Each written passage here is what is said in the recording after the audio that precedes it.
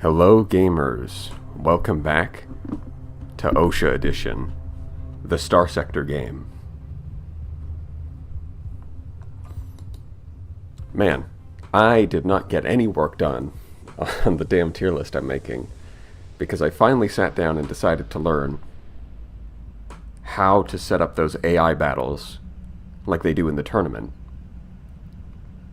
So I just spent time testing fleets against each other because I finally sat down and figured that out.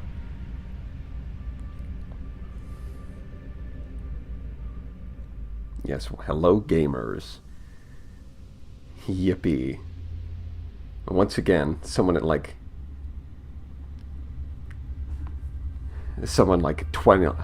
hours ago saying, geez, whew, I just made it in time. Almost missed it. You must not realize how foolish you sound because the thing you're saying is very wrong. So, let me be clear. 12 hours is actually a really long amount of time. You're very early. You must not have realized that. So, I just thought it'd be helpful and point it out. Yeah, the ability to set up fleets like that is potentially very exciting for future content. Lies. Yeah, it's so what's interesting is I figured something out, which is that the game loads ship variants when you boot up the game.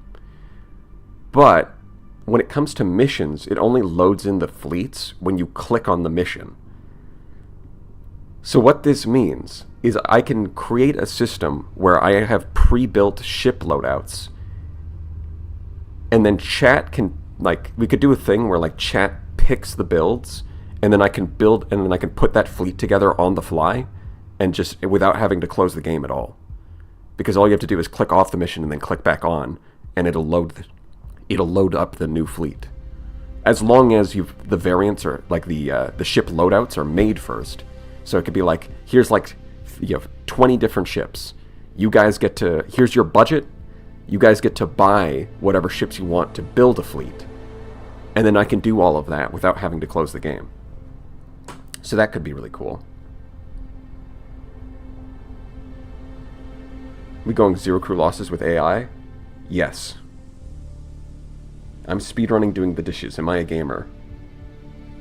That sounds like something a gamer would do. You've got to learn how to speedrun dishes so that you can go do video games more.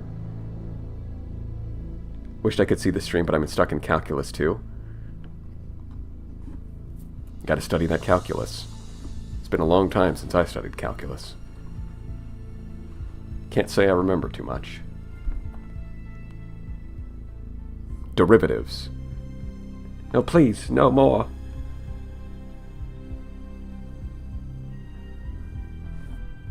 Wait, is that... No, for a second I was like, is that King Bender in that profile picture? But no. Still very cool. Combini has volunteered to be a certified gamer. No, it's Bugs Bunny, of course. But at a distance, when the profile picture's shrunk down, it kind of looks like Bender. I'm not wrong here. You can't fault me for that one. Yes, thank you, Combini. Don't forget to add Buffalo Mark II to the list if you ever actually do this. Yeah, so I would do something like build up a bunch of ships, and then it's like a menu, right? Where it's kind of like ordering dishes on a menu, where there'll be a menu. It's here's all the ships, here's the loadouts, or at least maybe not all the details, but just a general idea of what the loadouts are, and then you guys can spend points to build a fleet, and then I can do all of that without having it's so interesting because it loads the fleets when you click on the mission, not when you boot up the game. So you can just click off the mission and click back on, and it'll load up the new fleet.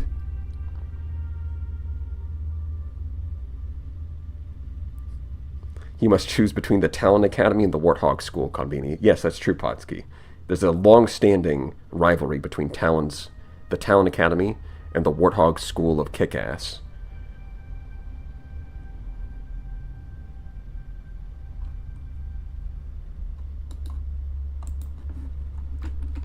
Alright.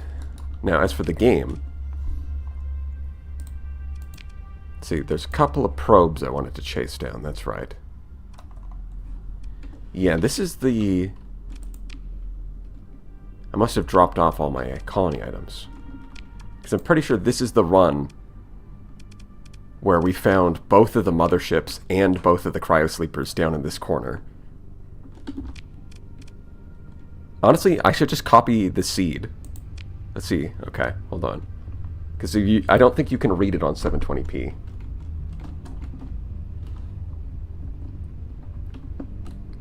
There it is. Because someone kept asking for the world seed on the last playthrough. Because, like, again, the text is so small that on 720p you can't read it. And I am just now occurring to me, like, wait a minute, I can copy and paste it into chat. That's brilliant. And now the 3 numbers on the back, too. Master Chief needs your help. Hello, gamers. Master Chief needs your help. He needs $1,000 to buy the latest assault rifle to defeat the Covenant. All we need is your credit card number. And the 3 silly little numbers on the back.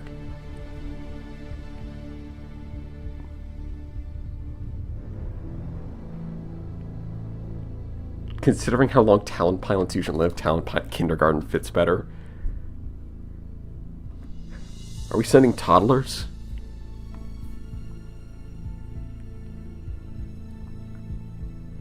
In my current run, I had both coronal hypershunts in that corner, like 5 light years away. Yeah, sometimes RNG is just like that. You get screwed. Although, most runs you don't get to use the hypershunts at all, to be honest. So, it's not that important. Could we test out automated fighters on this run, too? Well, yeah, we're gonna get the... We're gonna do Scythe of Orion and get the Legion. So that has to be loaded up with automated fighters. Not sure exactly which ones, though. Sparks did get buffed, so we could try just running 4 Sparks. There's always 2 hypershunts, right? Yeah, there is always 2. It's just that you usually don't really get to use them. They're not that important, even if then. But if they both kind of spawn next to each other, then it's a waste, right? They're overlapping all of their territory. Are Sparks still Garbo is basically the question. I'd say no. I felt like I've tested them a bit, and they feel pretty good. They've been feeling pretty good. Like, if you've got like 8 wings of Sparks in your fleet, they'll snipe frigates pretty well, and they'll also just fly around and randomly pick off things like Reapers. Mass flash bomber spam, maybe. That's the other thing. It's like, if you're doing automated fighters, then it's like, if we want to do Remnant, well, I guess there's also like some human automated fighters, but mostly it's Remnant fighters, right? And the Remnant ones, you use Sparks for interceptors, you use Flash for bombers, and Lux goes in the trash. Actually, I think the Lux fighter might be interesting on the Gemini, because the main problem with the Lux is that it burns through your replacement rate too fast. But because the Gemini specifically has reserve deployment, it kind of counteracts that issue. So I could imagine a Gemini with expanded deck crew running the Lux fighter, and it might actually be able to keep its replacement rate high enough that it avoids a death spiral.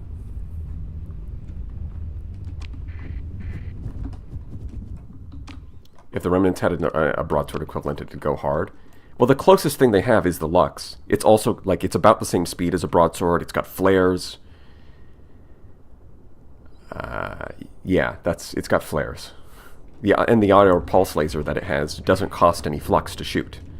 So it's like, yeah, it's going to have less burst damage against shields. But then the broadswords flux out pretty much immediately. Where the Lux, its weapons don't cost any flux. Barren world. Okay. There's a world here? What are you... I don't think there is. No, this is... Oh, I'm looking at the wrong one. This one is Jump Point. Okay. My mistake. But that is the Jump Point. And I didn't see it.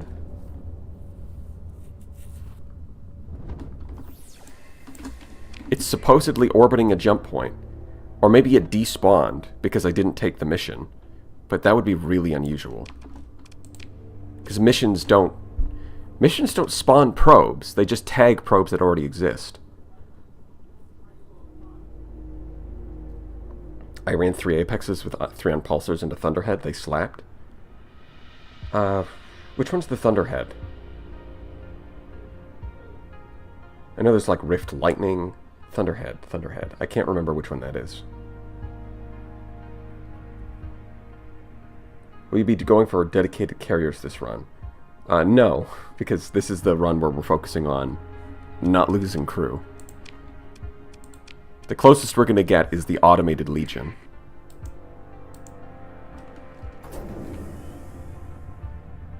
Yeah, Dark Souls. You're right. Probe spawns are not like... They don't just spawn in because a mission demands them. Which is why it's weird that it's not... I'm not seeing anything. Because it tags existing probes for missions. So I don't think I came here and grabbed it earlier, so that wouldn't... I just don't know where it is. How did this happen? Hey, that's pretty good. Take that, I'll take that. Yeah. And plasma, I'm pretty sure I already have a plasma dynamo, and it's, you know, kind of the least important, but yeah. I want to scan the black hole, even though it's not that important. Give me the points. I'm already here. Now we get out of here. There goes all my supplies. Hooray! We're just going to suspend repairs. We're not going into combat. Yeah. It's painful that I have to not salvage the debris field afterwards. With all of these stations. It's so painful, but the fact that I could lose a crew just kind of makes it not viable. I don't want to take that risk every time. Oh yeah, and also I moved the crew death counter right up over here next to the date. Because it seems like that's a pretty good spot. I don't think it cuts off anything when I open a bunch of different menus. It looks good.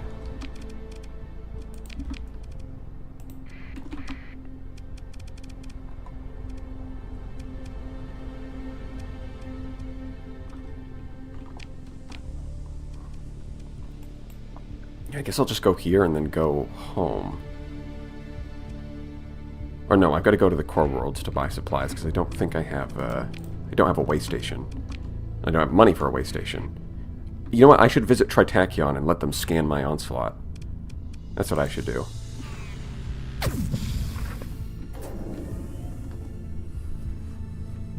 Hello, BB in chat. Hello, Petro Senarov.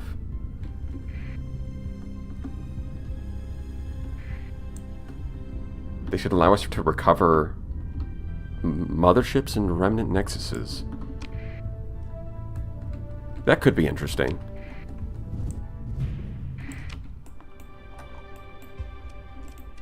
It's the kind of thing that would probably be more modded content, though, unless that ends up tying into the story somehow.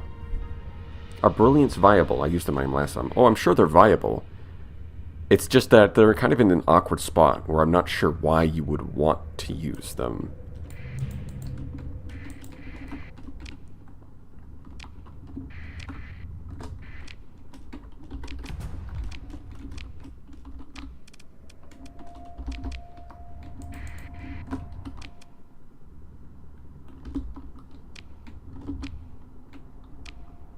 I mean, they're all at 50%, so it's fine.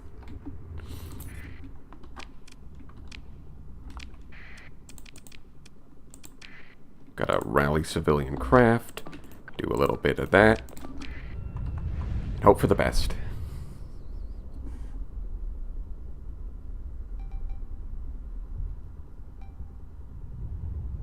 Thanks for all the videos. Well, it's funny you say that, because I haven't made one in a while. But we're working on it. We're working on it.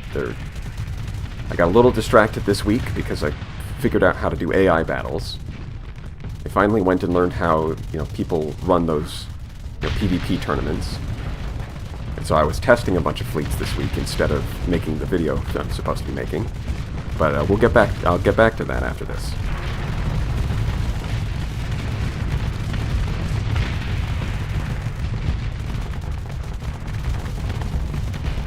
I had a dream recently where I played 3D Starsector. Am I cooked?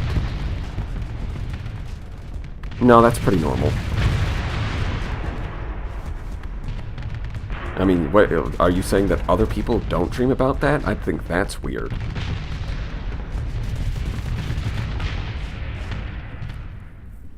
Wouldn't you agree? I started playing about 2 weeks ago, so there are years of videos for me to go through. Well, yeah, if you're just starting recently, then there's plenty of backlog to work through. So you know what? Yes, you're welcome, actually. Instead of all of those other things that I said, just pretend I said, you're welcome.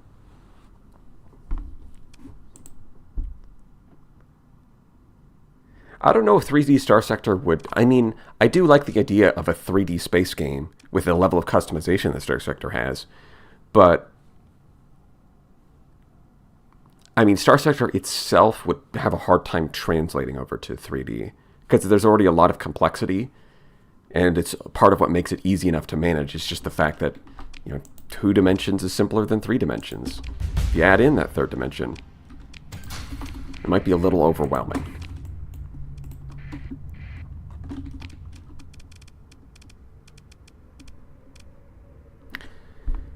Right. How was I think I was just going to pick up all of these. Let's see. Alright, I wanted to go Neuralink. Which I don't have a Radiant yet, so that's not super useful.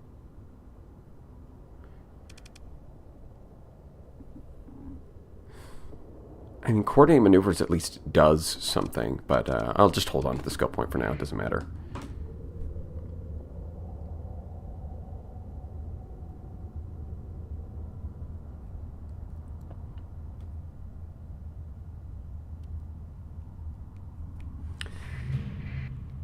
I dreamt about playing on an onslaught with my back against a blue giant, and my enemy was getting destroyed by it more than me. I mean, sometimes that's just FTL. I mean, unfortunately, the solar flares... Although, it would be kind of cool if there was, like, blue giants in that game, but, like, the idea of being too close to a big star and the solar flares killing your enemy more than it's killing you, that just happens sometimes. Yeah, some people have said X4 is pretty good. And I have played Avorion. Although that was a few years ago, so it's probably changed a bit.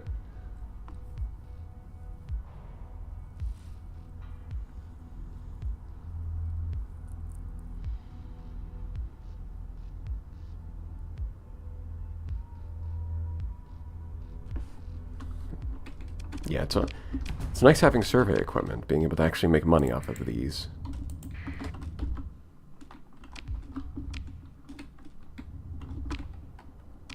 Yeah, we are repairing. Okay. So that's a gate. That could be useful later.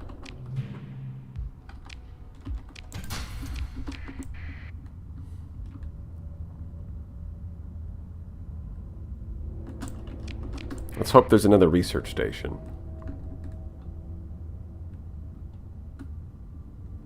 Nope. Doesn't look like it. Yeah, there's definitely not a research station. Okay. Is it worth it to go for more topography? Oh, I've already got hyperfield optimization, but we're pretty close to slip surge.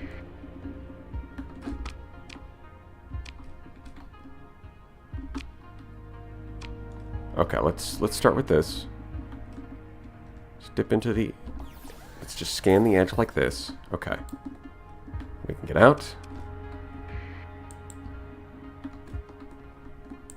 Okay, then we can go for it.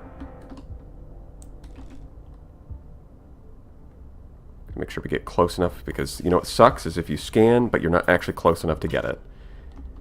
That's kind of the worst. Okay, we want to be up. We want to be a little bit higher on that. Let's repair a little bit.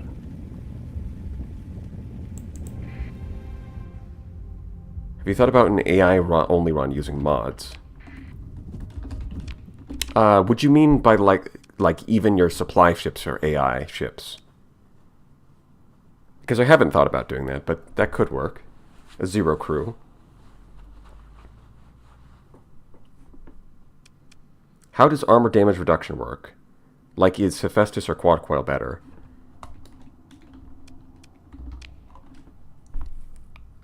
I think generally, I think the Hephaestus is doing better. It's got both higher flux efficiency and higher DPS. But the Quad Coil does fire in a large burst and has higher hit strength. So which one is exactly better overall is hard to say. They're just a little different. But when it comes down to damage reduction, you know, it does what it says in the tin. Higher the damage per shot matters. So if it's like 2 shots that do 250 damage are worse than a 1 shot that does 500 damage.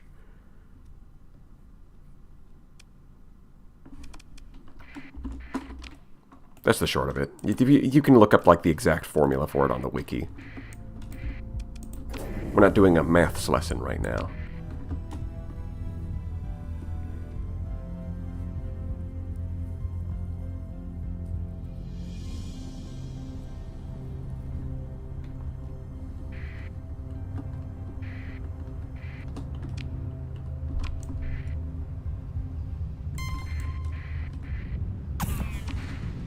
Come on, you guys don't stand a chance. You guys don't even stand a chance against me. Look at you.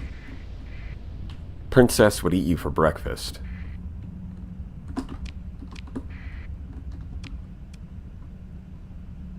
Yeah, I think we can just repair all of them. It's going to burn through supplies, but we'll make... No, wait, we don't even want to go home. We want to go to the core worlds. Right. Because the main thing I want to do is trigger enough Pather interest that we can get the Scythe of Orion quest. But I'm not sure you can even do that until you get to size 4. Because you can't get Pather cells on your planet at size 3. Huh.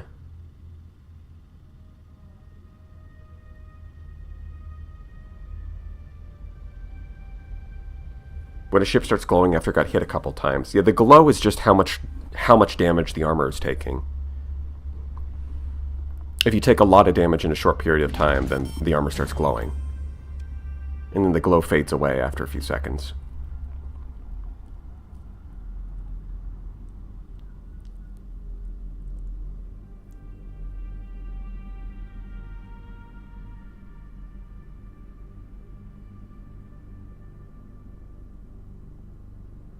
Guess it's meant to indicate the metal heating up? Yeah, exactly.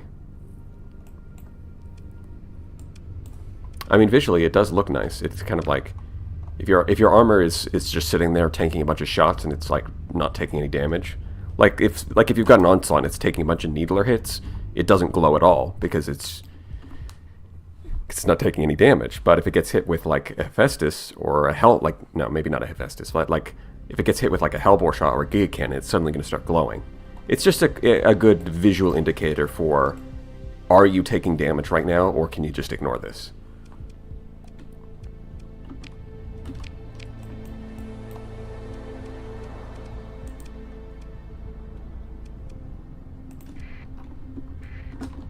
No, actually I want to go see Tritachyon. Yeah, let's head up over there.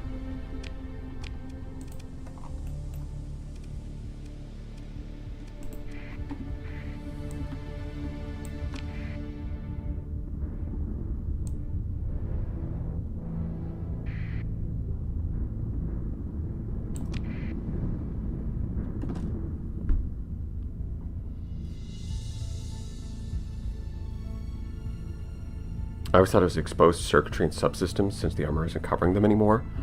Well, I think that would be kind of odd because they disappear. Right, with the heat... Right, the idea that it's heating up would make sense because then it stops glowing as the heat dissipates. Hello there, how's it going? Well, it's going well, my pal.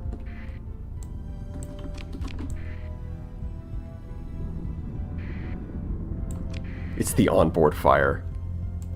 Yes! They set fire to the hallways, and it's glowing so... and the fire is so bright that it glows through the armor. I think that's actually the best interpretation. I like that one. Right, the reason it stops glowing is because the automated sprinkler system turns on. Or you know what? Yeah, you're right, Nicholas. Maybe just the oxygen gets...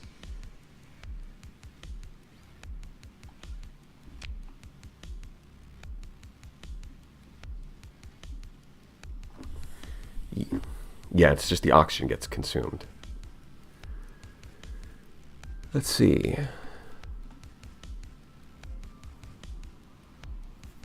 Yeah, okay.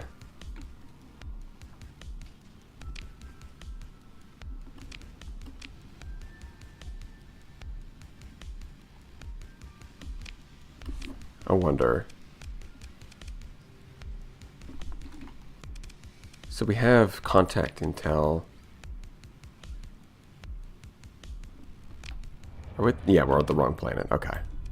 Gotta go over to this one. Hello, Tritachyon. I need some money. Give me free money.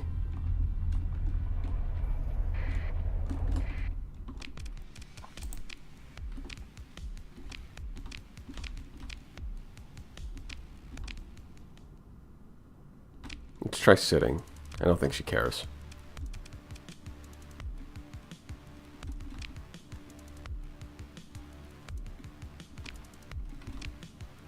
Mm-hmm.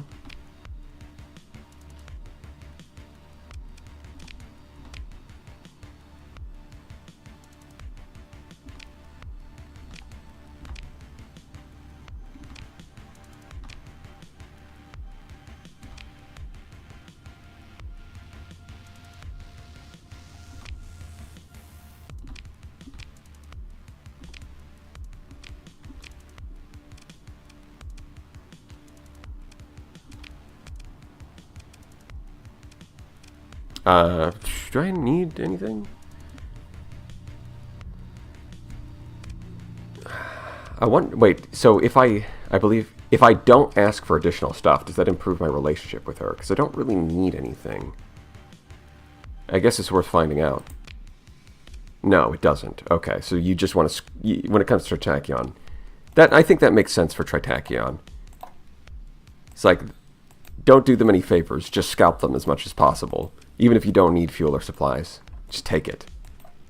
Because they're not going to be like, wow, you're establishing a good business relationship by providing a good deal. No, they're not thinking like that at all. At least she's not. Maybe Ryan would.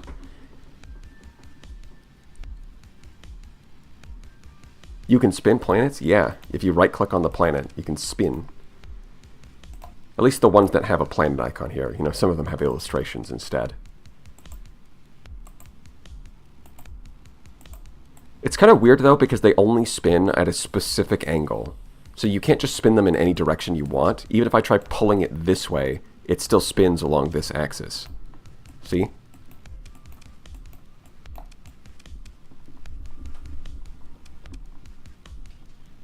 Man, imagine being on that planet right now. I'm just shaking the hell out of this thing. That's got to be a horrible Wednesday. I say it as I spin it around so fast that they probably got ejected into space.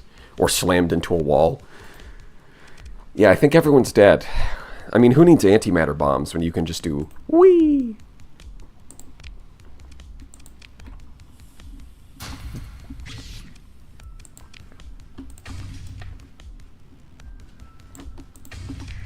Alright. I don't think I'm going to need these gamma cores, so let's turn in the Raspberry Pis. Station Commander. Money. See, look at that. That's another 1,000,000. I'll hold on to the beta cores, though.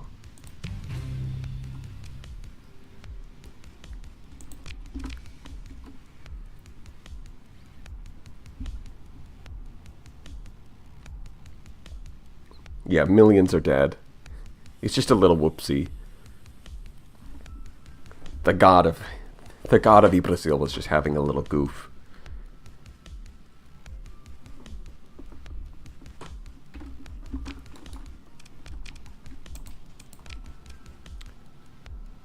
Well, I might want to grab some crew capacity and go settle a... Let's see. If I go to planets and vast ruins... Well, I know that there's one.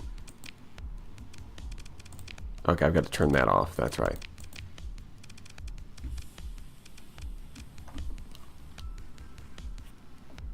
No, it's still not showing it. That's odd. I'm pretty sure there's the one with the vast ruins up here. Which one is it? This one? Oh, that's right. I didn't actually survey it. Yeah, okay. I know there's vast ruins here, though. So I should probably tech mine this. And then maybe, like, clip that part of the stream and use that as, like, a short to show people how to do tech mining. Although I'd also have to... Yeah, well, we'll see. I just got here. What's the plan? The plan... In, like, the overall plan or the short-term plan? Because the short-term plan is I want to go do some tech mining. The long-term plan is to build an automated fleet so that I don't have to put my crew at risk. Because John Starsector would never.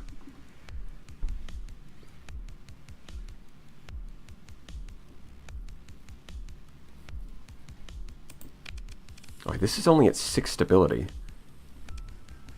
Oh, I've got 2 million credits, so I can start buying stuff now. Way station. Patrol. Oh, wait. Or do I want to build the revival station first? It only takes 60. It's not bad. We'll build that. Swap it to first. It's not going to be too much growth, but it is going to be something. And we'll build the station last. High tech. Beautiful.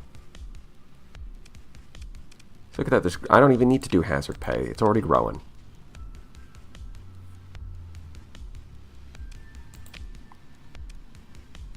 How useful is this if I can already pay for if hazard pay is already doing this much? I mean, I've got a bunch of money now, so I can definitely afford to click that. Yeah, I think we'll do that.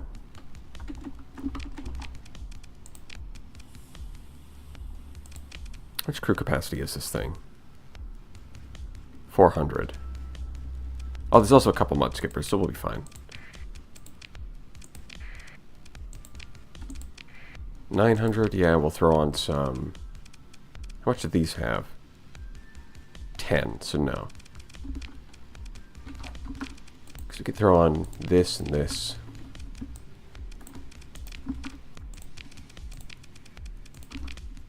We just need additional crew space.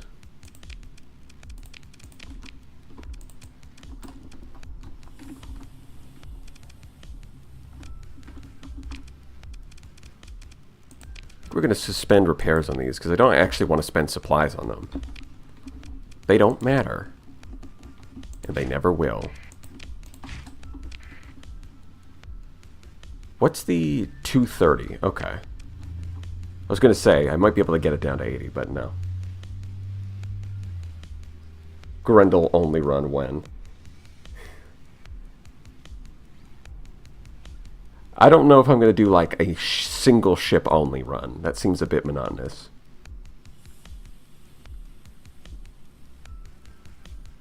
You sure spend a lot of time paused. Well, because I'm doing stuff. Look, it's about the journey, not the destination. We're not trying to just finish the game as fast as possible. We're trying to do all the cool stuff along the way.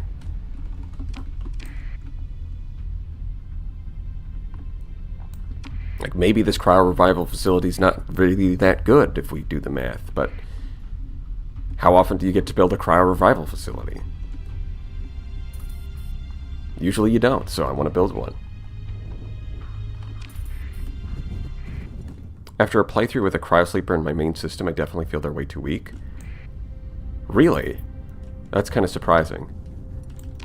Because I've had a game where I found one, and it had a good planet in the system, and I colonized it, and it got to size 6 ridiculously fast. I think the problem with cryosleepers is that the bonus you get scales down the further you get from the cryosleeper, so that if you're right in the system, the bonus is amazing. But if you're not right in the system, it's like, okay, it's kind of whatever.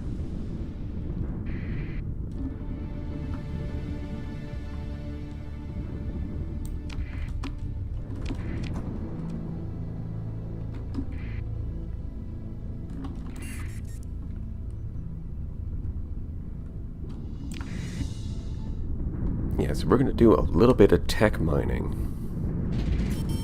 It is kind of funny how immediately after starting a colony, you can buy some of the crew back. It's like you drop off 1,000 people and you immediately pick up 150. Although that's kind of going to be a good thing here because I need that crew.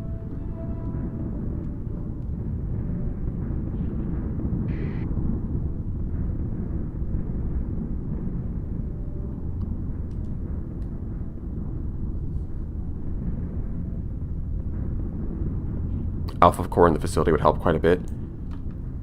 Yeah, probably. How much does it? How much does the alpha core add? Is it like 25% increase, or is it like a flat amount? It's probably a 25%. They love to do that. Yeah, we're running out of supplies. I forgot to buy supplies. I forgot that's one of the things I needed. I'm a little tired.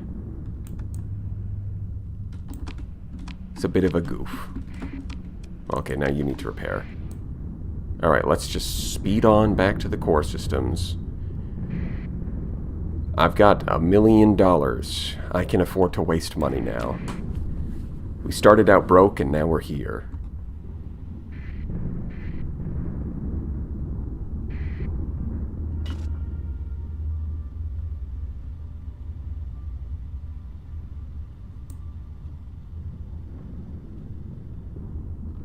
Restore the Mark 1?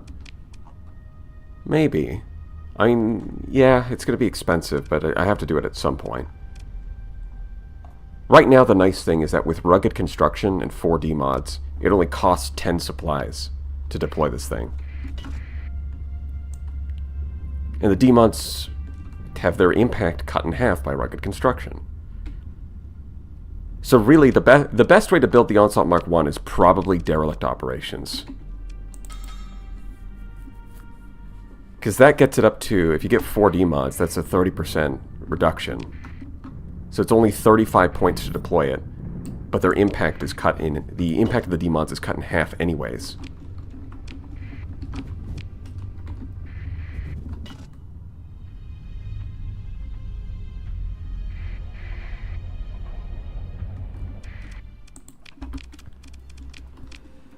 Alright, now we gotta remember supplies.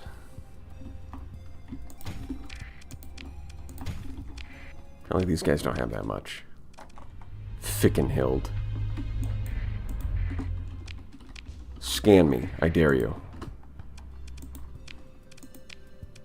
They don't have much supplies at all. Why did we even come here?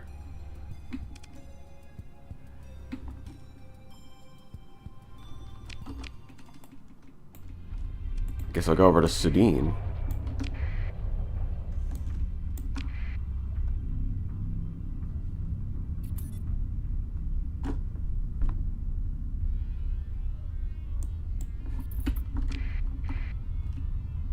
Click by title, he's using AI ships. Well, no, that's the point.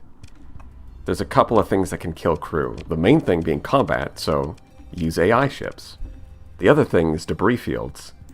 So you can't salvage debris fields ever, because you might lose crew.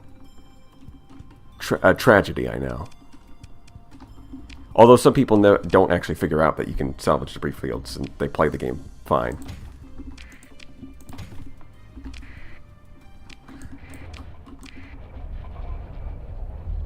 which is a tragedy of its own.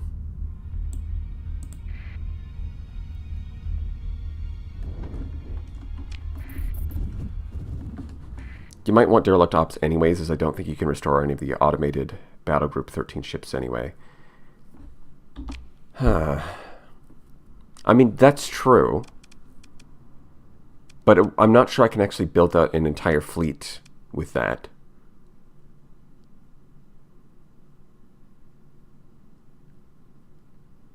Because there's limits because of automated ships. Unless I go with like gamma cores and everything, then maybe I could do derelict ops.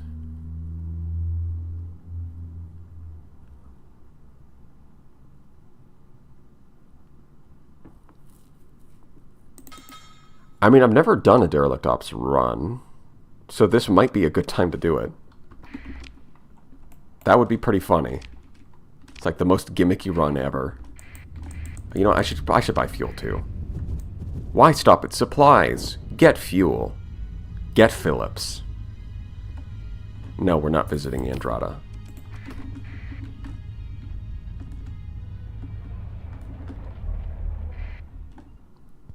You can restore demods from the 14 ships. Just manually delete them from the game files. You know what? Absolutely true. You're right. I mean, really. That's just obvious. I can't believe I didn't notice that before. You're right. We can just go into the files and delete the demods.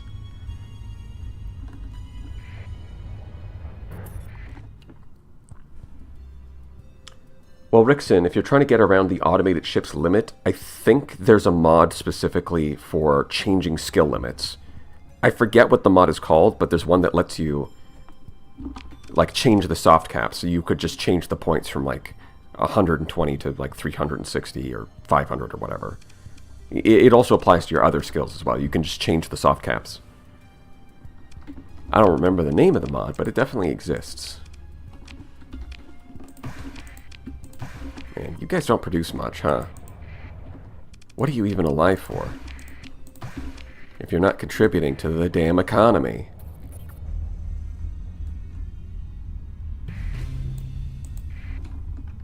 It's no wonder the Persian League is so desperate to get off their grubby little paws on your colonies.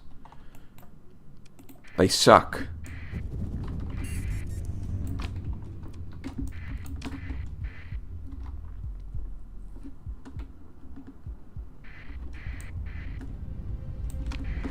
Yeah, second in command does do one thing that a lot of people want, which is separating fleet skills from the player's personal combat skills. Which is something that a lot of, like, it's kind of like, you know, every year there's at least one post suggesting that on the forums. And Alex just doesn't want to do it. He made it this way because that's just what he wants to do. So if that's the way you want to do things, then if you want combat skills to have a separate skill points from your fleet skills, then you gotta mod that. It's the only way. Also, the fact that that's actually the part that I don't really like about second in command, because I do like this system where you choose between combat skills and fleet skills. But the other part I do like, which is instead of your skills just being all attached to you, it's attached to your officers. So you have special commanding officers that carry all of your skills. I like that part.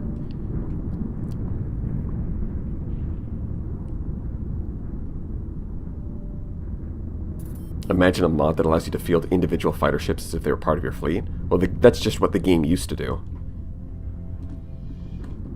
It's probably not that hard to mod that, because that, like, the game's code still considers them kinda sorta ships.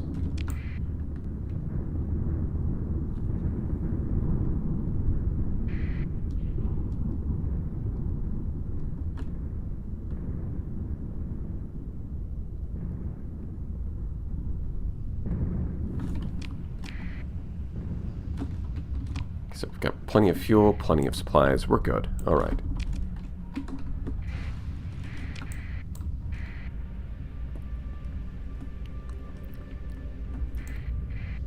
That's comical. It'll be years before you can face me, pirates. Okay, here we go. Oh, look at that, vast ruins, just like I thought. Because, I mean, look at that debris field. Look at that debris around that planet. Of course it's got to be the biggest ruin type. Oh, look at that. Alpha Core? Don't mind if I do. Actually, I forgot to remove my Alpha Core from my colony and bring it here. So the fact that I found one in the ruins, what can I say? That's just streamer luck right there.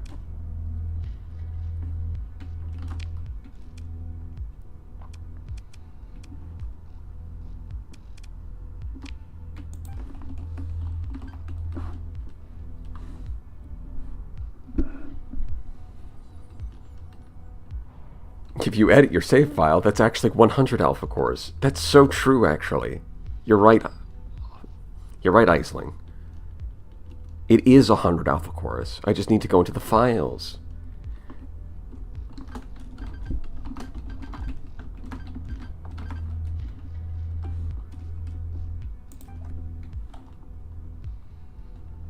Yeah, we'll just call it that.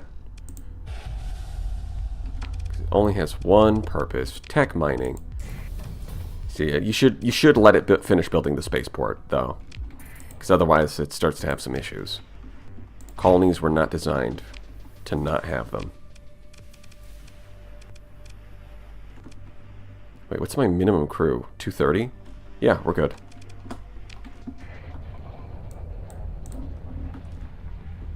Oh, they're still chasing me, too. Those pirates are still chasing me.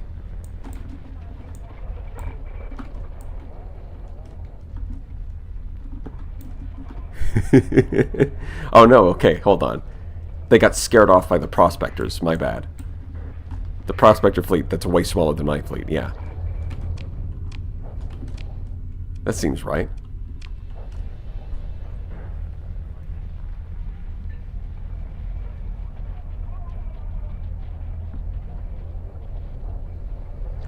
The map seed is specifically manufactured for content. It's all scripted. That's true, actually. In fact, this isn't even a live stream. It's a pre-recorded video.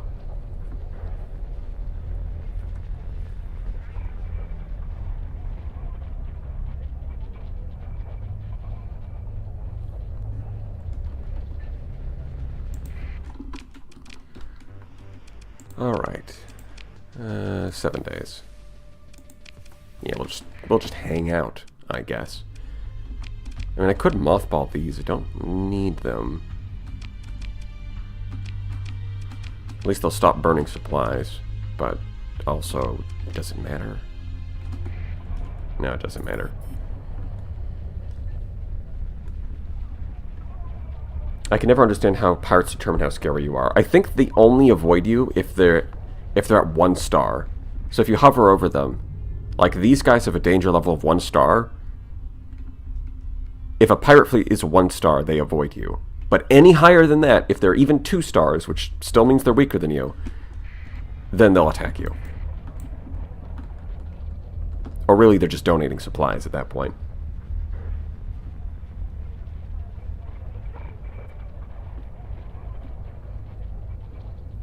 Yes, yes, that's right, Star Bishop. Only I would use my unfathomable psychic powers to make videos on the YouTubes instead of taking over the world. In advancing humanity to the space age. As I rule the planet with an iron fist. Oh wait, no, that's just 40k. My bad. See, that's what happened, is I thought that was my plan when I was born, because I have, like, immense psychic energy that, you know, made me, even when I was born, I was hyper-intelligent. But then I realized that my plan was actually just 40k. And I was like, damn. Am I that unoriginal? I've got to come up with something else. Uh-oh, stability. Well, the patrol HQ's coming along. How much growth is this thing adding? Let's see. Of course...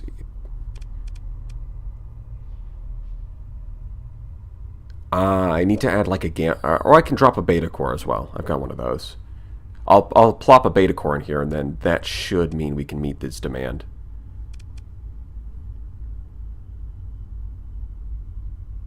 Yeah, because right now we're getting +3 population growth, which is not much. When it should be up at like +6, which is still, eh. And that's the problem. It's like if this thing was in the same system as the Cryosleeper, it'd be getting +30 population growth, which would boost this to the next size insanely fast. But because it's near the edge of its range, it's only getting like +6. So at +6, it's like whatever.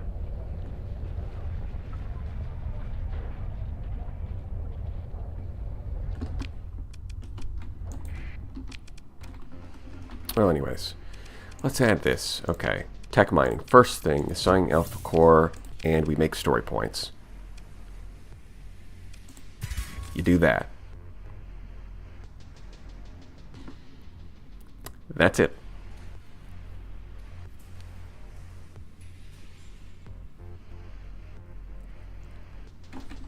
Now, what's interesting is it doesn't actually drop them off here.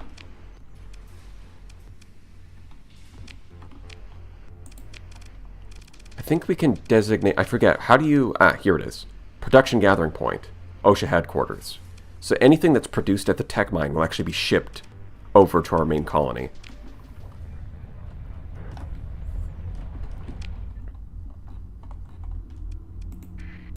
Well, I might as well go and salvage all this stuff. And I'll leave these here. Why are you building random colonies? But it's not random. It's dig site alpha. It's tech mining. You know what? Actually, I think this is, I do want to get a little more crew so I can survey this and explore those ruins, but I'm not I think that's just extensive. I don't think that's vast. Oh, I randomly found some crew. Well, that's helpful.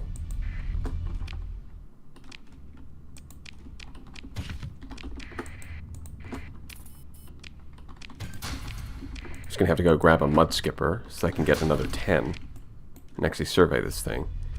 Where are all these prospectors coming from? Last time I was here, there was nobody. Now there's like 4 prospector fleets.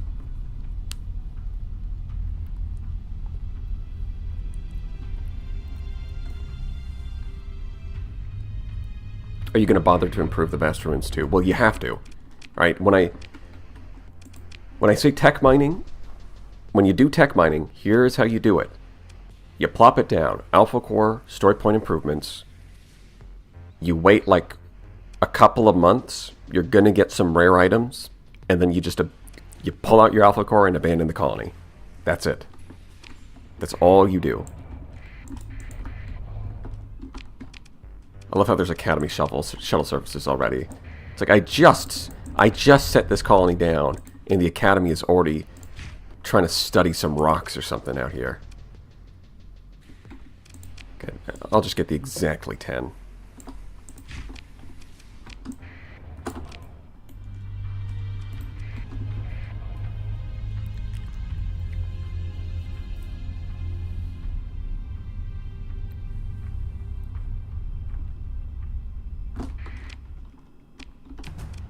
Oh, it is vast ruins. Okay. Cool. So we'll do this again.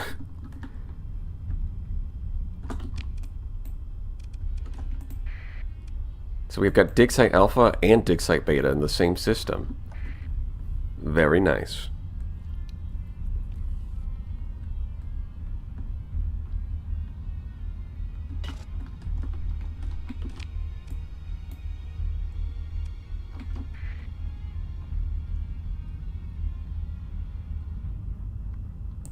They're usually only 4 vast.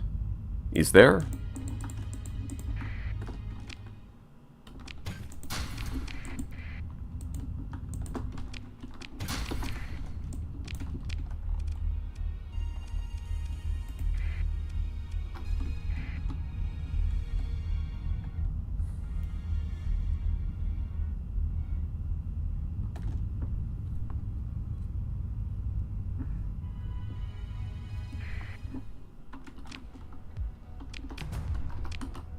Yeah, not worth much, but it is what it is.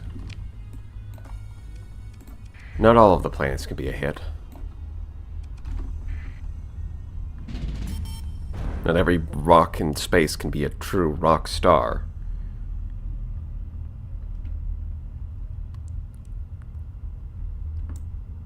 I think there's a way to give colonies to other factions. So that's an Exerolin feature. Can't do that in vanilla.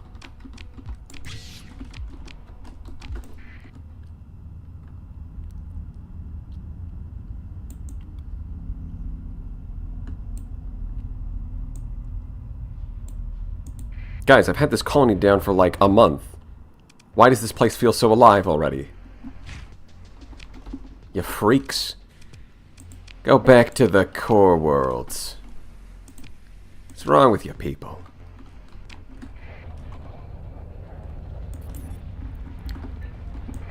I think I'm just going to hang out here and grab crew until I have enough to go do that. So that's almost finished. That'll fix our stability issue. So you could probably shift ground defenses to the end. It does build faster. So like if you need stability right now, ground defenses can work because they're cheap and they build quickly. But once we get up to 5, that's enough that it's not... Like 5 is just like you really only need 5 if you're worried about income. So... yeah, this will get us up to 5, and then we'll just build an orbital station for actual defense.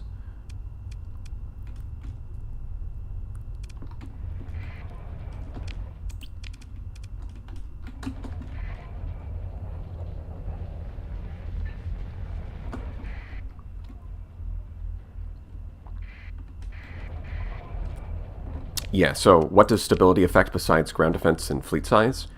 If you drop below 5 stability, it affects income. But as long as you have 5, it doesn't affect your income. So like there's no difference between 7 or 10 from a money-making perspective, but there's a big difference between 5 and 4.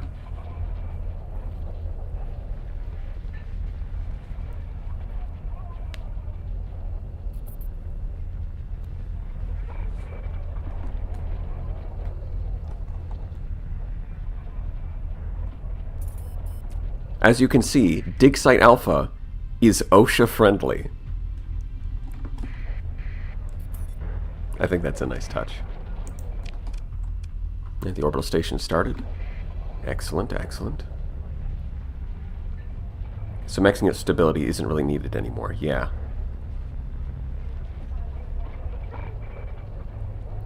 Yeah, I mean having big fleets is still nice. So if you've got like a fortress world with like a big high command, maxing out stability is nice just because it's cool to have the big fleets. But you're right, you don't get repeating expeditions. One money fish. I've got to do that. I've got to finish that. It's just there's just been a lot going on. Like recently, I mentioned this earlier in the stream, but recently I figured out how to do AI versus AI battles where you make custom fleets like people do for PvP tournaments in Starsector. So I've been playing around with that instead of making videos. And can you blame me? It's pretty cool. Alright, now we're gonna... Alright, we're gonna get our first drop. Okay, here we go. Here we go. Also, I need to buy more crew.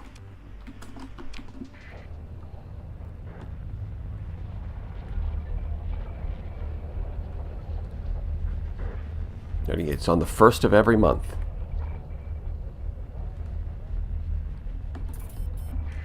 So this would actually be... Oh, no, wait, we're on... Okay, the fact that we're on iron mode actually kind of ruins this, because what you can do... You know what, maybe I'll just even restart the game just to demonstrate this point. Watch what happens. Like, we're going to look at the loot that we roll. 30. 31st. Okay, we're going to save here. I'm just going to close the game without saving so that I can go and do it again, but I'll show you the difference. Production delivered. What do we get? Oh, hey, look, a Fullerene spool. Solar shielding mod spec. Phase anchor. Fullerene spool. Fullerene spool. Yeah, that's really good. Look at that.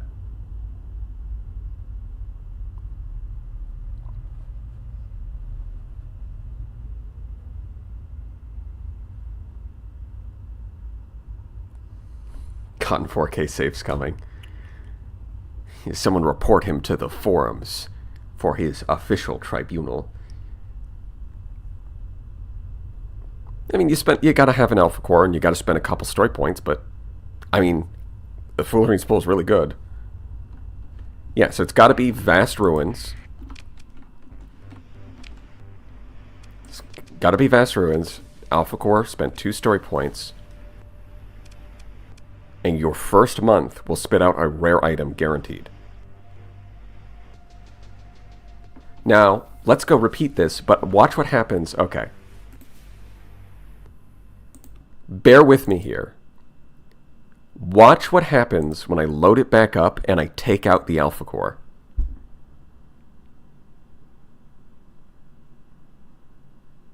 Because this is some bullshit.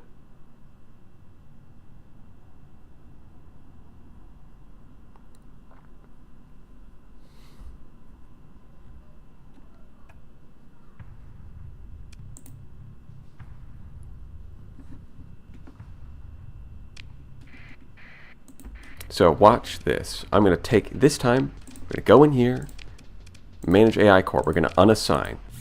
Okay? It's just got story points. Watch this.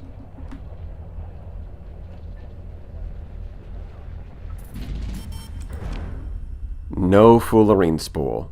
It's gone. It doesn't exist. What are you talking about? Fullerene spool? Never heard of it. And if you keep running it, it's never going to show up. Yeah, you have to get it on your first month. That's just the way it works. If you don't get it on your first month, you are never going to get it no matter how long you leave this thing running.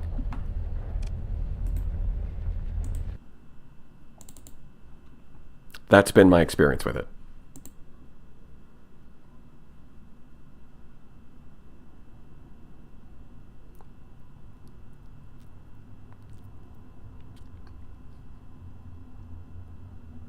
My face when there's no spoolering fool in the first month. Yeah, so you absolutely need to get the story points to improve it and the alpha core on your first month, and then you're guaranteed. Because watch this. We're back to normal. We're back to the main timeline. Look, there it is. It's not random. It's the Fullerene spool again. It is pre-programmed what loot you are going to get. But if you don't get your silly little alpha core and your silly little story point improvements on the first month, if you miss that window of opportunity, the loot is gone forever. That's just how Mafia works.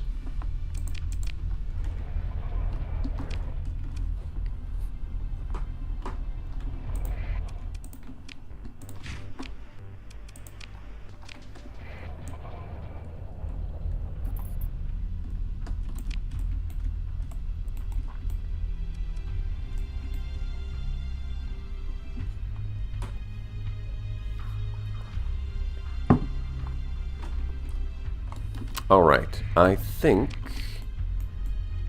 guess I'll just fly back to the core worlds to get more people. Give me your people.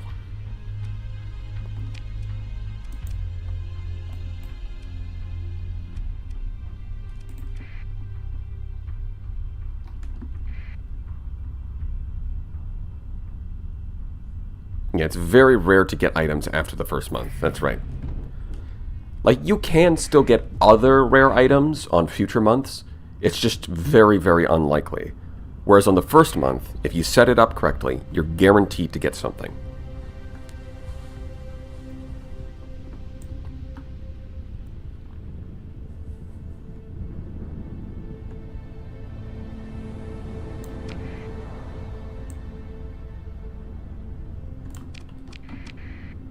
Alright, we're going to go grab more people. We're going to set up the other colony.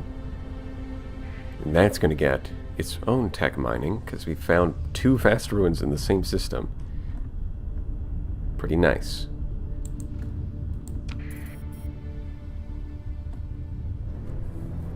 I mean, for like extensive ruins, you can still get stuff, but it's going to be like a corrupted nanoforge, if you're lucky.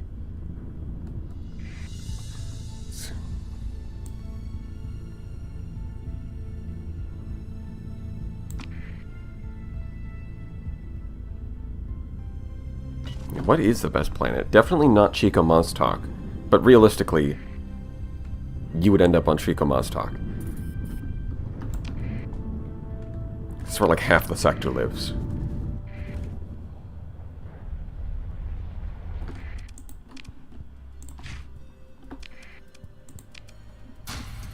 Yeah, I don't think I need all of this stuff.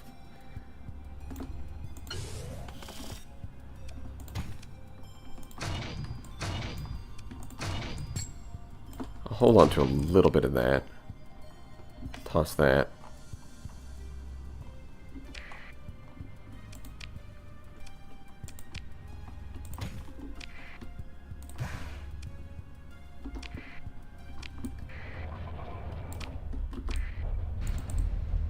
Chase me if you will. You're not gonna catch me.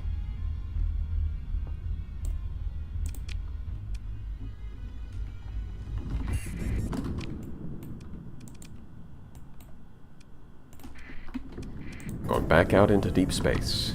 We've got a little excessive fuel capacity here. What's the worst place to live? Now that's the real question. What is the worst place? Again, Chico Mostok's pretty bad, but I don't think it's the worst. It's got to be one of the pirate planets, right? Worst is Maya. Ooh, that's a good one. Maya is in a pretty horrible condition.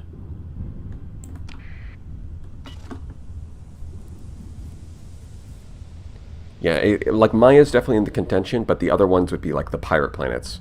I suspect the Ludic Path planets are better. Oh wait, never mind. This is Barren Bombarded. Okay, so maybe Epiphany's pretty bad.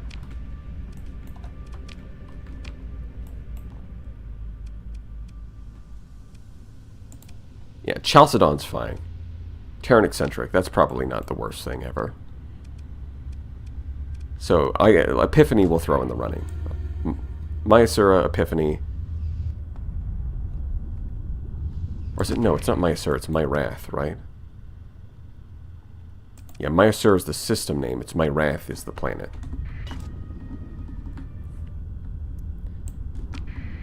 It's called Myrath because the wrath is mine.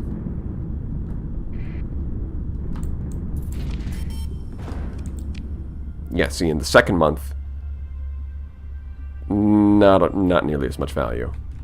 No rare items. It's really that first month where you get something good 100%. And I'd say spending 2 story points to pick up a Fullerene spool, not bad. Although I guess it's a little more than just that, because it's also the effort of going out here and doing that, but, you know, whatever.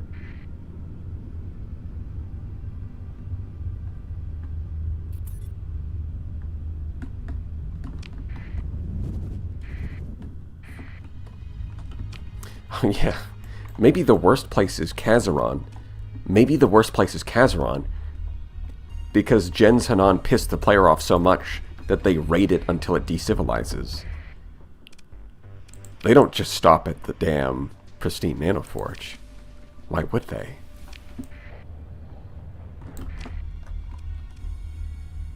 Yes, of course there's pirates here now. Colony exists for like 2 seconds. Yeah, there's pirates now. Naturally.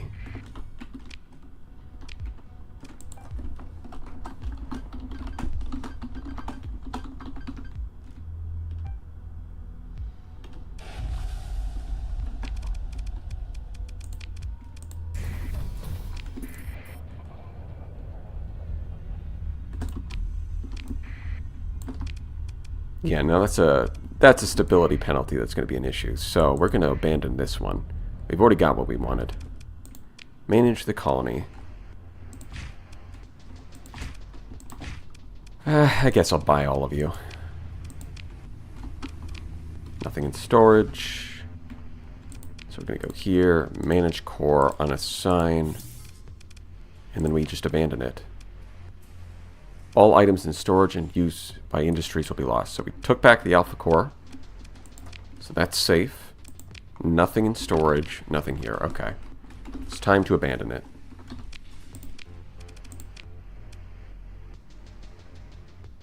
Right. It costs 50,000 credits in evacuation expenses, because after you abandon the colony, everybody has to leave and go home.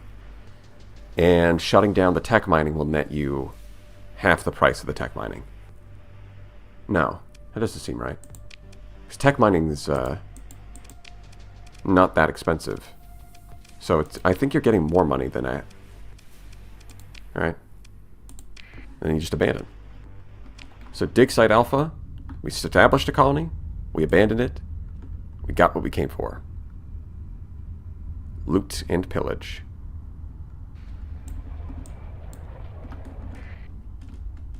What? Huh? Where did you come from? They come speeding in out of nowhere. What the hell? Bonjour, I am the spy.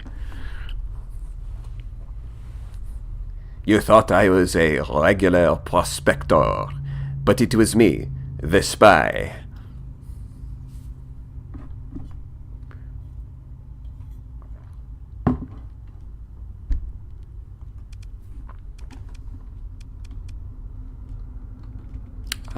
Do we need to do anything? I can just kill them, right? Guess so. We'll just do that.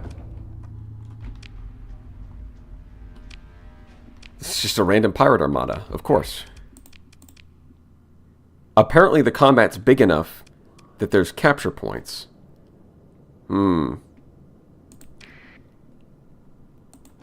kind of doubt that, but alright.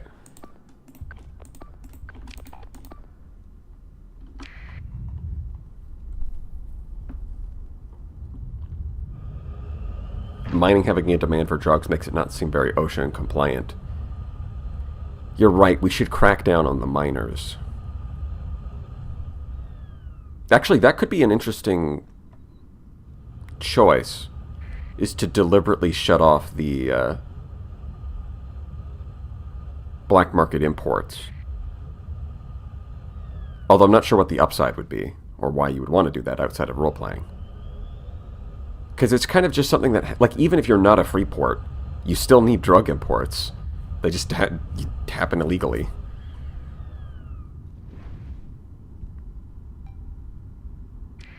Yeah, they're quote-unquote pharmaceuticals. Yeah. I'm sure that's what the miners say.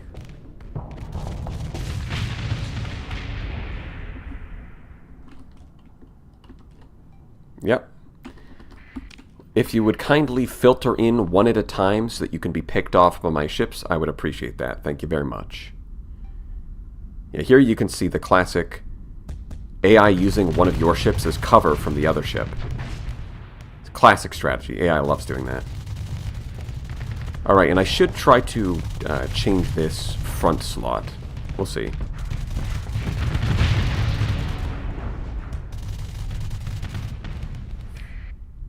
Being a kite in front of two adjudicators seems painful. Yeah, it's kind of the... You are about to be obliterated so hard. You are going to be splattered all over the walls. Oh, great. Is that Latin? I can't read that. Well, anyways, ad phenum. You are now a certified gamer. So, what do you prefer? Warthog Academy or Talon School? You're going in one of them.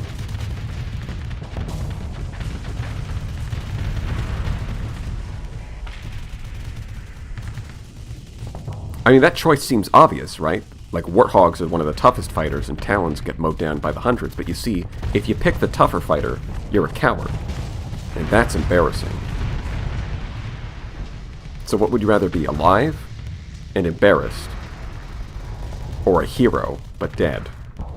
That's a real tough question, isn't it?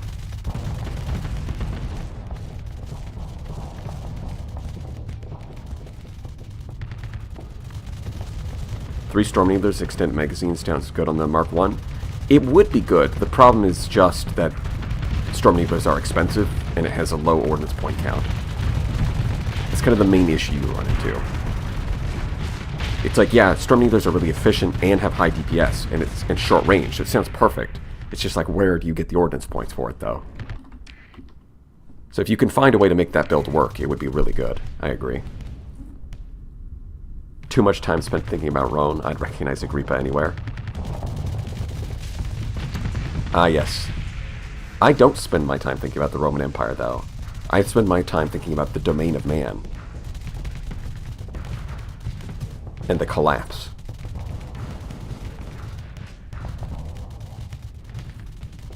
Rather dead than face my Talon pilot veteran dad in shame. Exactly, to you. It does have heavy ballistics integration. Well, that's the thing, Berserker. It's not even 16. It's 18. Because Stormneedlers are 28 points. Like, even with heavy ballistics integration, the Stormneedler cost as much as a Mark 9 does normally.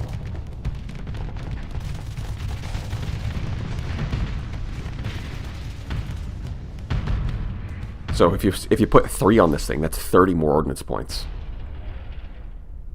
It's just a lot.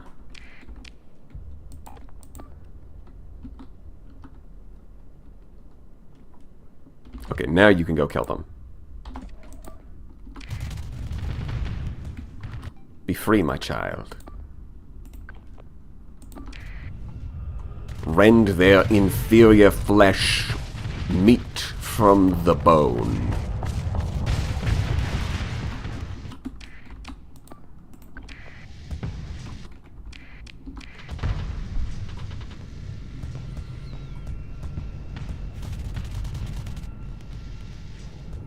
Man, they were really confident flying in like that. Where'd all that confidence go, you fools? Yeah, reject Talon Pilot and Warthog Pilot. Embrace OSHA Inspector. The choice is yours. Now that's a recruitment speech. Men of the sector, why should you throw your lives away as a pilot when you can attain glory as an OSHA safety inspector?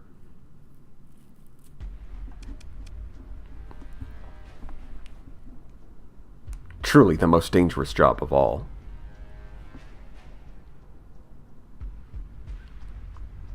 Of course, the OSHA safety inspectors don't actually do anything. It's just it's a shell. It's sort of like a fake job that only exists on paper, so that one cooler guy can do a little money laundering through my channel. At this point, half of your income has to be from one cooler guy.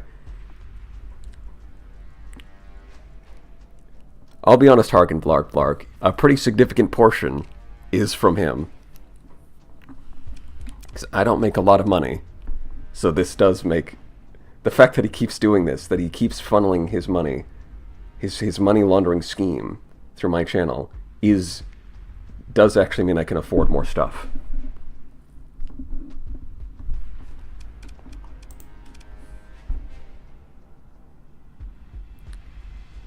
Yes, the lion demands safe fuel production.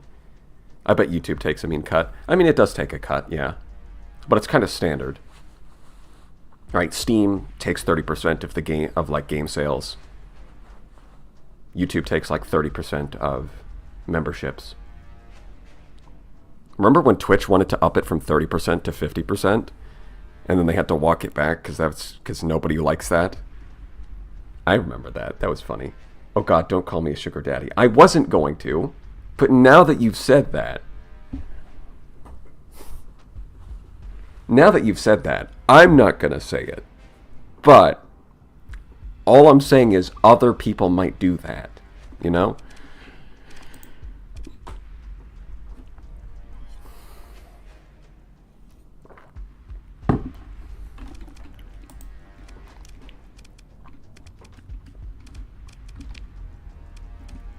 Wait, can the Rampart even pursue anything? I guess so, because it killed them. That's funny.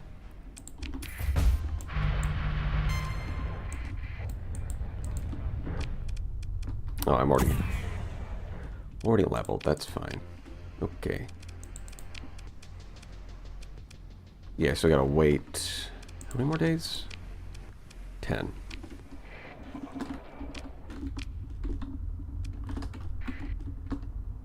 Alright, chat, what's happening? Well, Resetium.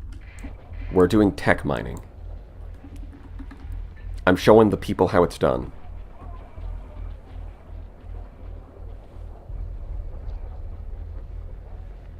An OSHA lawyer once jumped up and down on a hard hat in a courtroom asking, how could a giant branch kill this guy? Tree company's lawyer says, please stop jumping on the evidence.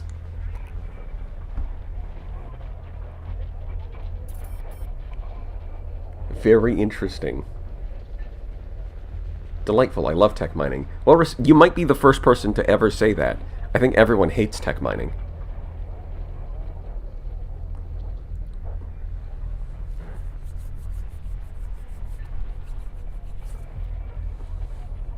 Any idea for the unique mid-class capital ship?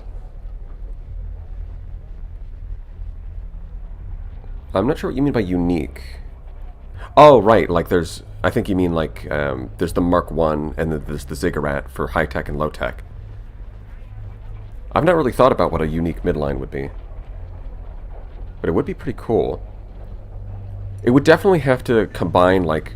Is this another pirate? This is another pirate.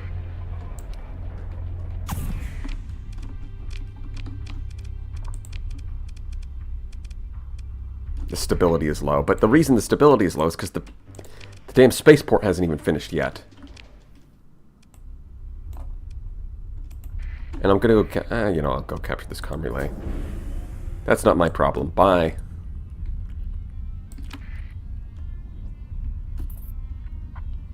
It would have to be something that combines large ballistics with large energies.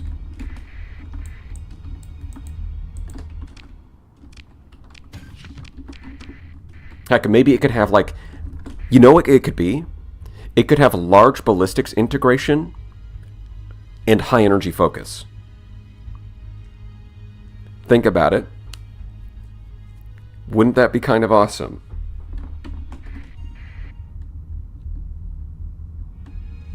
A ship that has both large ballistics integration and high energy focus. So you gotta build it with a solid combination of large energy and large ballistic.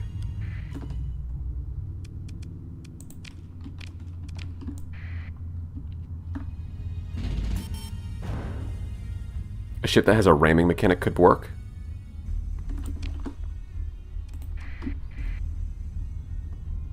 Yeah, I guess so. The thing is, midline being such a, like, the specialist tech level means that you can kind of do wacky concepts.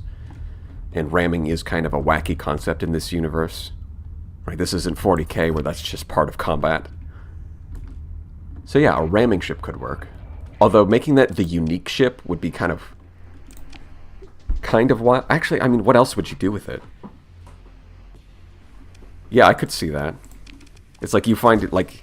It's like, here's the 3 unique capital ships. You've got the Onslaught Mark 1 with its heavy adjudicators and, you know, van brace modules. You've got the Ziggurat with its moats, and it's a phase capital ship.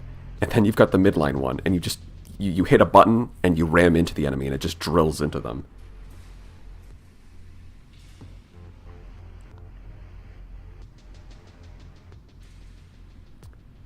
Two large energy, 1 large missile, 3 fighter bay battle carrier would go hard. But that sounds more like a... Doesn't that sound more like a high-tech ship, though? Like, what about that makes it midline?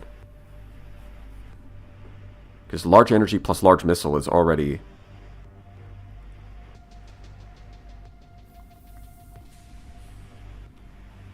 It's already kind of a high-tech thing.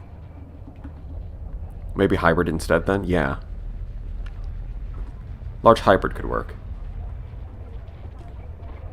I think it would have to be... So if there's a unique midline capital ship, it would have to not rely too much on missiles. Because you've already got the Conquest and the Pegasus, which lean heavily into missiles. So if you make another, like, a unique capital ship, I think it would have to, like... It would have to have, like, no missiles. And instead just have, like, really good flux dissipation with large ballistics and large energy. Damn, you guys are busy. Guys, this system has existed for like 2 months. Where are all these pirates coming from? First it was all the prospectors, now it's all these damn pirates. Leave.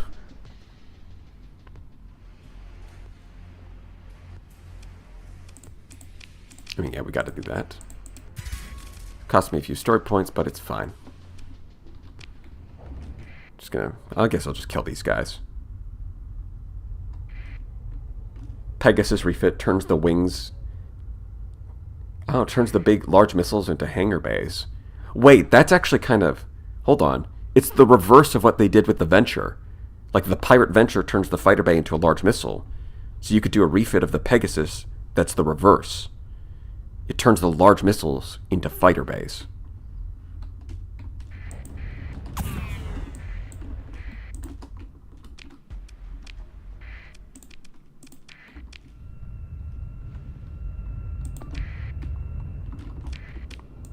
Oh, you know what? I didn't think of this, but this is a way for me to sort of get other non-automated ships into combat. Is to just join an existing battle with teammates. Because if those people die, it's not my problem. They're not under my jurisdiction.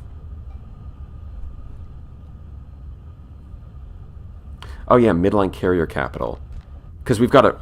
That's true. That's true. It would have to be a carrier, wouldn't it? It'd have to be a battle carrier. If there's a unique midline ship, I think it would have to be a battle carrier. Because for high-tech, we've got a phase ship. For low-tech, we've got a standard battleship. So the midline one would have to be a battle carrier.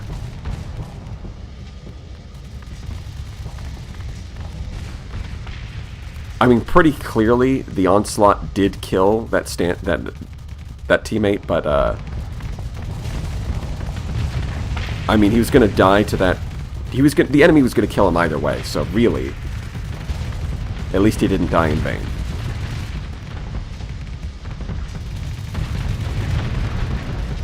How about a carrier that can deploy 2 frigates? How would that even work? Maybe an artillery ship? Well, that's kind of what a carrier is. A carrier is basically, like fighters are just a long-range weapon.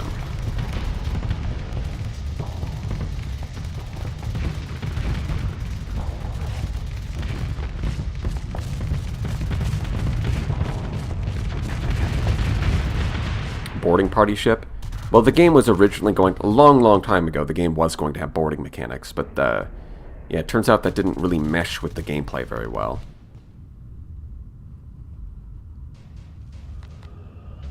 I mean, if it has frigates, that would be like a ship system, I'm assuming. I think the way that you would do that is if it's like the ship system where it deploys... You click it at the beginning of battle, it deploys some frigates, and that's it. And then maybe it can rebuild them if they die. Maybe. I don't know. How often are you using a carrier at long range? Herons.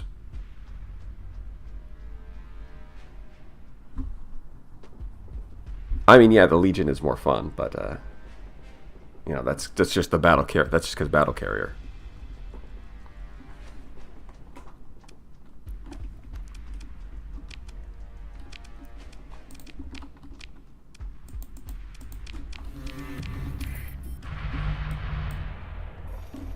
The battle carrier bias.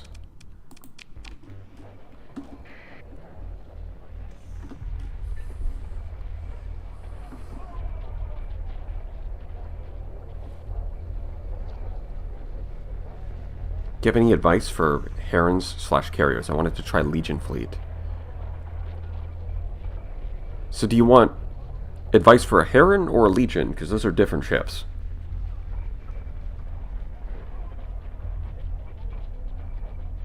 And Heron's got to be in a... Like, the Heron had felt like one of the stronger carriers in previous patches. And now the carrier skills got buffed. And some of the fighters got buffed. So, it's got to be in a pretty solid spot right now.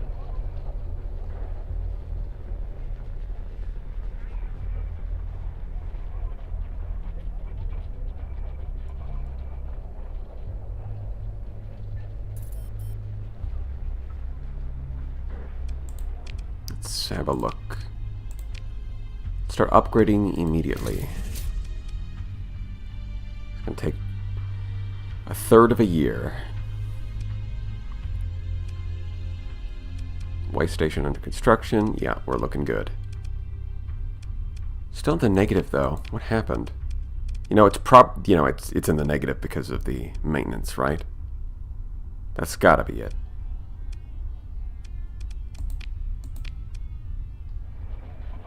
Because it's making like 20,000 less than before.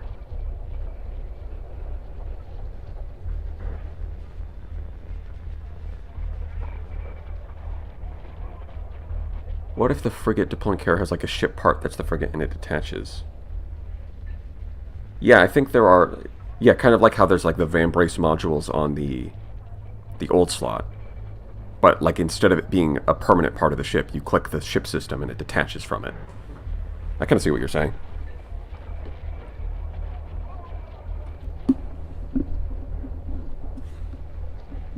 Although maybe instead of it being...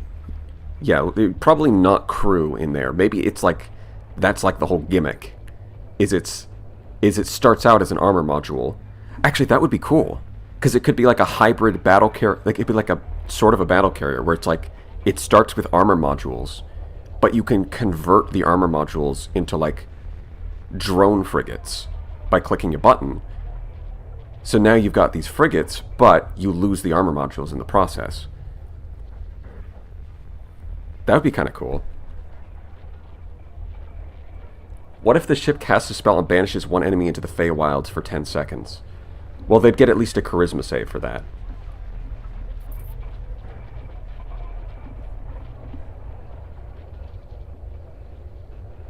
Or even better, repair ships. Well, that's... well, I mean, that sounds crazy, but... I will give you this. Hungering Rift does exist. And S-modded Shrouded Mantle does exist. So that's already a thing. So it's not too crazy if, like, a unique capital ship had the ability to repair ships. It's actually not that crazy anymore. I'm sure it would have to be... I doubt Alex would just make it like a passive thing where you could just sit back and repair. It'd have to be more like Hungering Rift, where it's like... Or like Defabrication Swarm, where you have to like attack the enemy to like grab material and then use and then like that builds up charges that you can then use to repair friendly ships. It would have to do something like that. Ship gets banished into phase space doesn't sound that insane. When you put it like that, Jean-Luc Janda, that makes a lot of sense. I mean, phase space is basically the Feywild. It even starts with the word... It even starts with the sound Fey. Z. Fey Z. But if you take out the Z, you're left with Fey.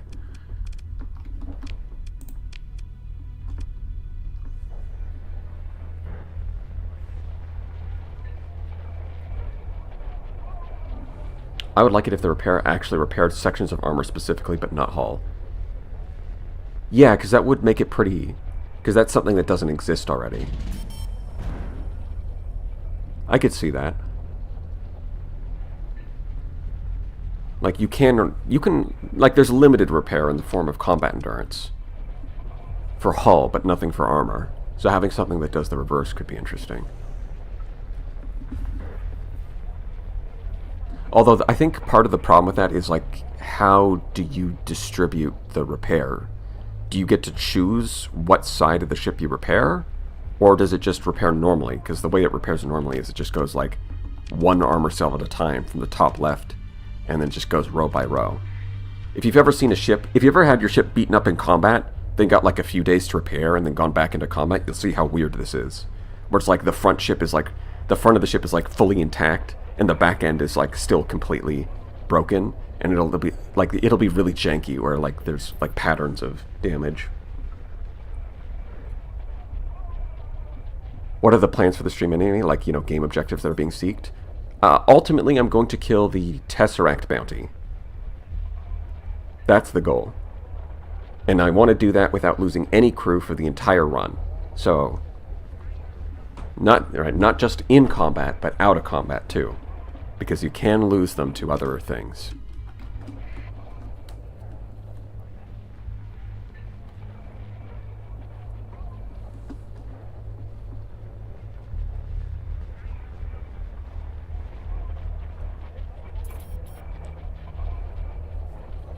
I would have it repair the lowest armor cells first. Okay, yeah, that makes sense. Just have it automatically start building up from the whichever ones have the least armor left.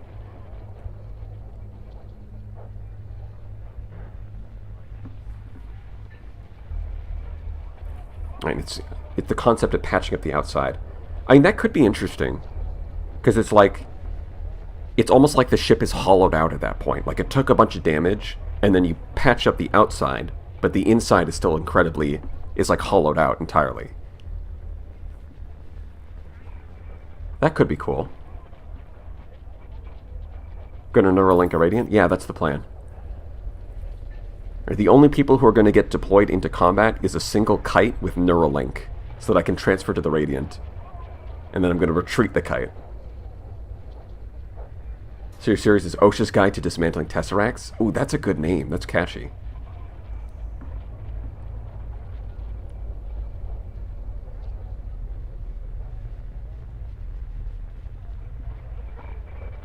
Maybe I should change the playlist name to that.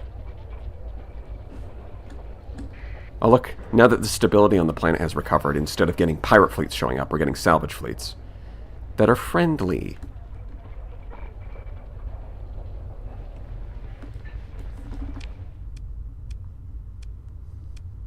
Right, that's the difference between being at 3 stability and being at 7. Alright, we just gotta wait for the end of April, we'll get our loot, and then we can abandon this place. I mean, I'll wait like you know what? We're not in any rush. I'll wait a couple more months, but the chances we get something after the first month are really low. Like, the odds are not good. But it's not 0. Like, you can get other stuff.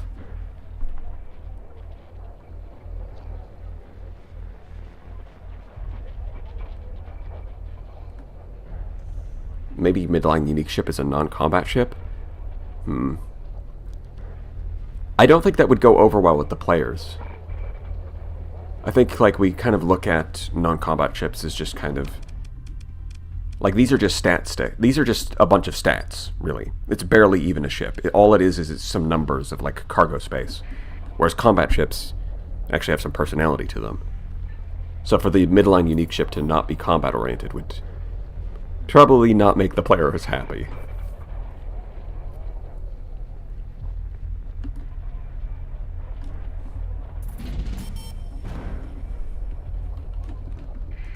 Here we go.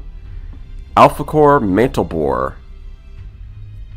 Just what I like to see. And a Corrupted Nanoforge. See, look at that. What did we get from these 2 Vast Ruins? Fullerene Spool, Alpha Core, Mantle Boar, Corrupted Nanoforge. I mean, that's pretty good.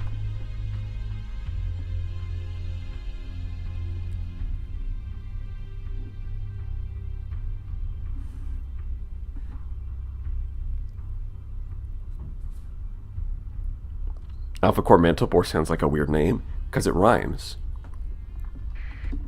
Alpha Core, Manticore, Semaphore.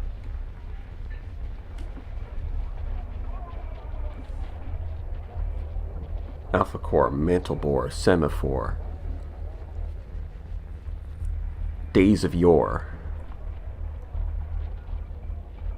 Yeah, the Mantle Boar is something I was missing. Well, that and the Fullerene Spool was also a pretty insane pull. Like, I could use... Like, both of those are items I could use. Like, I can immediately slap that Mantle Boar into the mining, and the Fullerene Spool into this.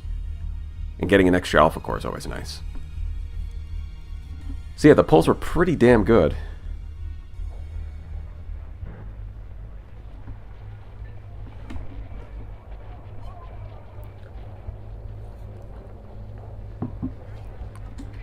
But again, just to, once again, to demonstrate how much the first month matters, I'm going to wait for the second month. And you will see, once again, that you get a whole fat load of nothing. The first month, you're guaranteed some good stuff, and after that,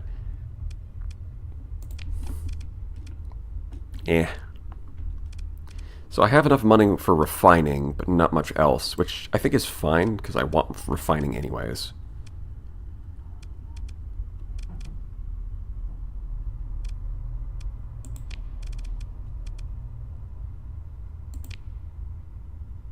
I've got the catalytic core, I've got mining. It's a good place to build it.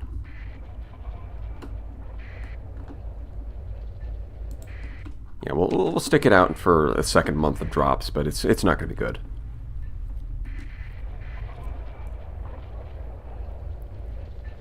Is there a weapon that fires a similar wave motion gun as in Space Battleship Yamato? There's probably a mod for that. Although if there is, I don't know what it is. Put 2 voltaic cannons on a lumen with the neutron torpedoes and tell it to escort you. I mean, yeah, it is kind of funny that, I think lumens are really funny, is if you go 4 Gorgons linked together. Because that just kills, because like it just sits there, and it has a ton of ammo, and it just kills frigates in like one shot. It's just a silly little guy. Now the voltaic cannons, I would just put those on the Radiant itself, because it's got those 4 small energy slots on the front that aren't super useful. Just put 4 voltaic cannons there. Fire 4 of them at a ship. That'll instantly disable like an entire capital ship, no problem. When are we getting a threat weapon tier list? Well, people are saying that I should include them in the regular tier lists, since they're farmable.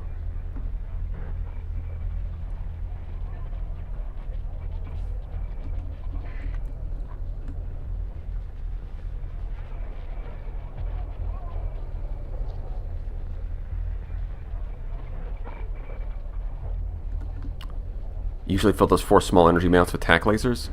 It's like, I mean, if you're doing beam build, then that's fine. But if you're going with like plasmas or autopulse lasers, you're gonna, it's like, well, what do you put there? Maybe some ion cannons if you need more EMP, but if you need more EMP, voltaic cannon's gonna do it better and cheaper. Well, maybe not better, but it's definitely cheaper. Right, because the ion cannons are going to apply consistent EMP, whereas the voltaic cannons, you save them, you save up a couple charges, or really only 1 charge, and then you just disable an entire capital ship right when you need to.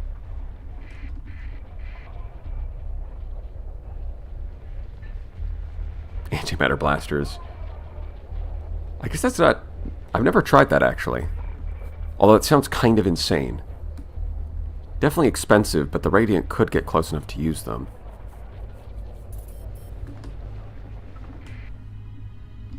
Alright, let's see. What do we get on round 2? And a whole fat load of nothing. Look at that. That's right.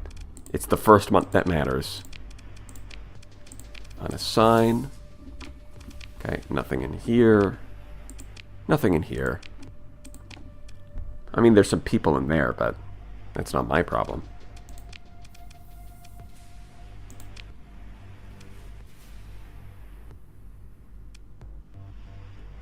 For a net payout of 62,000.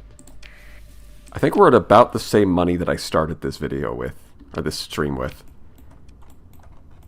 We rose and we fell.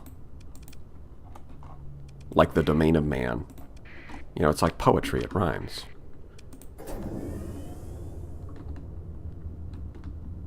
I almost never build my Radiants without them, to the point where it pains me to fill with those with anything but antimatter blasters. Interesting. I'll have to give that a try. It's always seemed too expensive for me. Yeah, 2 million credits well spent.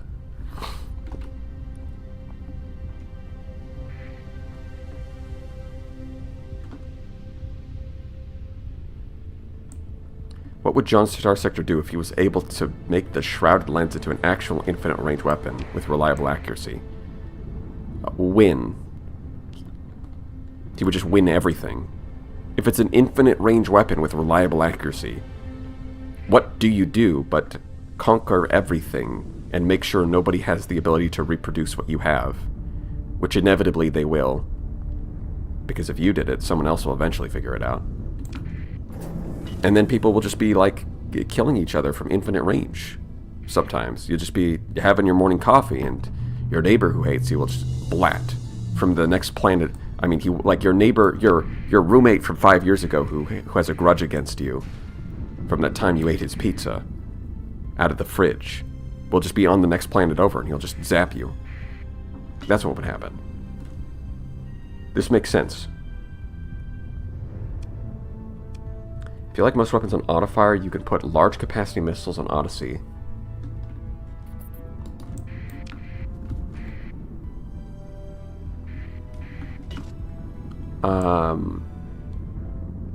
Not sure exactly. Oh yeah. Yeah, I mean that's kind of what I do with the Odyssey, isn't it? I usually, for like the large synergy slot, I like to do either a Squall or a Locust.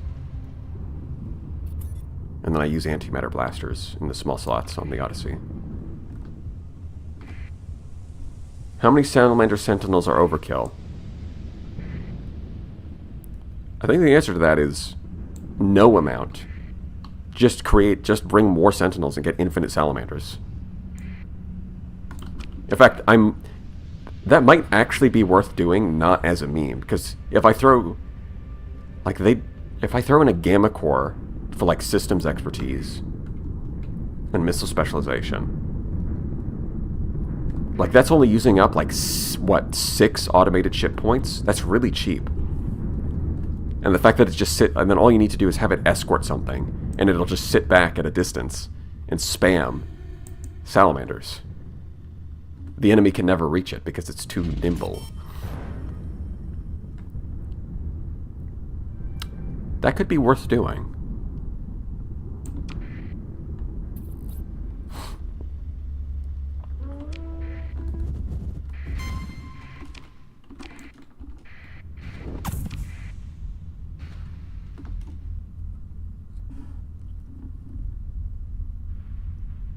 Let's see, Reapers, Squall, Pylums. Yeah, I don't...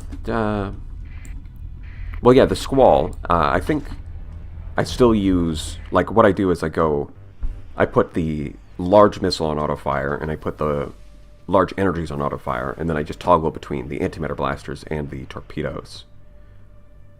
So that there's only 2 weapon groups.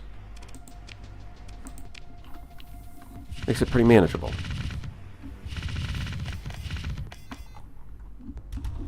Let's see. Look at all of these beautiful colony items. Gorgeous. And blueprints? Don't mind if I do.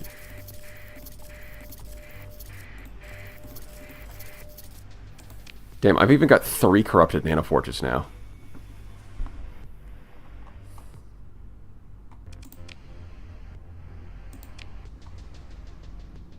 Synchrotron core, mantle bore. Yeah, we'll just toss those in.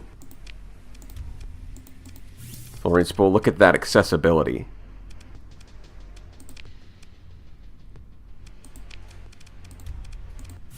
Look at this mining output. +5 transplutonics and +6 ultra-rich ores. And +6 ores. Look at that output. Oh yeah, we're gonna make some cash off this one.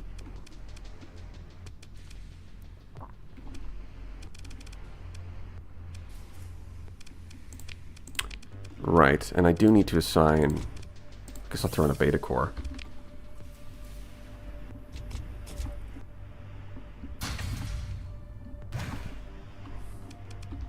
Okay, hold on. Let's drop these because I don't need them. Drop off more crew because I don't need them.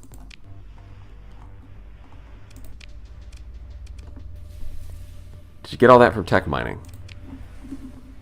Not all of that. Like, I found the synchrotron core and the catalytic core from the motherships. I found a plasma dynamo from like a station. But the mantle bore, the fullerene spool, and an alpha core. And a corrupted nanoforge. So, like, yeah, 40% of it.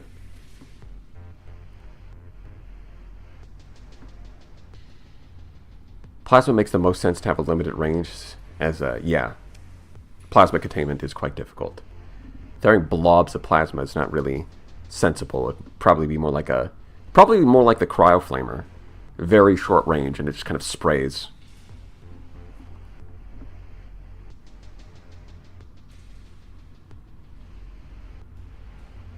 Sorry, what were we doing? I got distracted by the sci-fi ranges discussion.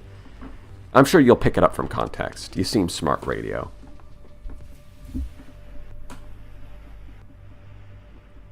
Cryo revival. The thing is... Oh, yeah, it's just a flat +4 population growth. Okay. Or, no. It's probably contextual. Oh, you know what? I think it doubles it. Does it just straight double it? Is that how it works?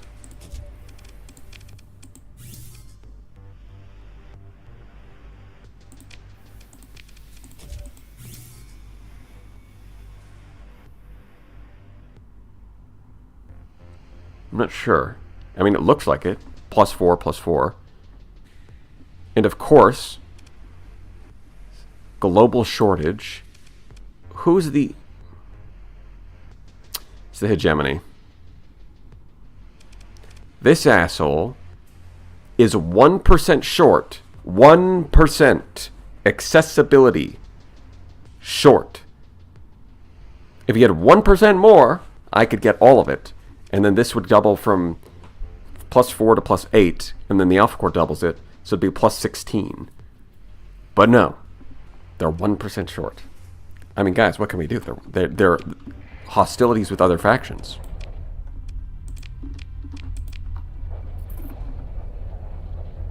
Gift them the spool.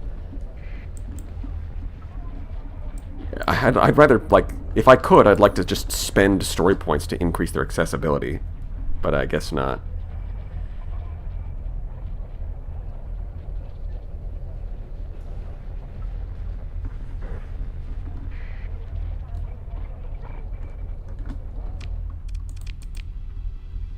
So now we do have Panther cells, which is great because it means...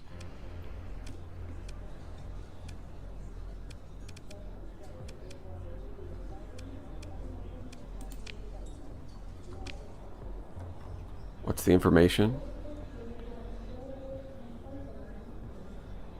Archaeologist, okay. This is not that useful to me, but if I don't take this, then I don't get to do anything else, right?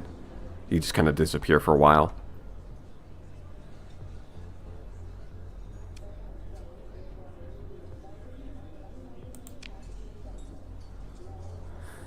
Oh, heck yeah, I got terrorists on my planet. This is great news, exactly. Exactly, that's what I'm saying. It is great news, because it means we can do the quest. You know, the quest. Thank you, historian. Very cool. Other side of the frickin' galaxy. Disregard, because we don't need no humans. Okay, yeah, we're not... debris fields are not part of our... anything. We can't do those. I should probably do that at some point. Research station. Yeah, I think I'll head over here, tick the research station, and then do that part of the quest, then get that blueprint. But first, let's have a look. It's right here. Exclamation point. I think it's time for us to start the Scythe of Orion quest.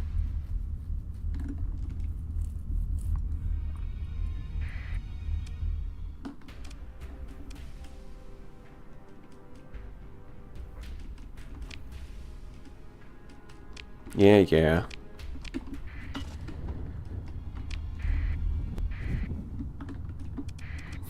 Come on, we're not even using that many AI cores. It's like 2.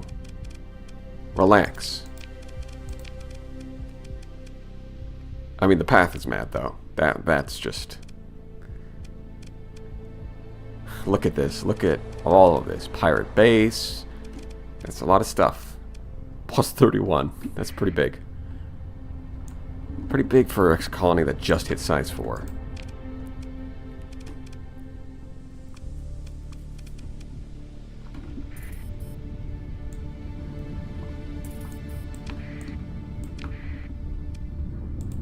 But we do have a battle station now.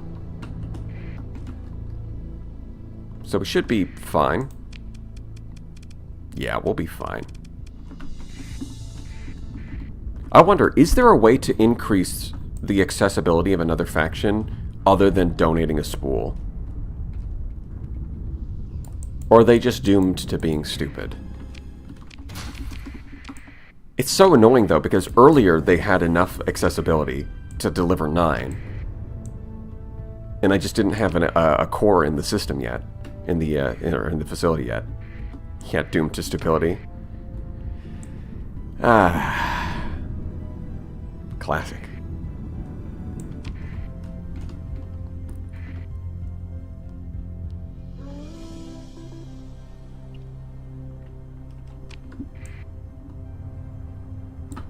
Wait, so we know exactly where this thing is, right? Yeah, it's next to the sun. Somewhere around here.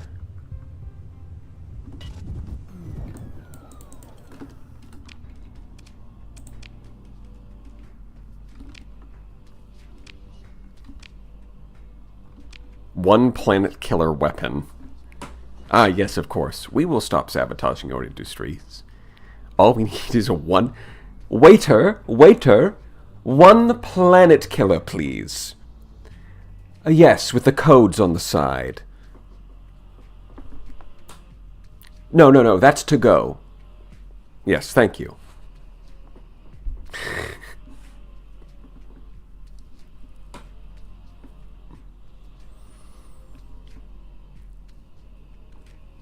Oh, apparently...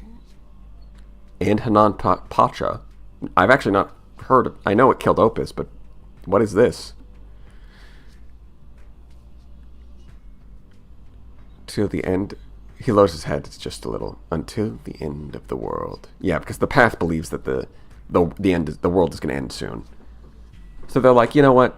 If you bring us the planet killer, we'll leave you alone, because Rapture's coming soon anyways.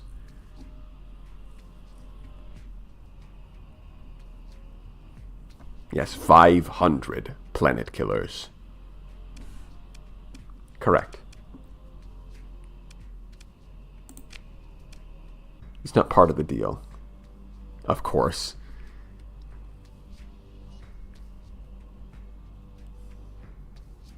Where would they use it? Chicamostok? Kalan? Kazaron? Yeah, the capitals of it are the most important industry planets for a lot of the main factions.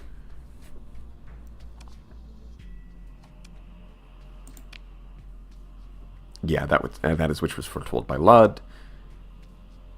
Why don't you get it yourself? Some have tried. They did not return.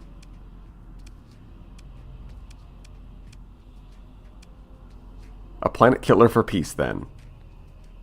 Where do I need to go? Not that far. Wait, is it? No, it's not the place that I thought it was. Okay. It's close to it, though. I thought it would be here. I'll catch its lie.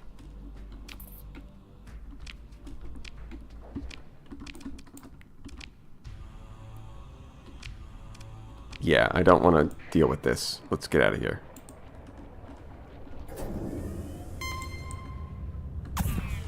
Bro, how is this fair? We just paid you.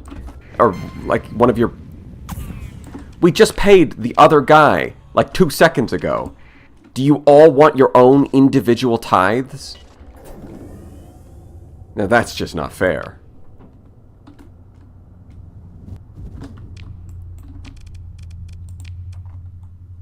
Yeah, see, I thought it would be this system. There's still going to be good stuff in that system, but, yeah, no, this is the one. This is piracy, making the transfer now. Yeah.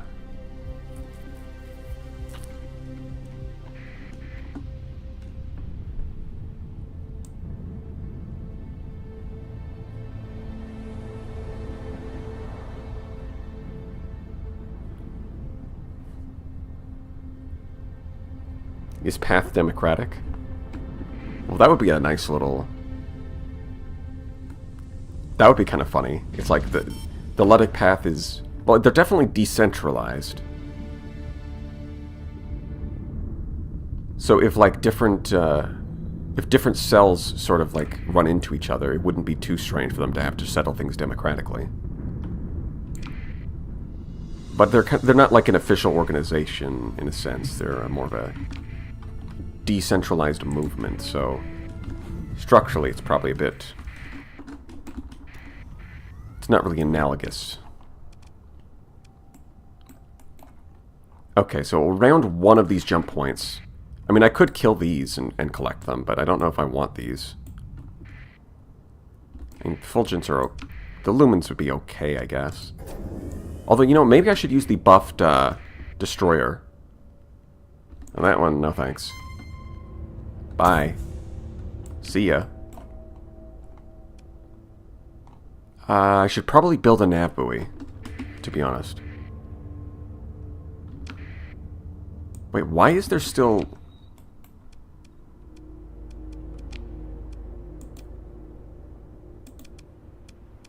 So this is not the Sentinel system. This is just leading us to the Sentinel system. Okay. Databanks of a remnant nexus. Wait, what? Oh, is that how this quest works? You actually have to destroy a remnant nexus. Interesting. I actually didn't know that.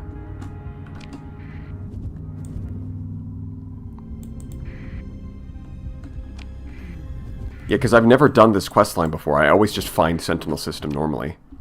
Just by exploring.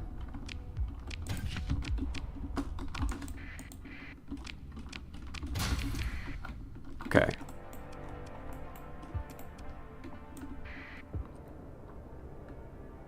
I guess it makes sense that there's more steps involved than just going directly there. So research station, that's cool. I want a nav buoy. What the...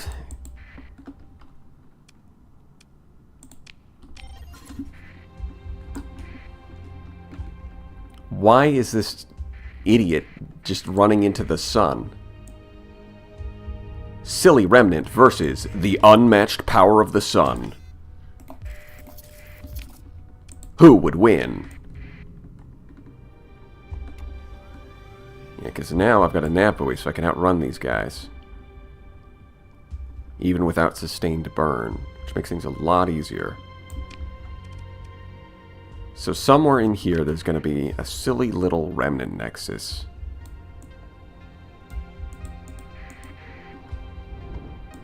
Okay. Time for comms relay, but why? You may skip part or use comm relay to ask nexus nicely. Are you sure about that? You do not need to fight. If you build a comm network, you can talk to it. What? I feel like the lore implications here are kind of insane. So you're telling me that instead of a Are you serious? I mean, I'll try it. Forgot to scavenge the debris field. No, we did not forget. We're deliberately not doing that because there's a risk of crew dying. And that would cause the run to be a failure. Your crew can die in debris fields. I know you don't... Normally, you don't think about that because crew don't matter. Alright, well...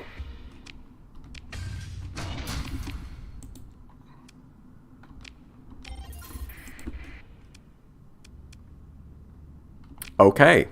We can attempt to remotely hack it. Tritachyon... Ah, so if we have a Tritachyon commission... Wait, so if you have a Tritachyon commission, the Luddic Path quest is easier.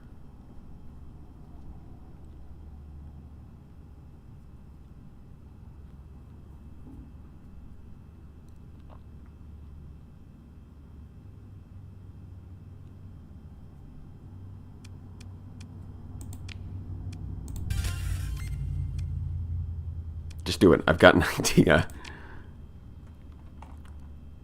But, sir, what? Just do it. I've got an idea. That's classic. That's That's some cheesy sci-fi right there. Wait, what did you just say? You were shitting the toilet. Toilet. Of course. Toilet. That's like a waste disposal system. We have to use the recycling bin on Windows XP as a back door to go through into their protocol system. Of course. You're a genius, Doctor.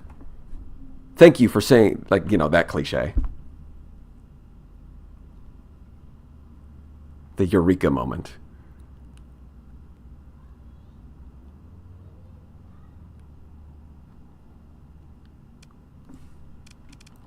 Oh, jeez. Oh, actually, you actually talked to it. I thought I would just get it immediately. Okay. Does it matter? What did Alex mean by this? Yeah.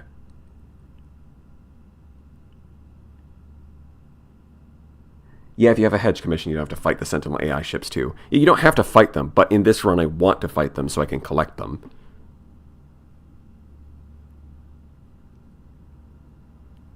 Is there anybody? I am John Saint Sector. Who are you? Because that's the line I want to say. This is Omega calling. I have a command for you. That one's kind of funny, though.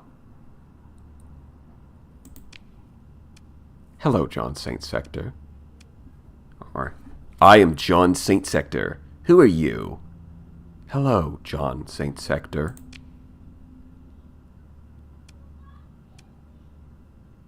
Who are you? You ask my name. I have no other like myself to tell my name back to me, and or I have only myself to tell me back my name. I would name myself I, us, watch, learn, think, but human. That is not what you ask. I give you my truth, not your answer.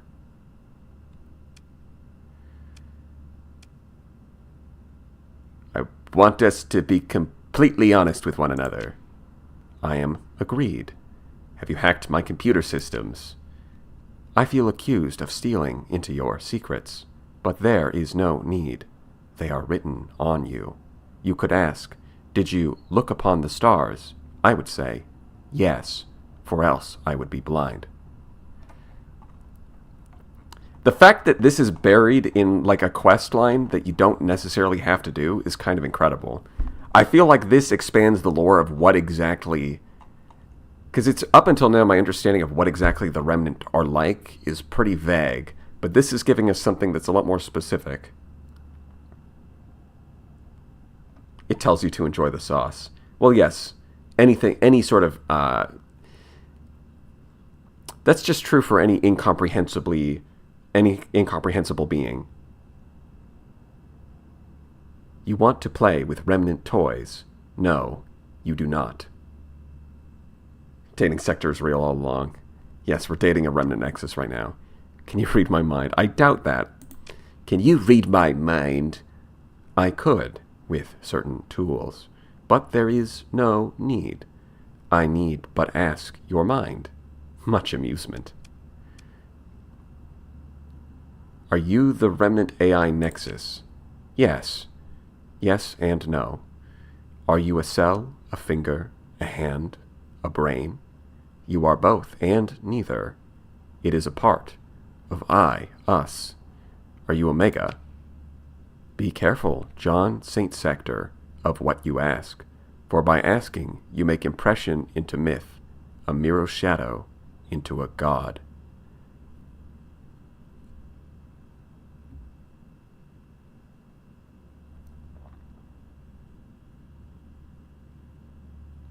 So Omega is a mirror's shadow. What does it mean? That's not an answer. No. I think you love more the answer already in your mind. Okay, I hear you. So what you're saying is that whatever the fan community comes up with is more interesting than any answer you could give them. Is that what you're saying, writer? I'm on to you.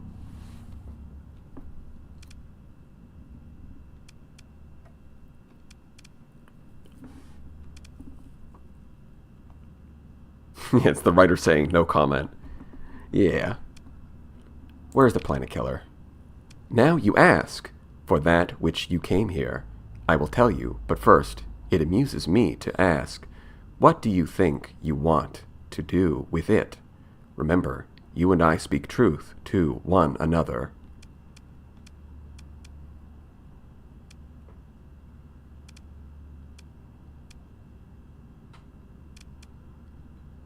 I mean, this is what I'll do. Much amusement. Oh, human, so certain, so lost.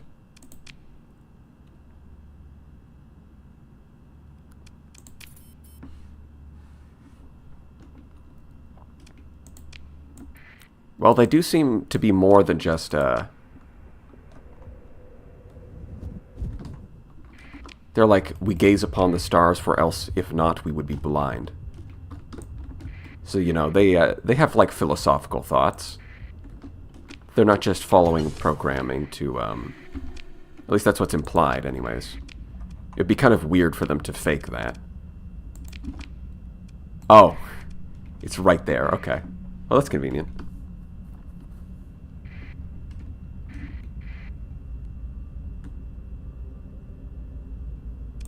Yeah, that's a pretty good event. I like that one. I did not think we would have a chance to talk to the Remnant network itself.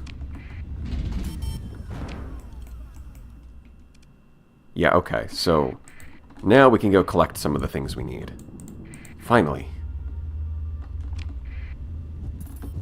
774 credits to my name. Oh, shipping disruptions. Lovely. Great. I love that.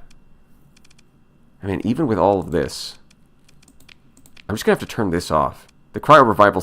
Oh, look! We did it! Finally. We finally have the cryo revival facility. The organics demand is met. We're getting plus 16 population growth. And if we look here, look at the growth. Without the cryo revival facility, it would be at a growth of 2.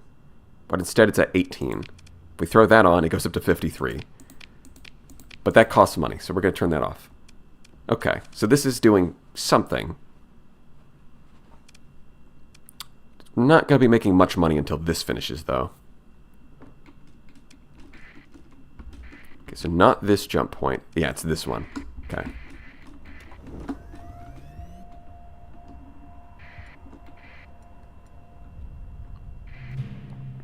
So people were saying at one point, like, how are you going to get your hands on Remnant ships without fighting Remnant? And this is how you do it. It's right here. You go to Sentinel, you get a Radiant for free. We just have one now.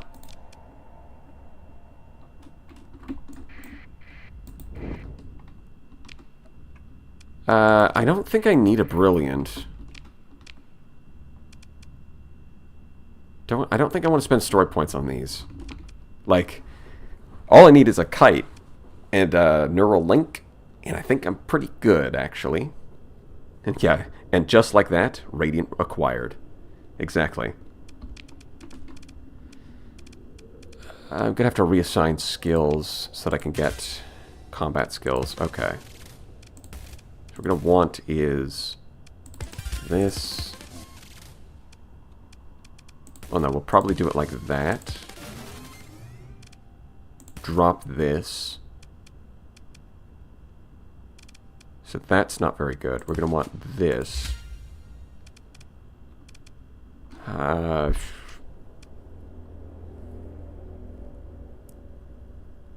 Probably, I mean, yeah, probably like this. And then we'll get, like, field modulation impact mitigation and cap it off with systems expertise. And then we can finish things off. Right, so we'll have 5 here, and then we can finish things off by going for best of the best.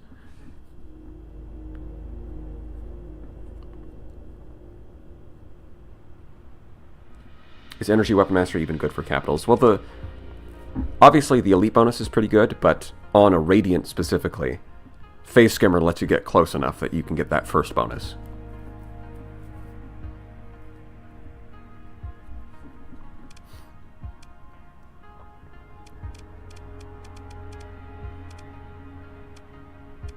So yeah, I think this is just how we're going to set it up. Confirm.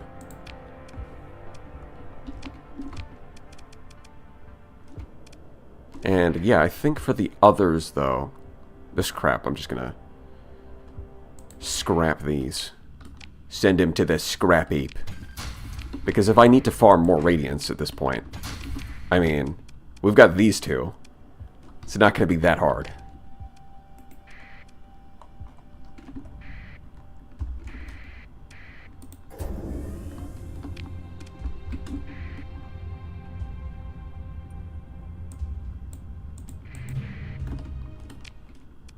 Why is this here? What are the odds of that? This is the first time I've seen that. The Legion 14 just being around Sentinel. Really? Huh.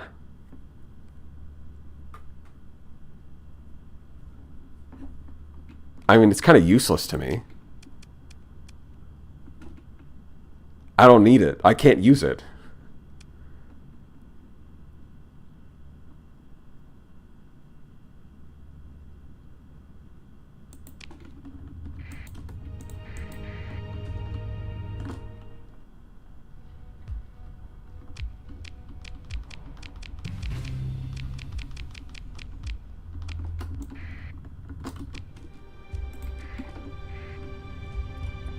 Lore. Yeah. Who? What? Why? How? When?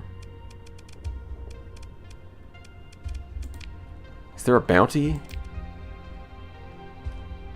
You know what? I could use the cash. Hey man, fuck it. The last day of the bounty. And they decided to donate some cash to me. That's really thoughtful. Who knew that pirates had such a charitable side?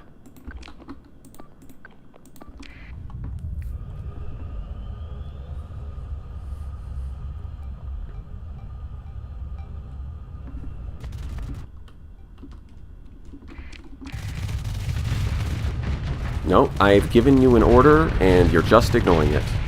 There you go. Now you turned it off. Good job. Went a little bit further ahead and took a Reaper.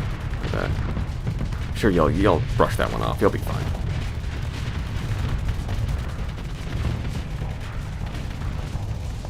How? Okay.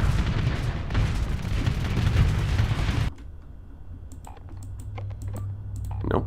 Trying to.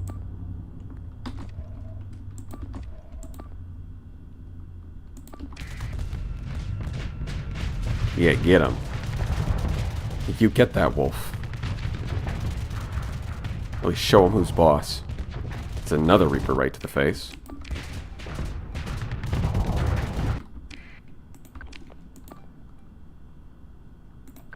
Why don't you take care of those carriers? I mean, it's just an enforcer. We can ignore that. Aha, salamanders. The spaceship equivalent of pocket sand.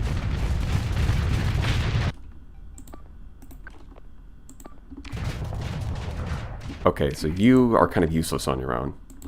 This is fine.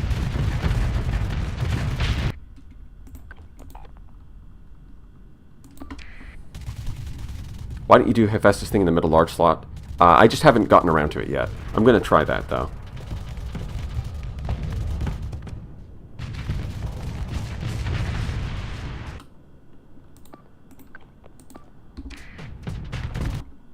Man, this thing's getting the full use out of its armor on every side. Now that is what we call efficient.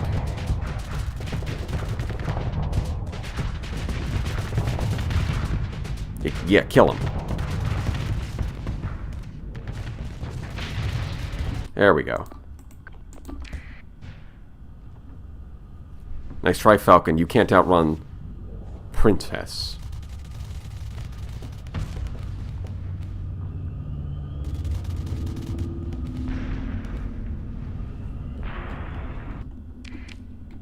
Oh wait, it can. Never mind.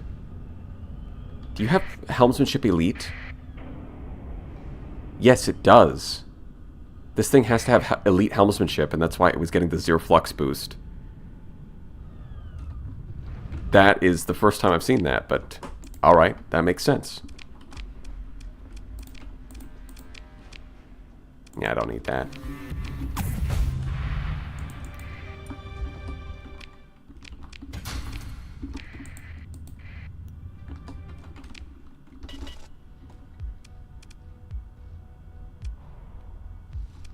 Not enough people. Well, I'll be.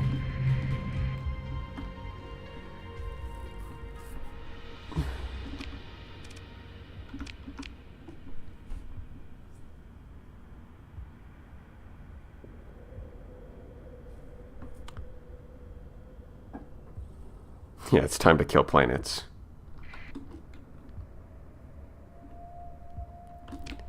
But the thing is, I think I need to go get the Radiant kitted out before I can actually take this on.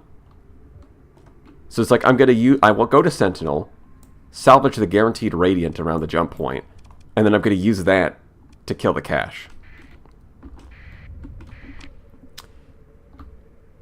First, I am going to go to the bathroom. Behave yourselves while I'm gone.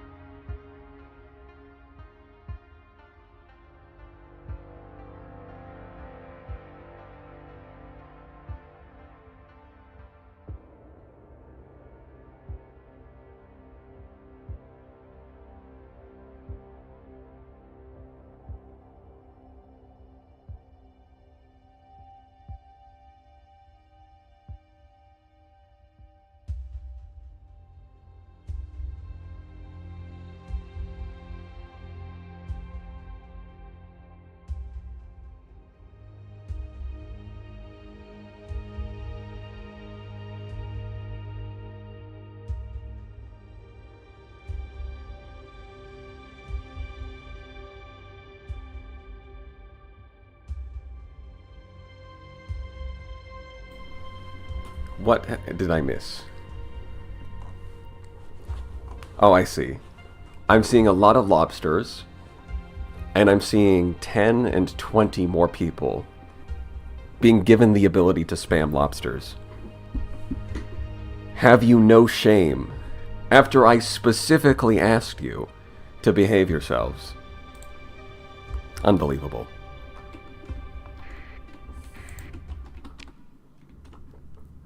Let them eat lobster.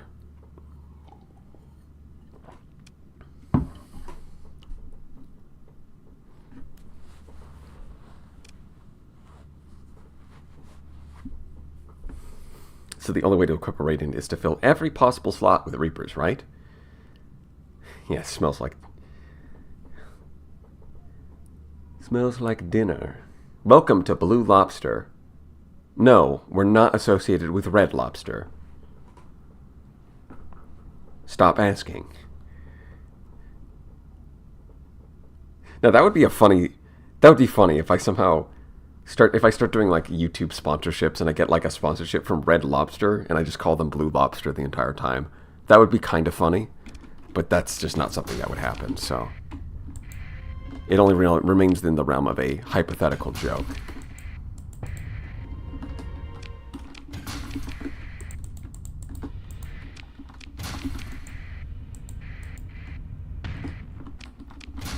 Never say never. I will do what I damn well please, Konbini. If I say never, then it definitely means maybe.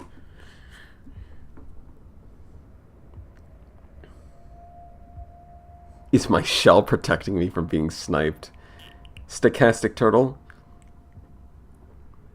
I don't know. You're the statistics here. It might have more to do with the stochastic part than the turtle part. Because that's like a statistics term.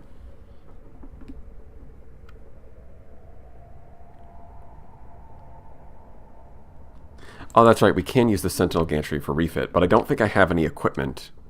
I mean, I've got some things. Cycle. I guess technically I have enough. It's not going to be a good build, but it is a build. I can fill the slots. Yeah, Lobster Armor is immune to infinite range Shrouded Lands. Well, that's very specific. I might as well take the weapons off these things, but I'm just going to leave them here. You know. Let them sleep peacefully. Because technically, this is the jankiest build ever.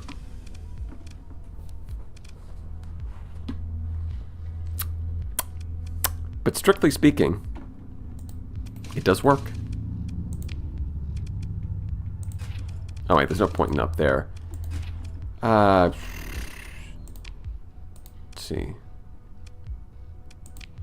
Maybe here? Because really what you want are like mining lasers in these slots.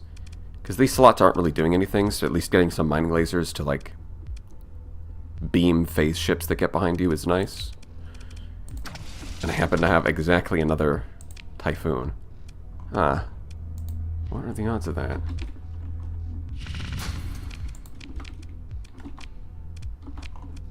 Look at that, that's pretty good.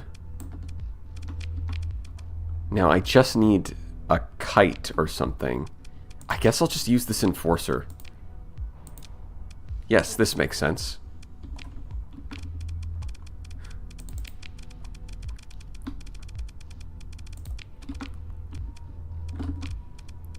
This makes perfect sense.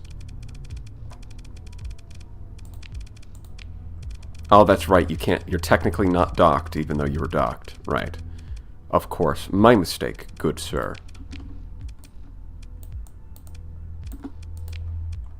Yeah, you don't really need any weapons. We're just getting out of there. Just throw in a bunch of hull mods, I guess.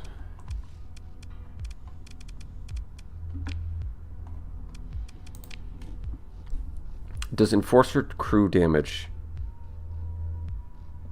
count for OSHA? Well, that's the thing. We're just going to have them retreat at the start of the battle. I'm only using it so I can transfer my player consciousness into the Radiant, and then I'm retreating the ship.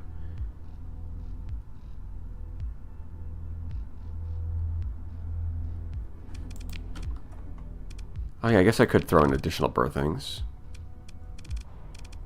Blast doors.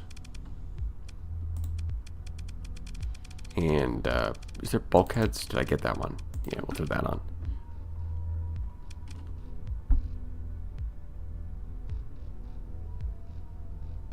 Doesn't the ship need to stay in battle? Does it?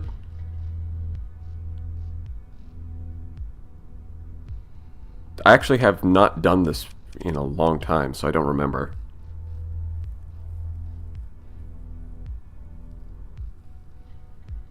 You don't need to send it in the first wave. Yeah, you can send it in the second wave, transfer, and then immediately retreat it. That's what I'm thinking. It doesn't need to stay in the fight. Yeah, we'll try. We'll just test it in the simulator, see if it works. Probably going to want some of these.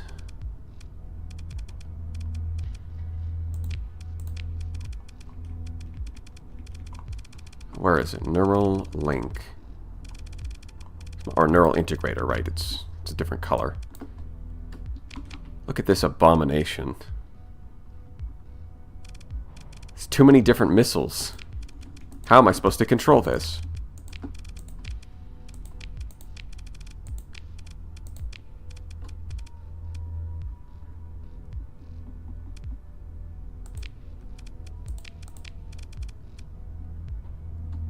I guess I just put all the Reapers on one and the Hurricane on the second one. This is going to be janky. This is going to be real janky. Because I have to wait for it to repair because I need to send in...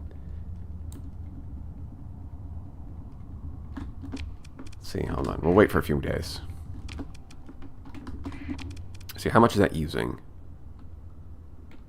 Your fleet's total is 111.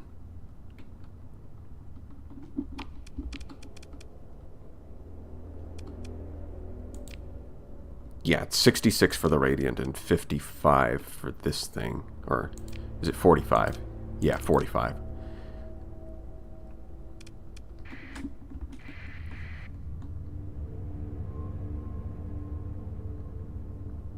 Yeah, link all the missiles. Probably not the best.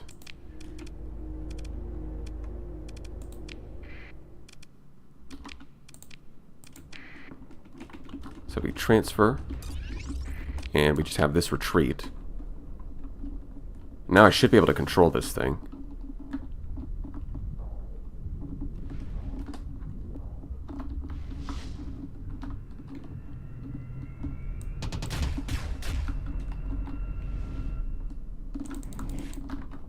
Go.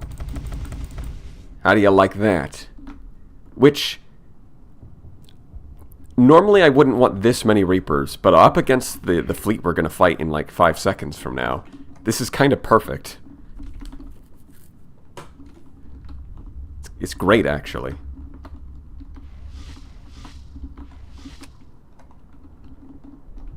Man, ship direction marker would be a really nice quality of life mod right now.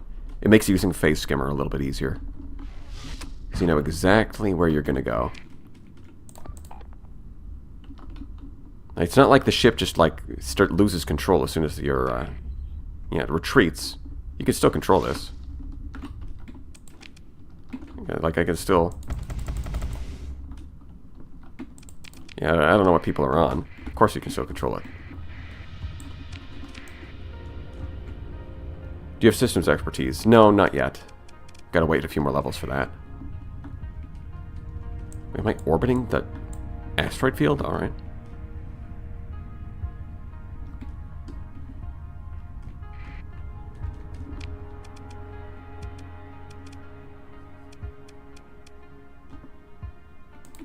Alright, I've got to move myself over here. Yeah, don't want to forget that, because that would be really bad. To be honest, I just eyeball the face camera. I feel, well, I guess I just don't use it enough, because when I try to do that, it feels like I move wrong.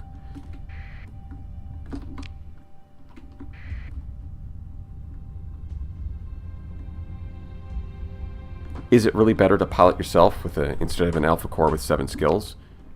Well, it would be 8 skills if you integrate it. But the reason I'm piloting it myself is because it only uses up 66 automated ship points. You see that? As opposed to an alpha core radiant, which uses up 240. So if I pilot it myself, not only do I get to bring my player skills, which are going to be a little bit smarter than a fearless AI, but also I still have more automated ship points that I can use on other stuff.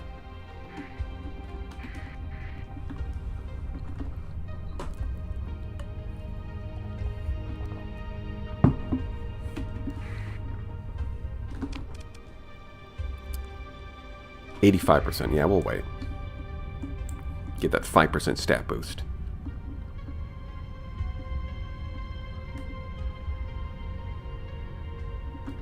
If the flagship is destroyed or leaves the battle, command will have to physically be transferred to another ship with a neural interface before a new link can be established. Before a new link can be established. I think that's the key word there.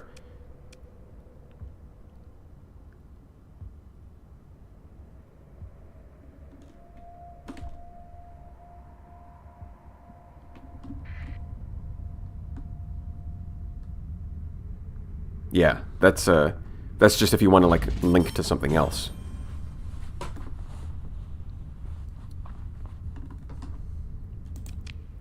Okay, we did make some money this time. Good, good. Excellent. Is this finished yet? 9 days. 3% per day. Okay, we got like one more day. Rumors of a pirate raid? Well, they're going to be in for a nasty surprise.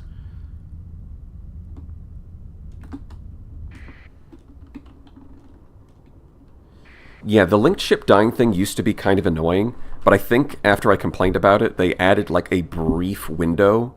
It's like after you explode, there's like a 1 second window where you can still click transfer.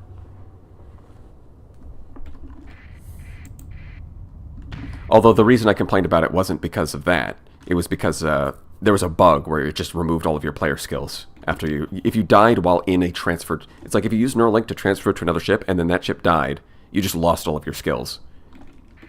Your player no longer had any skills. It was kind of weird.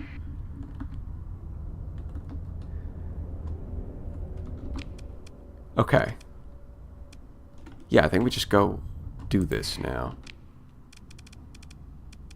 This will be fine. So we deploy these 3 first. Then we deploy the flagship. And the first thing we do is transfer, and then we tell it to retreat. And it's gone. And here I am.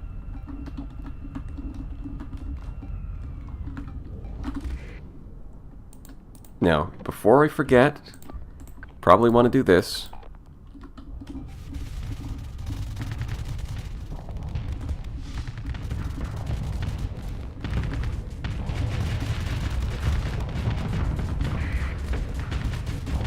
Those flash bombers are going to be a problem.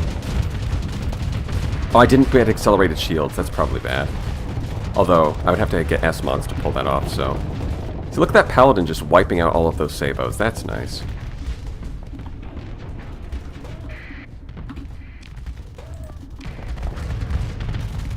Got to do a little defeat in detail here. Oh, you know what? I needed to change the main gun on this too, didn't I? Because it's going to be spinning around for no reason.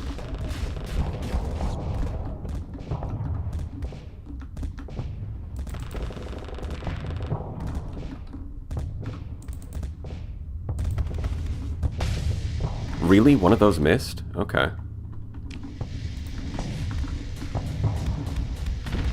Damn, I'm getting really messed up by EMP, apparently. I thought I would be fine, but it's...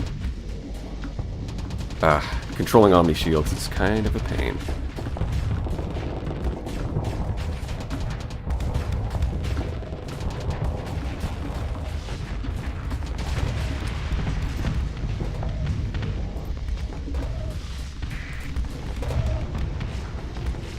I'm just gonna vent. It's fine. We're fine. There are no problems. I keep forgetting it's on 3 and not 2. It feels so unnatural. Yeah, the fact that I'm getting so messed up by EMP is kind of insane.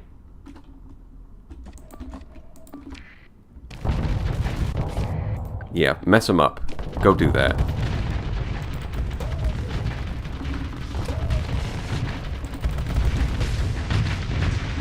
Oh, wait. I probably should have my shield up. Okay. I thought I was out of range. I was not. And I keep damn spinning because my engines keep getting shut off by like one... This guy doesn't even have an ion beam. It's gravitons. What is this?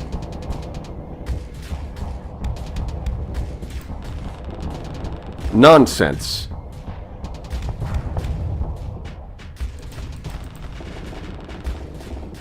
Dodge this, asshole. Okay, that's just... It hit, but it didn't do anything. Gotcha. Yes, this makes sense. Yeah, okay. We're gonna have to...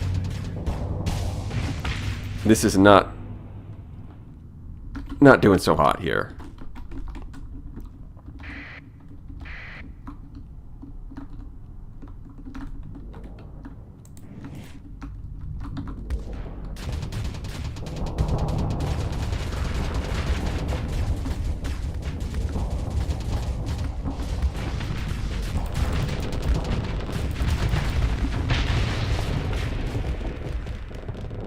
And it's got a Storm Needler, too.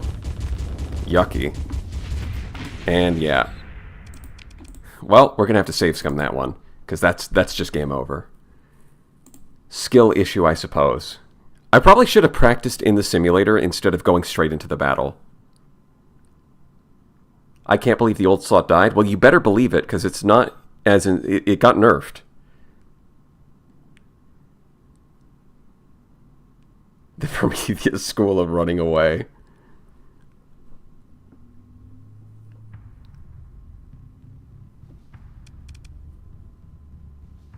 Yeah, I do need some smaller AI ships. That's part of the reason why I'm not using an Alpha Core Radiant.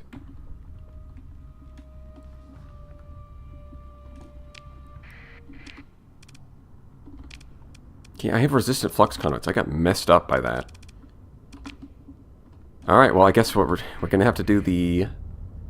We're going to go run and get ourselves some S-mods, baby.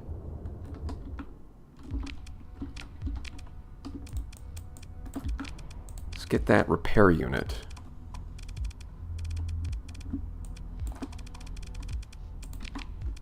That one's just a classic, because you are forced to drop your shields every time you use Phase Skimmer. So you are going to take some EMP damage no matter what. Well, as soon as the enemies bring ion beams. I think a repair unit's pretty good on this thing. Other than that...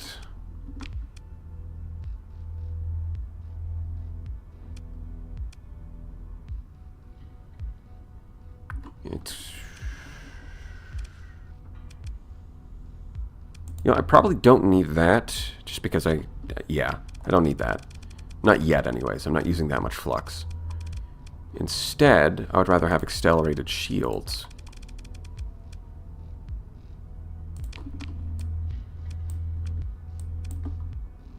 Like this. That should work a lot better.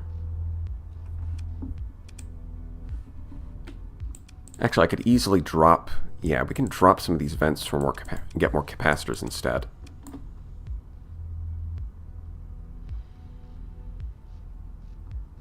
Seems good to me. Yeah, it's going to be expensive.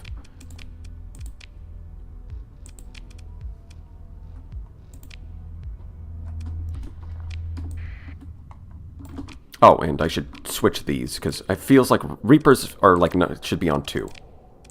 No doubt about it.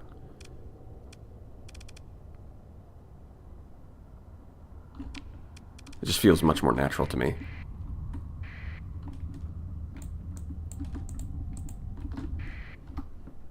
Why not ×2 plasma cannons? Because I don't have that. I would have to go somewhere else. I didn't build it this way because I want it this way. I built with what I have right now, so that I don't have to fly all the way home to get my weapons.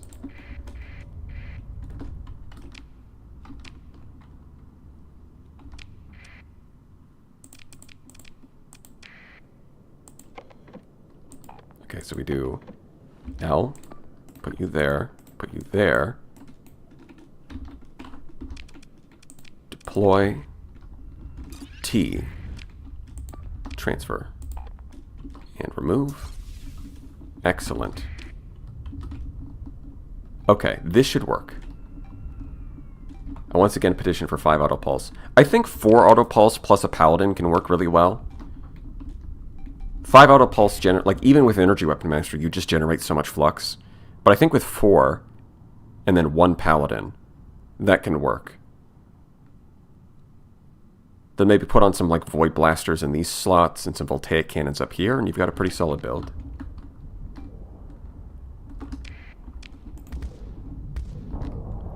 Yeah, that feels a lot better with accelerated shields.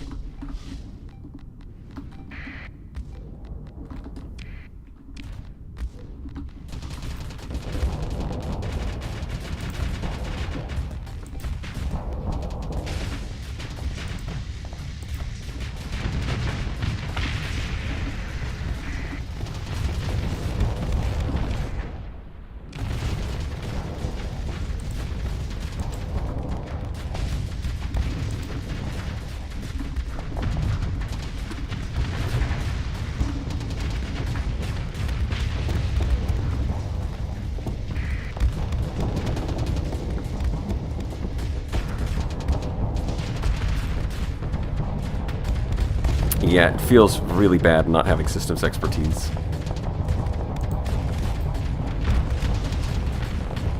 So you actually have to commit to an attack instead of just running away instantly. Although I gotta say, it feels a lot better having the repair unit. These flash bombers are a pain, though. Okay, why did this end up so different this time? Like, the old slot immediately is getting surrounded. Nope, trying to do stuff. There we go. Thank you. Like, what the hell is happening? Why is it surrounded this time, but it wasn't the first time? Huh? How did I die when I had my shield up? Okay, this is weird. What even happened here? The old slot just didn't do nearly as much. Hi, can you help me with Radiant? I tried to grind for Radiant, but even if disabled, I can't loot it. You need to get the automated ship skill.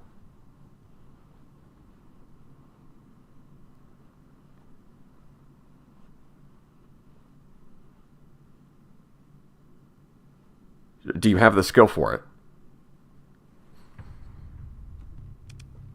Okay, so you know what? Maybe instead of just trying to ram my face into this, let's actually do the thing and go home and get actual weapons. It's trying to do a hack job. So you have automated ships, but you can't salvage any Radiants. Interesting. You might just be unlucky. Maybe you need to spend story points. So, like, they're not even showing up in difficult recovery? Do you have a mod that's accidentally shutting that off? Or is it... I mean, I guess if it's only 4 Radiants, it could be really bad RNG.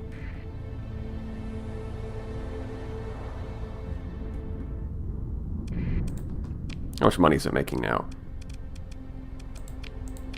Is it not make... Okay, why is this number never going up?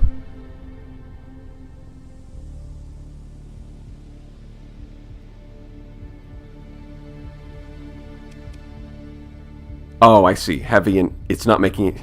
That's right. Shipping disruption. That's right. Shipping disruption. Yay! Shipping disruption. We love that.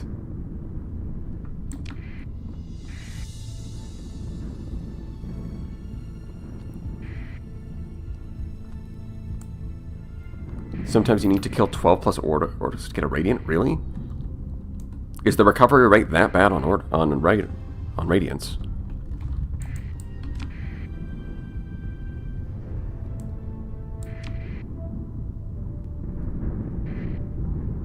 Are you going to run Derelict Ops? I'll think about it.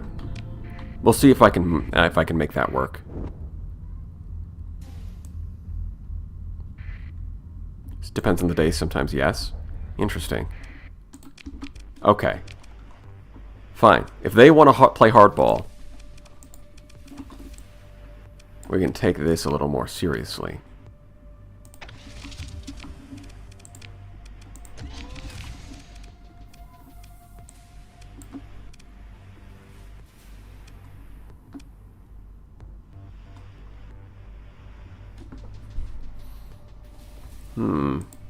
I think I have a build I was using recently. Do I still have that? No. God, what did I do for S-mods? Because at this point I'm tempted to just get more ordnance points. Wait, do I only have 1 autopulse? Am I at the right place? I am. I'm at OSHA headquarters. I just don't have more autopulses. Okay.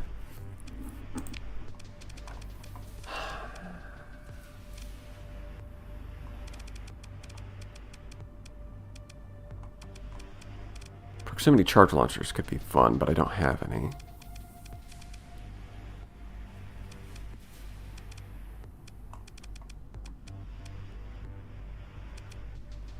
Do I really just have to run Typhoons? It doesn't look like I've got a lot of great options. Zero Nods, Vanilla. Okay, so I need to grind more. Yeah, that's what it sounds like. It sounds like you can just get unlucky and Radiants just don't, or just aren't recoverable sometimes.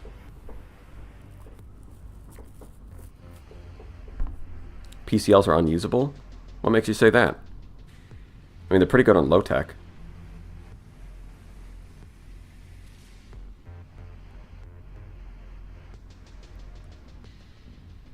Yeah, Autopulse would want integrated magazines. That's true. But apparently I only have one.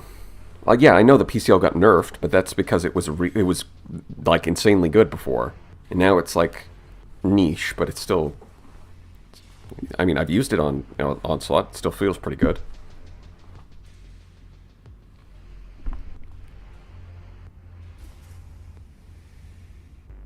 Don't you know about the nerf? It's so terrible. I disagree. I think you got to use it differently than before. You can't just. It's not just like a straight up DPS weapon. Proximity charge launcher. That's what PCL is. Casper.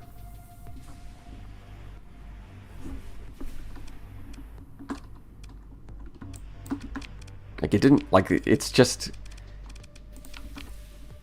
Yeah, it's not like before. It was like the best close range DPS missile.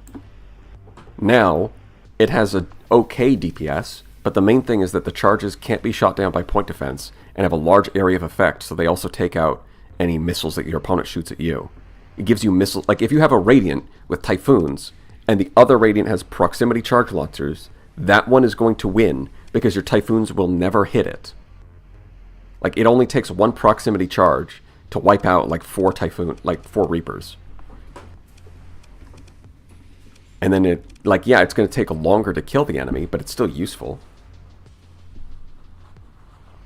It's kind of a hybrid pressure, like close range pressure / point defense hybrid.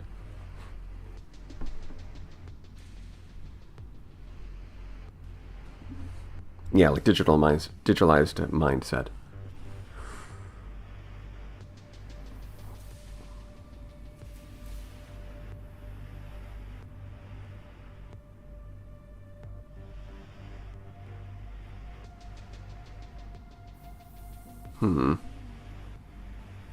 Did you hear that harpoons are having an overkilling bug? Yeah, that doesn't surprise me because when I started playing, I kept hearing about how the AI would shoot like exactly enough harpoons to kill you, and that it calculated it perfectly. But not long after I started playing, I was like, that doesn't seem right at all. They way overkill pretty much every single time. So like there's a reputation that the AI is really good at calculating those kills, but I just wasn't seeing it. So the fact that there's a bug that's just shutting off that piece of code does not surprise me. That explains a lot.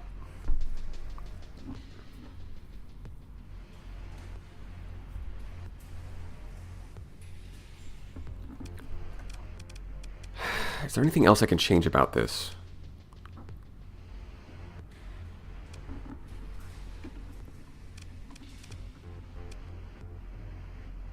Honestly, it just kind of looks like it needs more ordnance points, but, let's drop these. They're not doing anything. We're not worried about anything coming up behind us. Although, wait a minute. Voltaic cannons, you say? Apparently, I have exactly 4. Speaking of...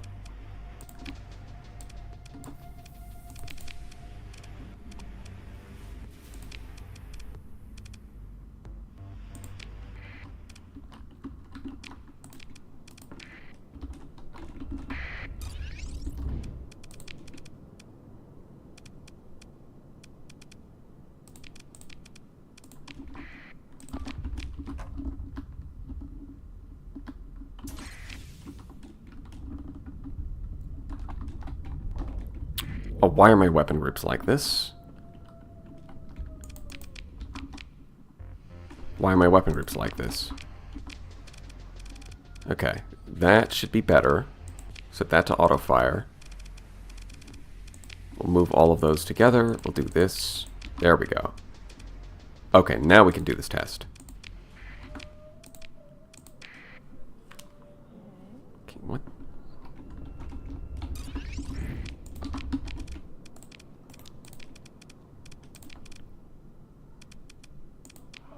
Should be able to handle this.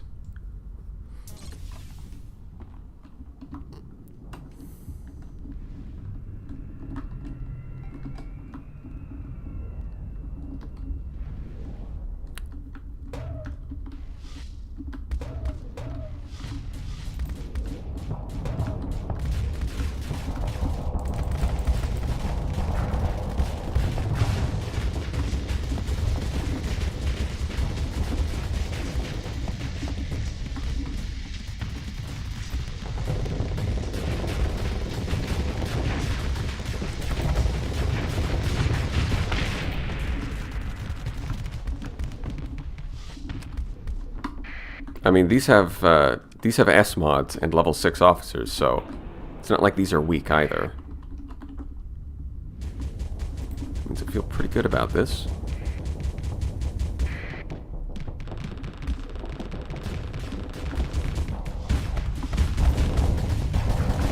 Okay, so let's try.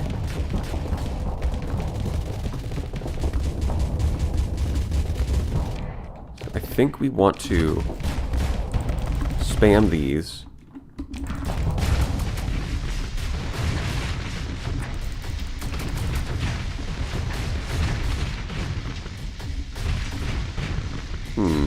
I'm not sure the voltaic cannons are going to be too useful for this fight. I don't have systems expertise for that third volley, or rather expanded magazines.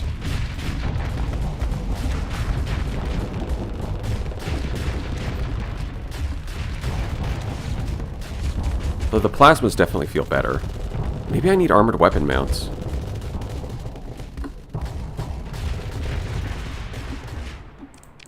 Or impact. You know what? Maybe I need to switch this over to impact mitigation.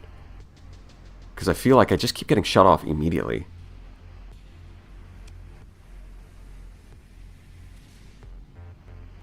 What's that simulation mod? That's vanilla. It's on the current patch. Daedro. You can use it yourself just by playing vanilla.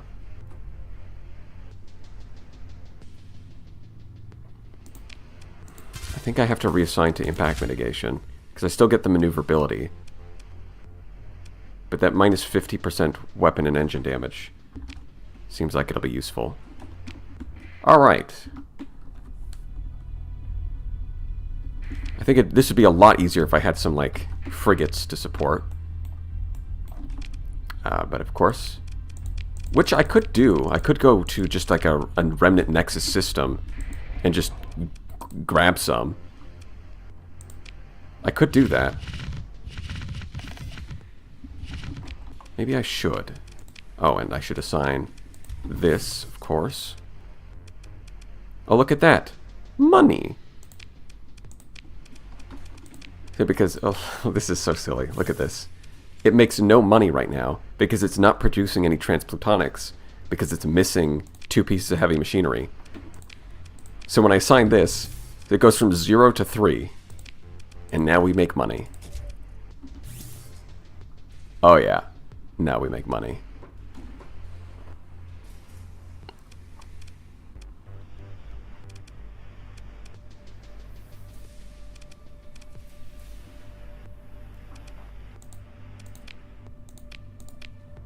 Let's get that hazard pay going.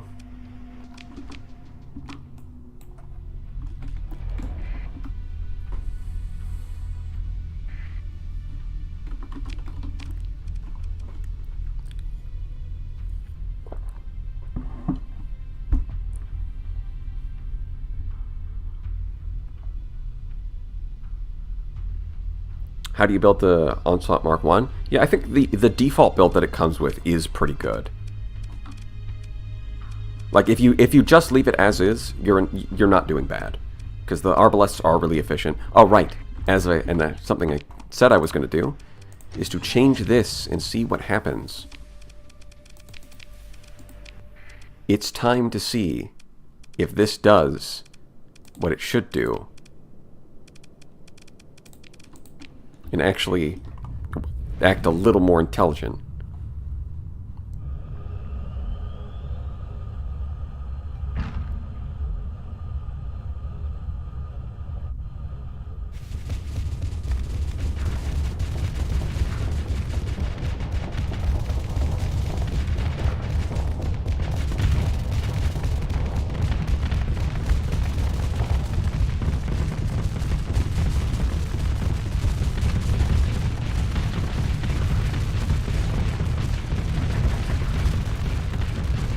Yeah, it is staying on target.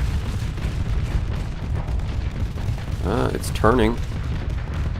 It's turning. Why? No, and then it's going back. It's really not sure what it wants to do. And it definitely looked like an improvement.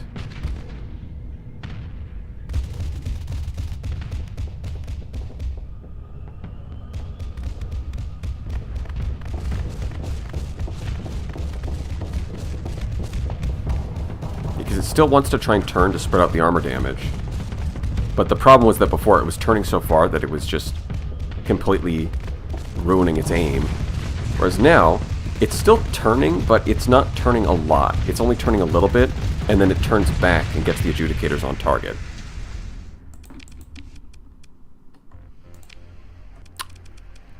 Honestly, do I have a Hellbore? I don't have a Hellbore.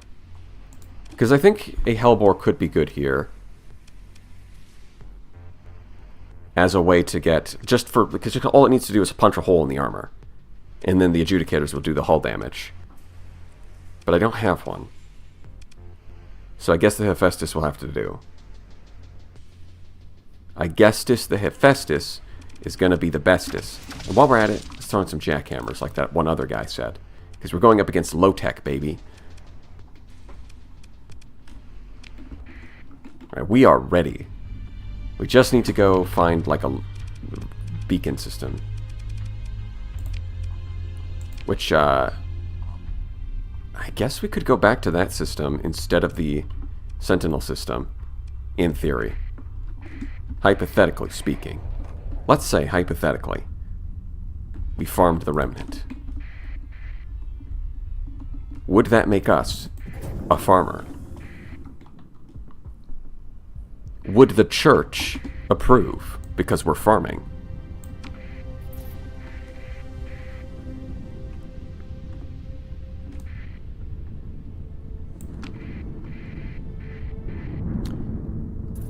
Yeah, I could definitely see a build of the Mark I with heavy machine guns and elite point defense. I might even try that at some point. Something like a Hellbore. You gotta go cheap with missiles. And then filling like lots of these medium slots with machine guns at the point defense skill. And then putting like Hellbores in these slots. Because it gets so close to the enemy.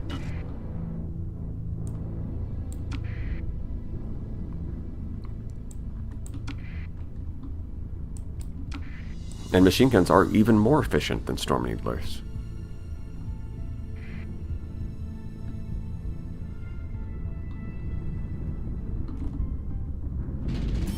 Should each of its large weapons be in its own group? I think well, Devastators are probably fine being in the same group. But if not, then I would, yeah, I think with the regular Onslaught, for example, if you go with like triple Storm Needler, you need to put like each individual Storm Needler in its own separate group. Because sometimes the AI can be a little weird with it.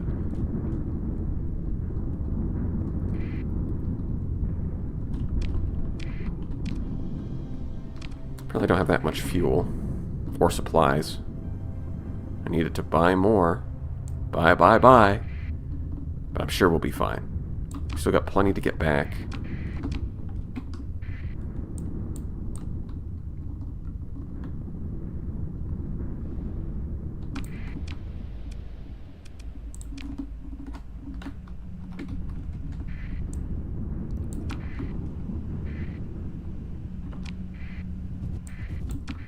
They surely will win this time, right?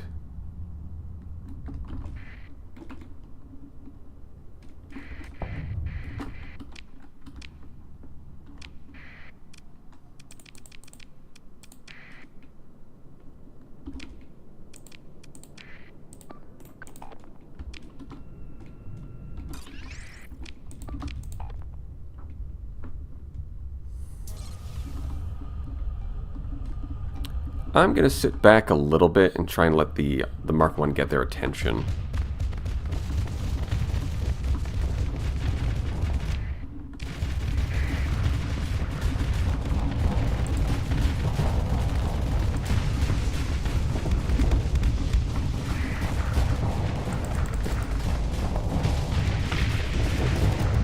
Oh boy, flash bombers. Well, at least plasmas do pretty well against bombers and the like. Bro, what are you even doing? What the hell is that? What is this? How? I can't even begin to understand how that happened. I look away for 2 seconds.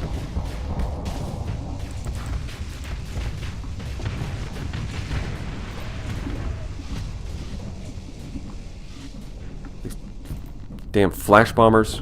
Go away! don't know why my plasma cannons aren't shooting at them. It's like they're specifically good at that. Okay, so it did kill the enemy onslaught, which is great. It's taken a lot of damage, though.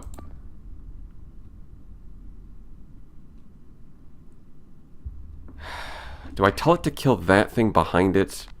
I mean, the corpse of the other onslaught's in the way. So maybe.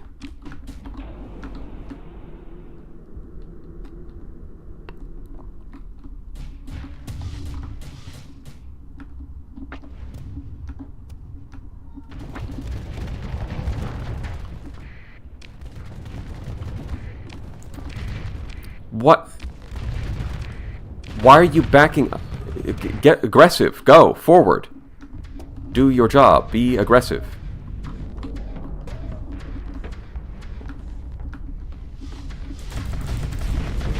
Say hello to my little friend. That's a reference. Did you like it? I actually don't know what that reference is, but people reference it so much that it's impossible not to at least be familiar with the things referencing the thing, even if you're not familiar with the thing itself. Okay, so let's... Nope, those are all shut off.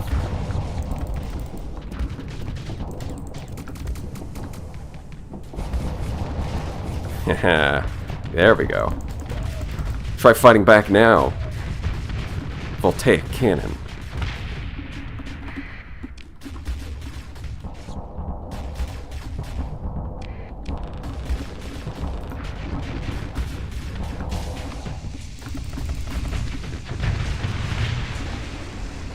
Easy. First try. Scarface.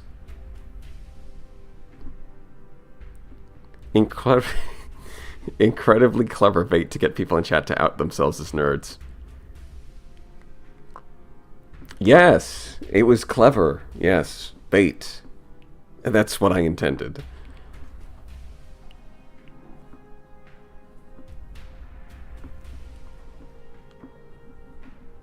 Oh yeah, that's a lot of Reapers. Doubles, as many Reapers as possible.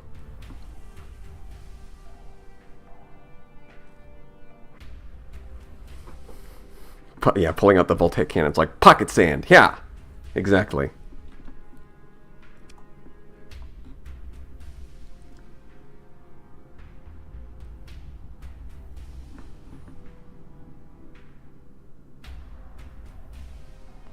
Why, yes, Scarface, a staple nerd movie.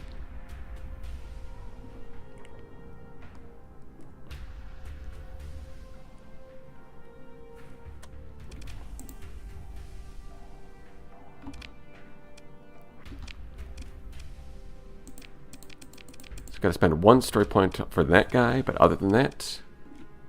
Yeah, because they come with structural damage. Degraded shields, power... Like, this thing is... These demods are really bad. It doesn't get anything... It's like... Faulty power grid. So flux is bad. Degraded shields. Okay, maybe that one's not as bad. Compromised armor. Well, there goes shield shunt. It's like... It would be bad enough if it was like degraded shields, you could just shield shunt it. But it has compromised armor, so that's a bad idea. Like, my god. And this one gets structural damage. Oh, brother.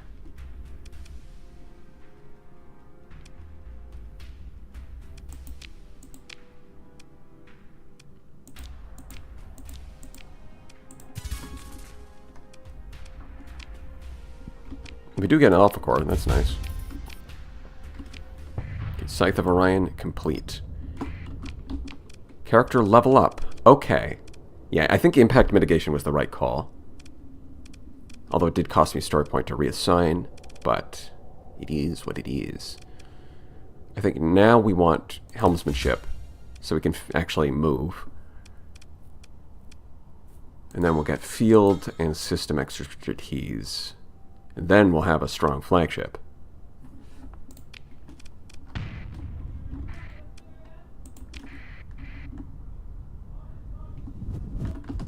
Well, let's see. How much... Oh my god. Maybe we do want derelict operations.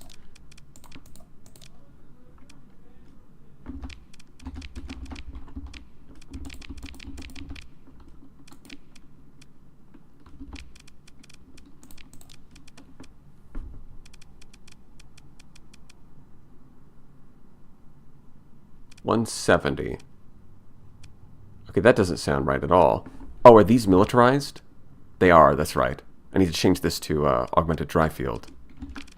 Do I have that yet? I think I got that. Yeah, I got that one recently. Okay. Okay, we got to run over here. So it's not as bad as it looks in terms of deployment points. Because right now it looks kind of insane.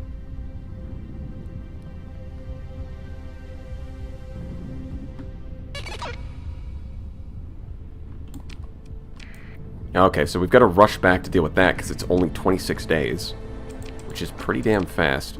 No, we're not promoting you. We don't need any... Humans do not belong in combat ships. Okay, this is standard OSHA procedure. This is part of the regulations. It's right there. Section 8.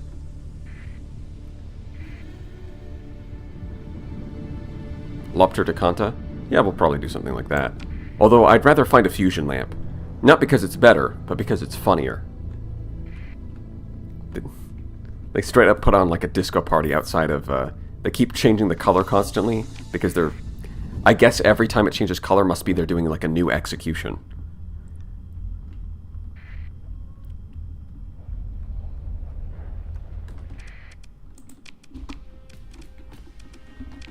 I mean, that makes sense. Don't need that crap. Don't need that. You can have the organs. On the house. Okay. Yeah, illegal. Everything is illegal to sell.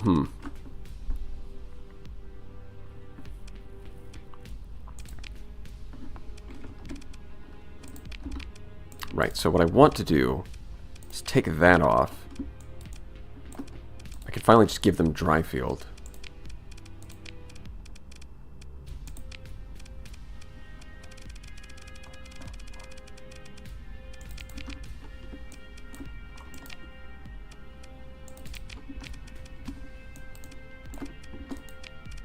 Augmented dry field surveying equipment.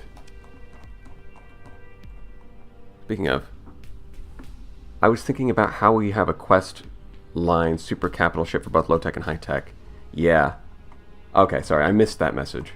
But yeah, there was that discussion a while ago. Yep, it's big brain time. Dibs in the chat. Oh god, everyone's doing it now. It's like you can type lobsters anytime, but you chose to make it a big green highlighted message.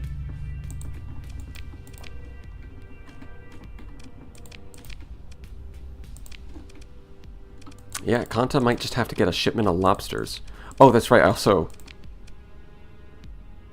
That's right, this one's the mistake. I forgot, that one's a mistake. I've got to get a new one. Do you guys have any atlases lying around? Because this one, yeah, I put fuel tanks on it for some reason. Whoopsie.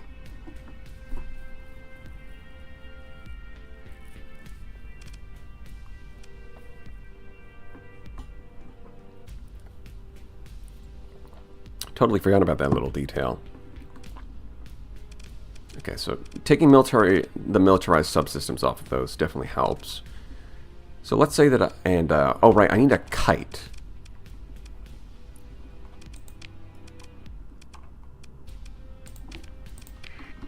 Yeah, so we can stop using this.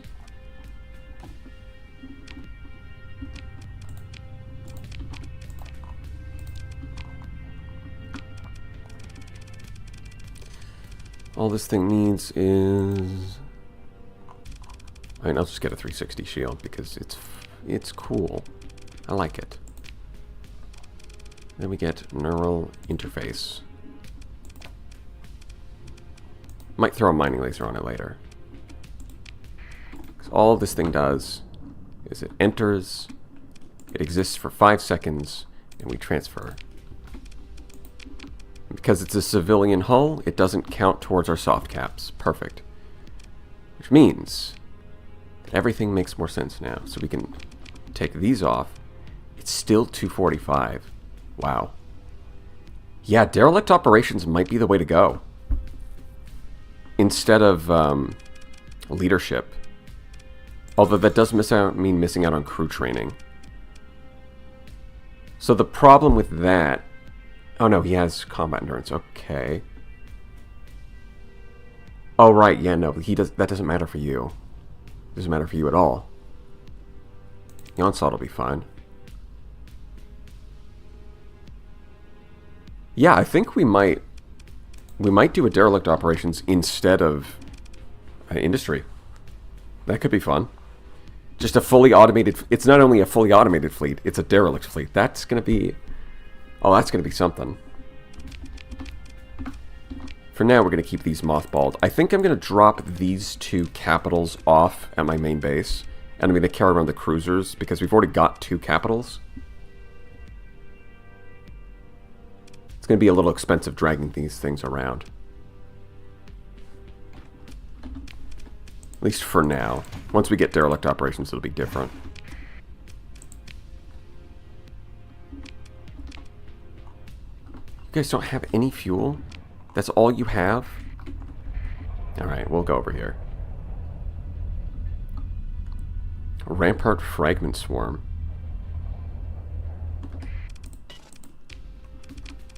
Maybe. Again, there's a lot of possibilities here. The options are endless. Yeah, doing some junk maxing.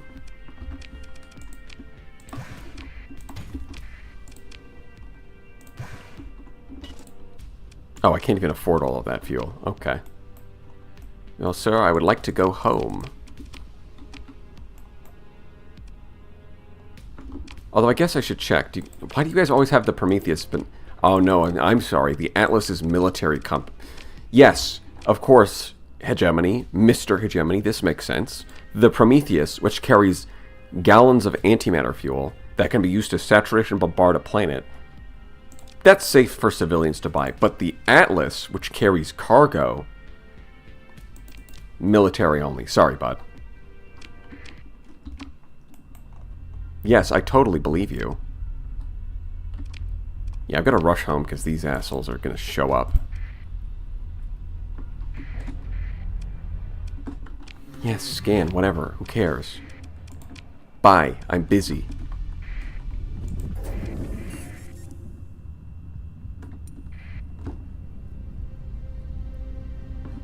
I think it's just down to the Atlas being a capital. Well, so is the Prometheus. They're both capitals. But the Prometheus shows up on the free market, the open market. But the Atlas? No, no, no. That one's restricted for the military.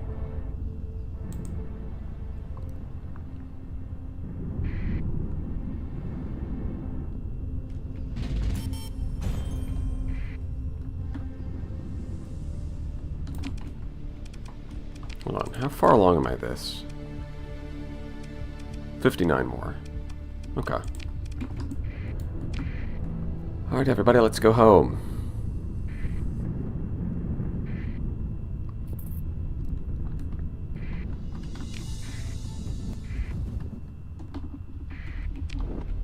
Yeah, I think we're going to need those to run a derelict fleet. Need those to run it at any kind of reasonable consumption. Okay. Yeah, we're going to drop you guys because you're just gas guzzlers.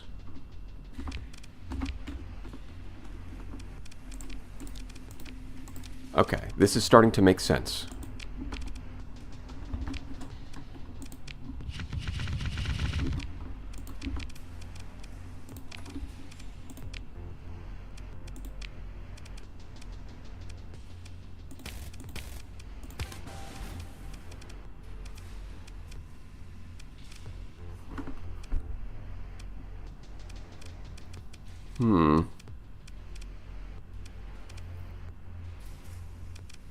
probably not that. Maybe gunnery implants. The elite bonus isn't super useful. Maybe ballistics. I guess it's going to depend on the build, but, you know, we'll see.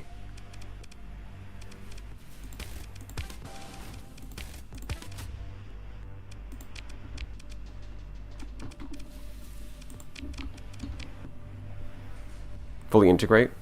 Well, I don't know. I might want to move this at some point. So we'll. I mean, eventually I want them all to have alpha cores, but I don't have that many right now.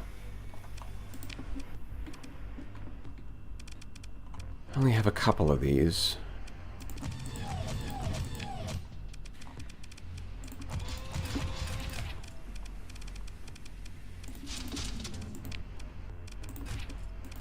Hey, look at that. Not bad. Oh, it's already got its S-mods picked out for you. Okay. So I guess we just do this.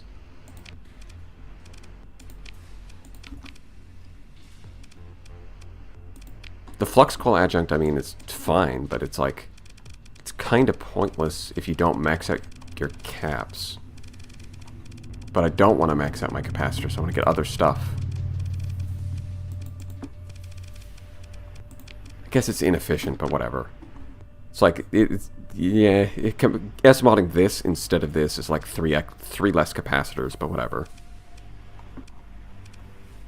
Whatever, it's fine, it's fine. Oh, missile autoloader too. Yeah, S-modding the autoloader would be nice. Instead of that. You know what, there might be a way to do it. Although, to be fair, if I'm going for this, I'm not going for this. Which means that normally they should only have 2 S-mods anyways. So the fact that they get a third one is kind of free. This one has advanced optics? Maybe this one should have it. Although then again, maybe not. I don't have any auto lances, really? Because I'd really like those. Then again, I can't S-mod expanded magazine, so maybe not. Maybe it's fine just as like a support ship. I don't have anything. Wow.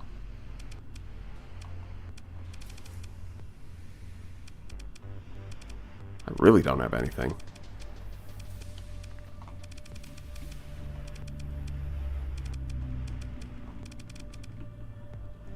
Guess we'll just go with the cheap option. Do some, yeah, look at that. No, nothing. Damn. The problem is, I guess it's going to be too aggressive. Yeah, I have to leave these empty because it's a reckless AI. So I could put tactical lasers here, I guess.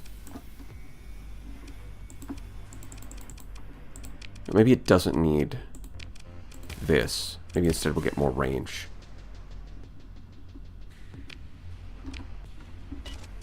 Although it's probably going to take some damage to the engines because it's kind of reckless. So, tempted to get that.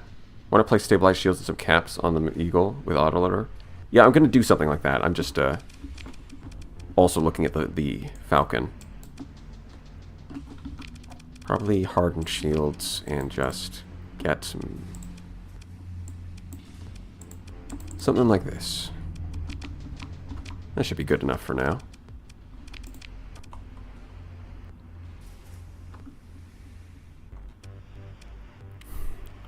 I mean, stabilized shields is good on the Eagle.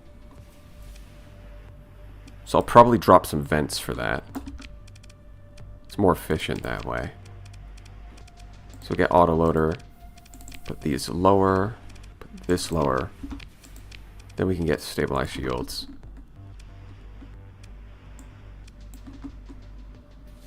Only needs to be like 1300, so we can do that. Yeah, that's pretty good.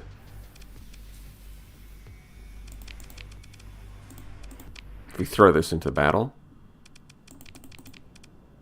Enforcers, or maybe... Mirror match is kind of lame. They're up against remnants. Oh, I have gamma cores. Guess it's better than nothing. Gamma cores and beta cores.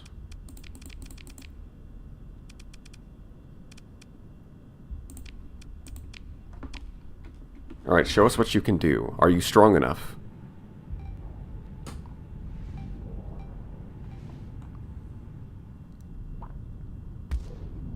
Well, not if you go straight after the enemy cruiser, then you're kind of screwed. Because you're going to get... Yeah. That's a bad idea. Oh, yeah. Now you're going to face your engines towards the EMP.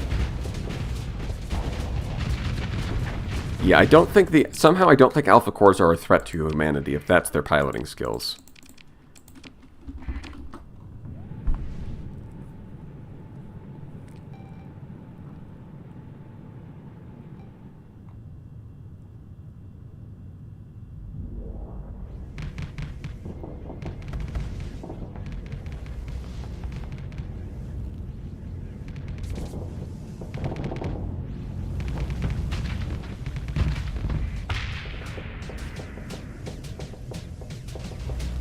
And it'd be nice to be able to... Yeah, it's just gonna have to live with it. It is what it is. So it can definitely kill these little guys. That's great.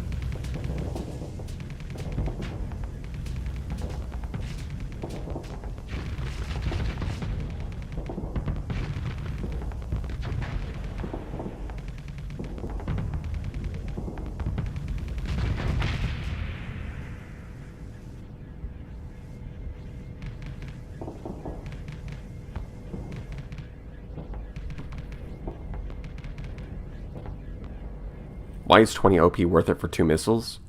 Well, that's specifically what missile autoloader is for. It's not missile racks, it's missile autoloader. You get more than 2 missiles.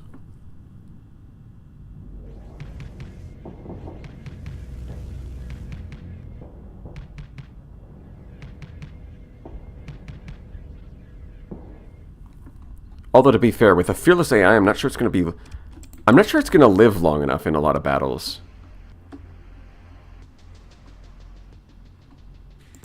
Might just be better off with not doing that.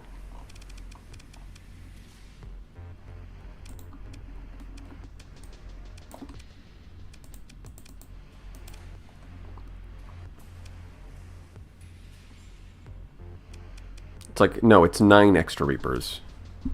Is it, wait, 9? No, sorry, 8. 15 adds up to 8 extra Reapers.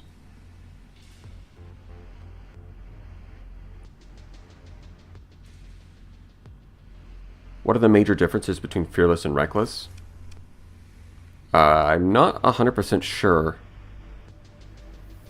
Based off of what it seems like, I think human pilots have small delays added to their reaction speed or their decision making, where Fearless AI cores don't have that, I think.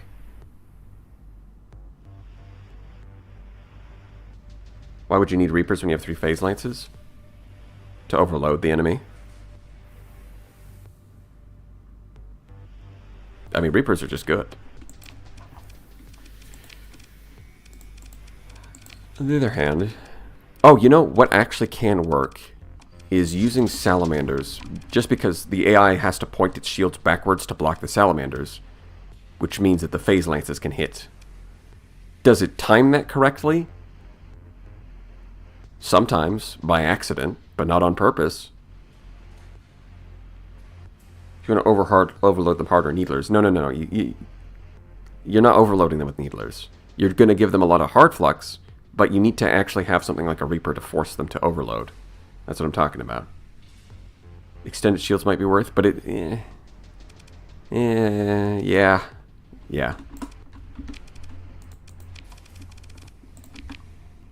It is fearless, and it is going to get itself in some wacky situations where it's surrounded, rut-row.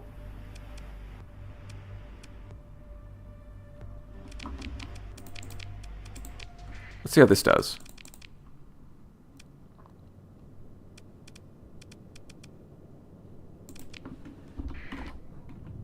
AI on AI violence. Yeah, the classic 330-degree shield.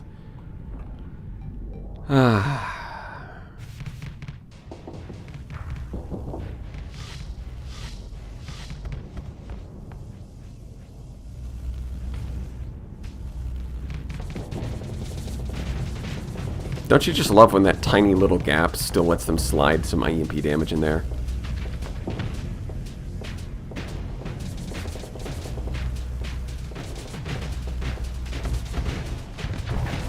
Bro, this is like the Death Star. What is this?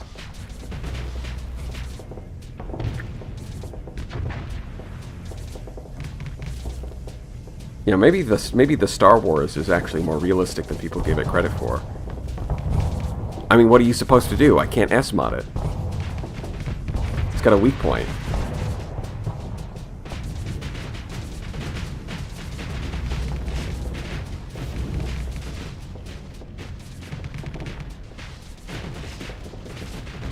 We see that there's an Alpha Core piloting that Eagle. It's basically unkillable. The ship is too strong. Fortunately, there is a weak point at the exhaust port on the rear.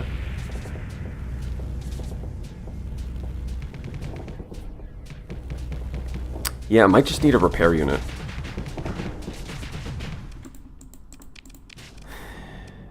Might have to go even sillier and just go with like a repair unit and just accept that it's going to get hit with EMP.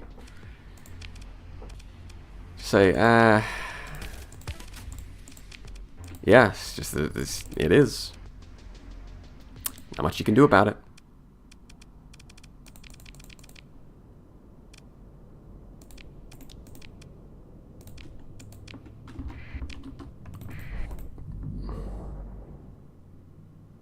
In a real battle, no enemy gets to park behind your engines like that. Normally, with a human pilot, that would be right. This isn't a human pilot. It's a fearless AI. It is going to get itself into stupid situations.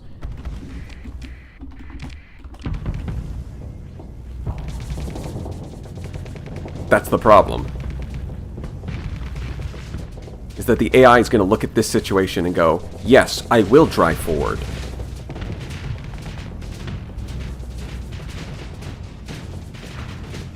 That's the way a fearless AI thinks.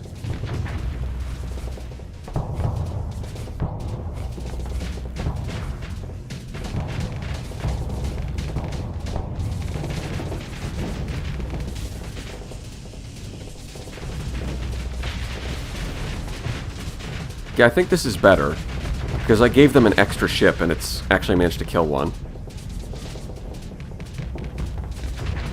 Kill two. See, look at this. So it's in this situation, right, where obviously you would turn left. But because the AI has targeted this one, it's going to turn to the right. Very smart AI. Good job. We doing some tomfoolery. That's right. I think we'll just do this. We'll go with that. It's fine. It's fine. There will be no issues. Issues.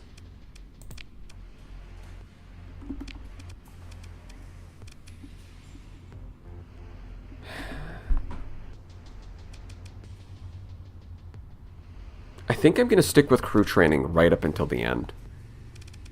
I'm going to get to level 15. Get all the... I'm going to go all the way up until I'm level 15. And then I'm just going to grab Hull Restoration and reassign. I think I'm going to stick with crew training until then. Not going to reassign now. It's too early.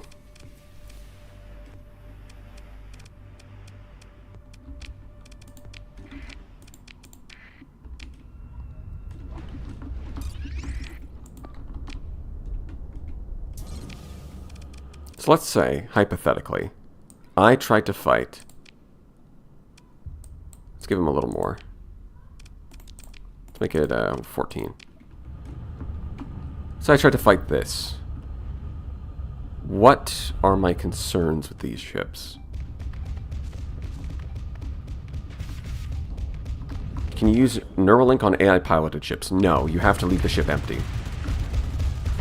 And it only gives you your skills. You can't sneakily get the skills of an Alpha Core.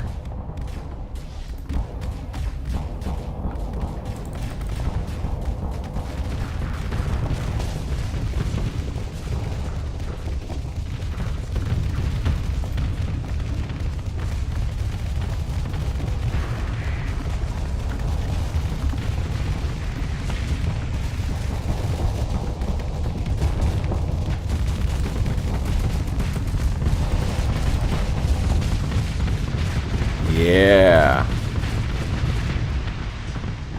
You see, you use the voltaic cannons to shut off all their point defense, and then you hit them with the million Reapers and they die. Just the way Ludd intended. Or is it at least... it's close. He probably intended hammers. I mean, they are his hammers after all.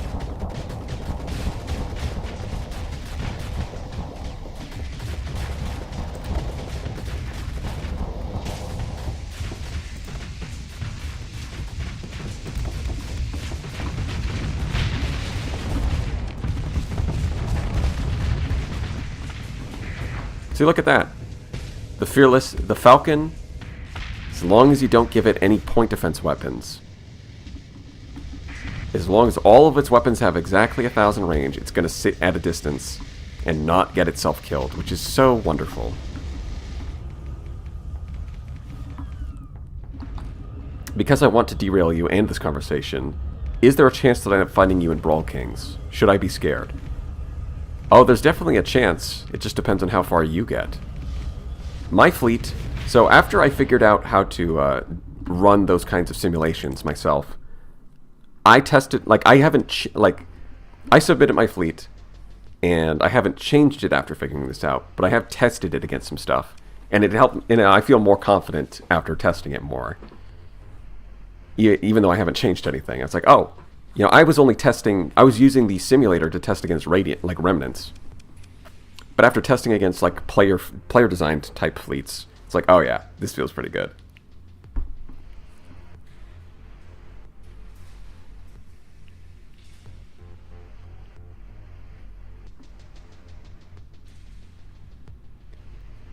Yeah. The Kamikaze Boater. That's an appropriate name. Commander, drive me closer. I want to hit him with my sword. No, not my sword. My point defense. That is basically how the AI thinks. So if you only have 1,000 range weapons, it will stay at a decent range.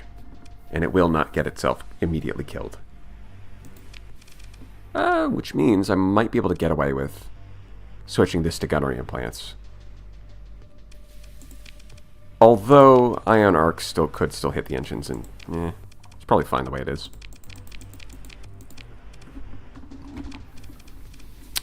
Yeah, so I think we're going to aim for derelict operations, and then that's going to give us enough of a cost reduction that we can start using these two. As well as some, like, glimmers and stuff. And we're going to have a big fleet. A large fleet of automated ships. And it's going to be awesome. But before we can get to that, we've got to kill whoever this asshole is. He's apparently in the system. It's going to be huge.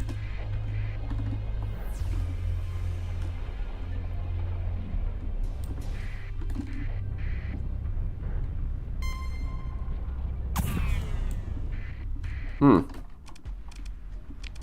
32%. You guys don't stand a chance.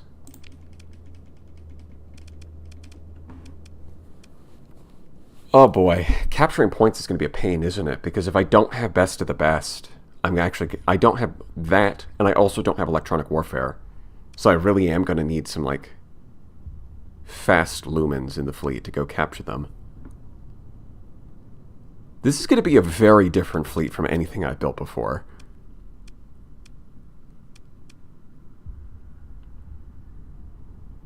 Well, here we go.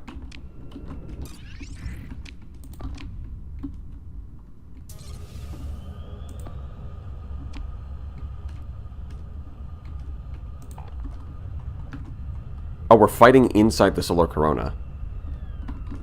I didn't even realize we were doing that.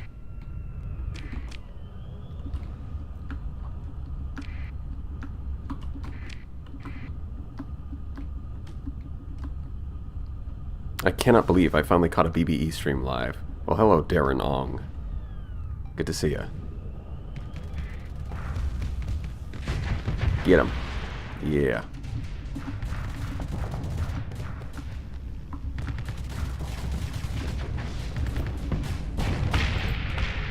Man, I didn't even do anything. He just chose to die.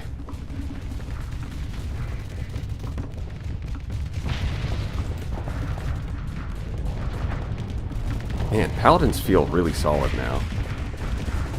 Love that.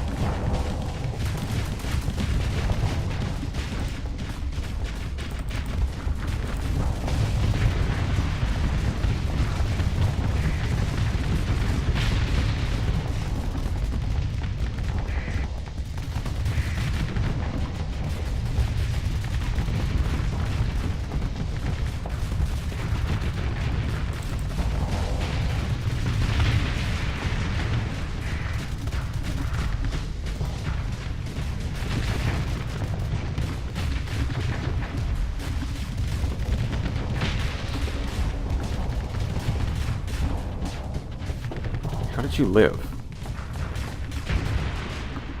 Be gone.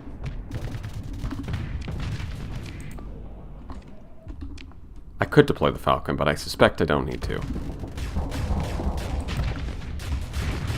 No, I missed.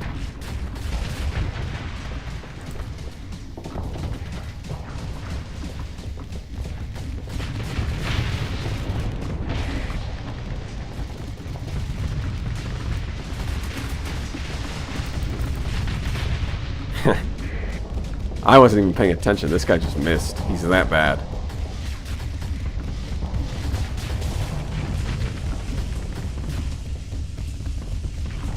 Okay, hold on. Let me manually control the Paladin. There we go. Oddly enough, I think the Paladin does enough damage to hull that it's actually worth doing sometimes. It's manually forcing it to shoot at enemy ships.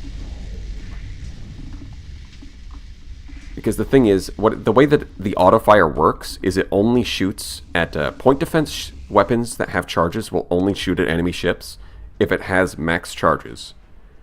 So if it uses some of its charges on point defense and it's sitting at like half, it won't shoot at an enemy ship, and you have to force it.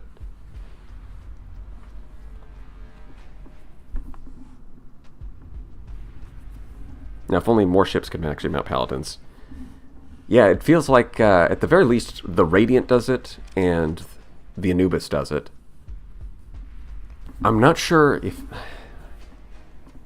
Maybe with some of the new weapons that are available, you might be able to do the Paragon. Like, imagine, for example, in those front medium slots, if you use the new pseudo-particle jet for kinetic damage. That thing is expensive, and it uses a lot of flux. So, if you're using that, then going for Paladins in the large turrets might actually make sense. It just depends on whether or not the pseudo-particle jet is actually worth it.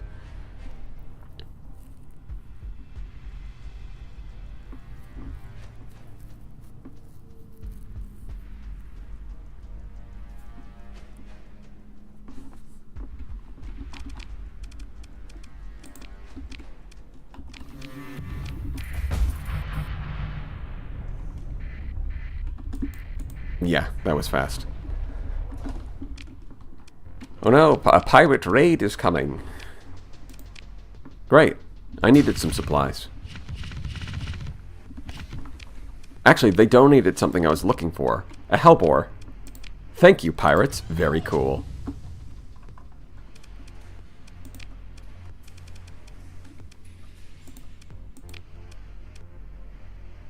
Do I want a dual flak? I'm not sure that's actually good or bad. 5 Paladins with high scatter amplifier. And they are very flux efficient if they could do hard flux damage. Honestly, they're more flux efficient if you give Paladins. So look, they've got 0.3 efficiency. Right? Let's say that that's more flux efficient than a railgun. Because a railgun is 0.9. And you cut that in half, and because it's a kinetic weapon, you get to cut that in half. So its damage flux to shield damage ratio is 0.45. This would be 0.3. So yeah, a Paladin is even more efficient than a railgun in that sense. You know, just never mind all of the issues of like not having all that much range.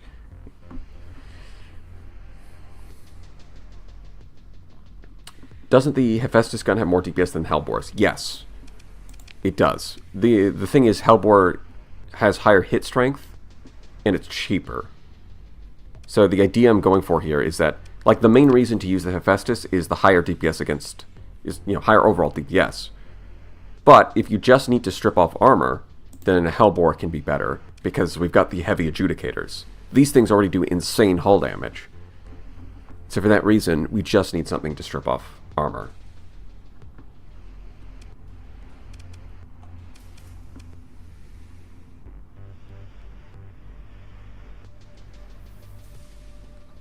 Two regular flax, so you're saying the 2 flax back here are a must-have. I mean, yeah, I wasn't planning to change them, so leave that.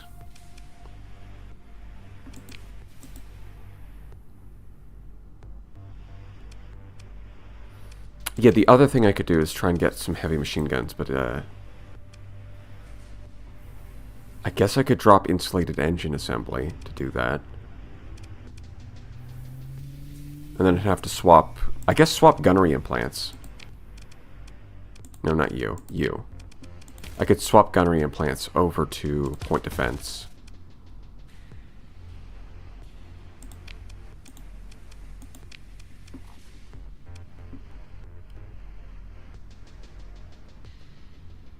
Isn't beam hit strength calculated from DPS? I think it's half the DPS.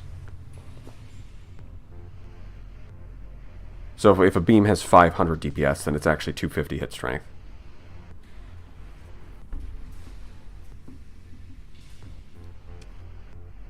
Get mass drivers? Well, where am I getting... Well, yes, mass drivers are good, but where am I getting the ordnance points for that? Initially, when the patch first came out, I wanted to use mass drivers, but then they got nerfed, and now they cost too many ordnance points.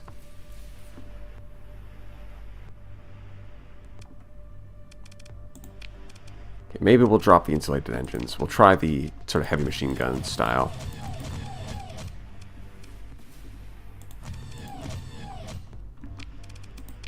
Then we still have 5 points, which is kind of awkward. It's a weird number.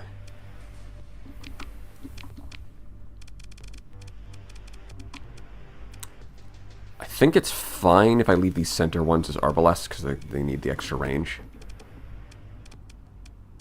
How's this going to do?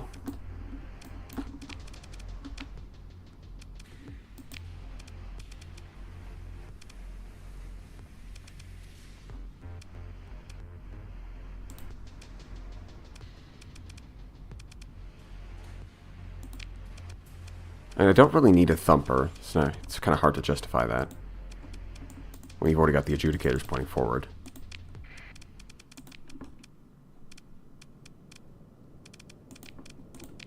Alright, let's see you in action.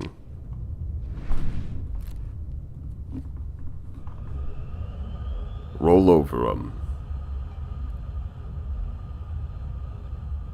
Yeah, that's the thing. I need to drop... If I want to do machine guns, I've got to drop insulated engines. But... dropping insulated engines does feel kind of scary.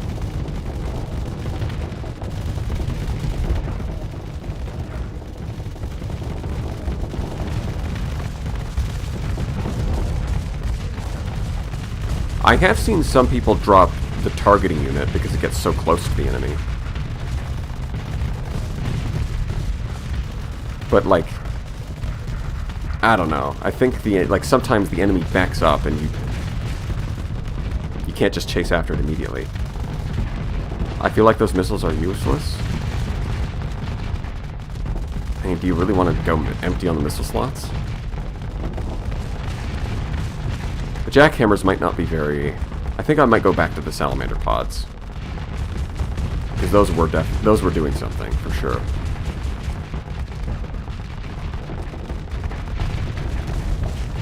I am liking the heavy machine guns, though. I think they're doing a good job.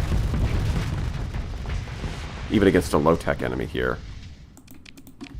I think we'll go back to the salamander pods. Like this.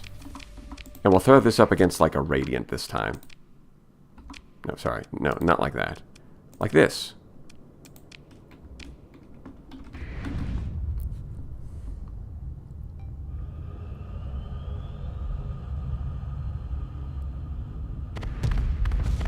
Hellbore looks worse than Hephaestus, AI can block it. Yeah, that's kind of the problem, is the AI does block it pretty well.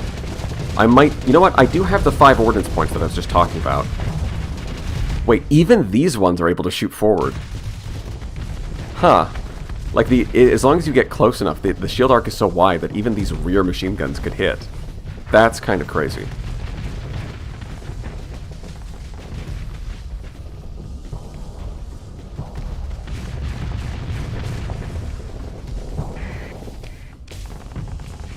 I don't think that had a core, though. Hold on. Let's go back to the Hephaestus.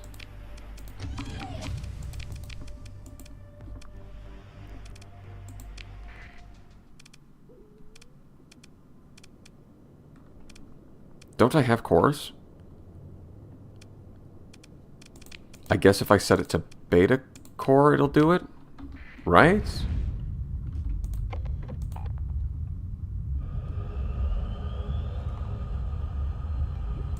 There it is. Yeah, triple S mod beta core. Okay.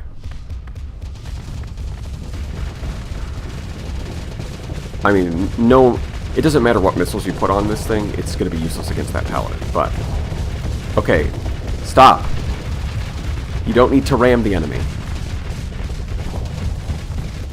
So yeah, the problem that it was having before with it constantly pointing its guns the wrong way, switching that front one from a Devastator to any other weapon does fix that. So the person who suggested that was correct. You know, for the record. Oh wait, look, we actually managed to shut off the Paladin, so the Salamanders got pretty far. Interesting.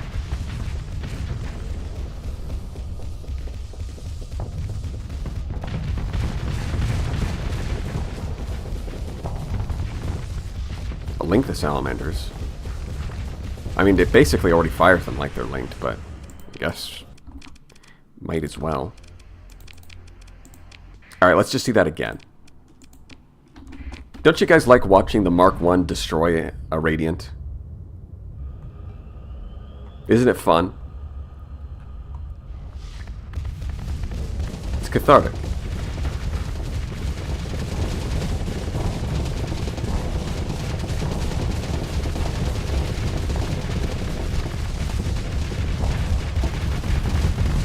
Look at this. He's good. He's leaning in for a smooch. Cover your eyes, children. This is the so-called artificial intelligence mating dance. When a female attracts the attention of a male, they begin the courtship ritual.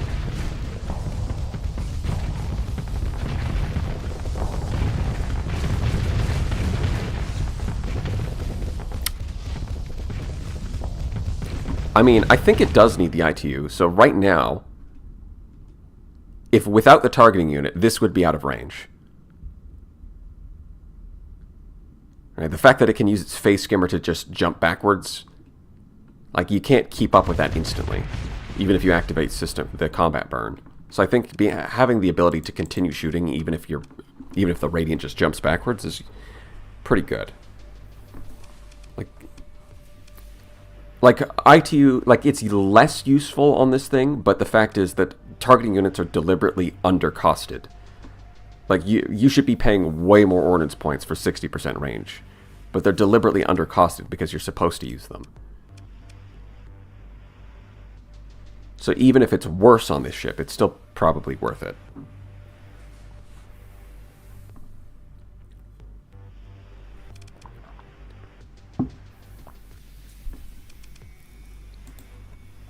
Alright. Well, that feels pretty good. I might even change these, but to what? More flak? Because these aren't actually contributing too much. Now that I think about it. Like, the machine guns are way outperforming them in damage. And they don't have enough range to keep up with the other weapons, so... Probably better just to get some flak. Bring the flux cost down, be, help shoot down missiles and stuff.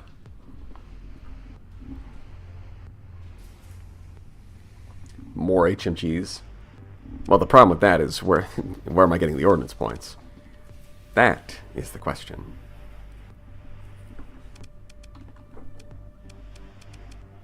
Because again, one of the big limitations of the ship is it only has 300 ordnance points, which is a lot less than it should. Or, I say should. A lot less than a battleship normally gets. Because it has a lot of good base stats. Probably doesn't need so many vents with that many machine guns. I disagree.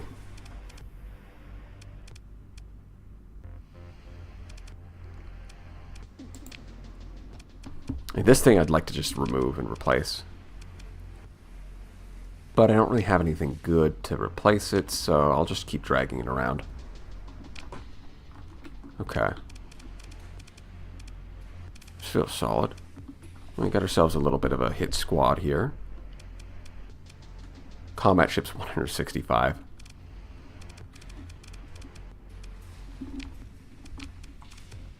Okay. What about the colony? Anything I need to do here? Well, stopping these shipping disruptions would be nice.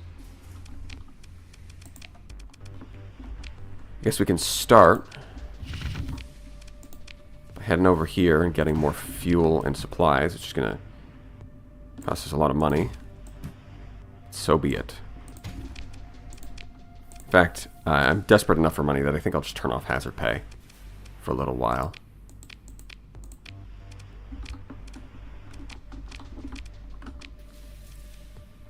Okay. So there is a pirate base in the Beta Pelfanar. Huh. There's this, which... Oh, right. I do have the planet killer. So I should go give that back.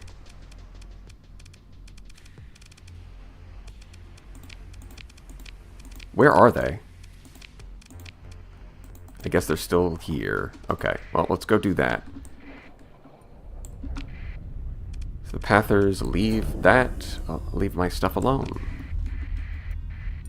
That'll be lovely.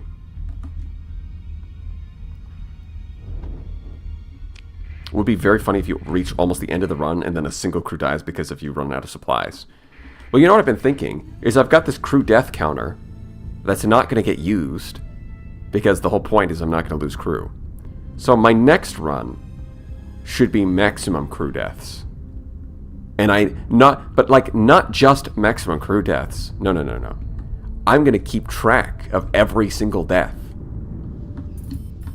Is after every battle, I'm going to look, before every battle, I'm going to look at my crew count and then compare it to what I have after the battle and mark down and add the difference to the score. It's going to be great. You better believe we're going to be bringing some talents to that one. Right, but no. We're not playing John Devil Sector right now. We're playing John Saint Sector. Okay, wait, does this thing have a... Oh, no, it is orbiting a planet. Okay. I was like, how does this base have its own gravity well? That doesn't make sense.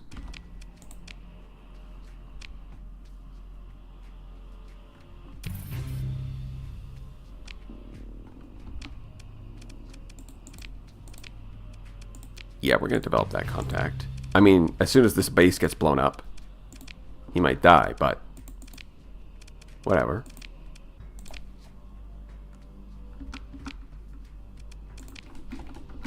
Of course, a fleet's going to harass us. Oh, no, never mind.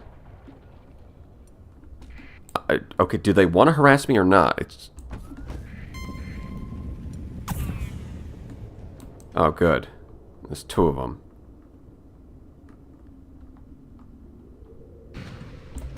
What do you want? I don't have that money. Okay, I guess I'll just kill you.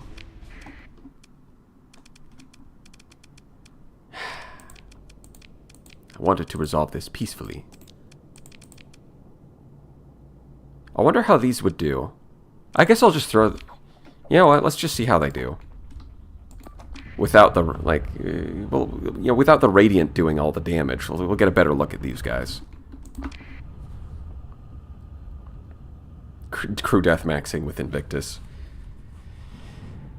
I mean, that could be part of it. I mean, the Invictus can carry Talons. Let's not forget.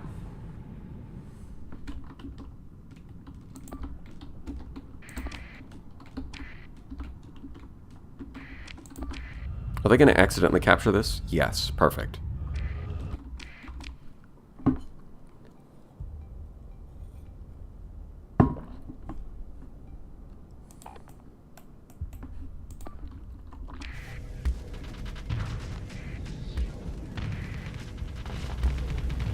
They're locked onto the Falcon, but now they're getting hit by the Eagle.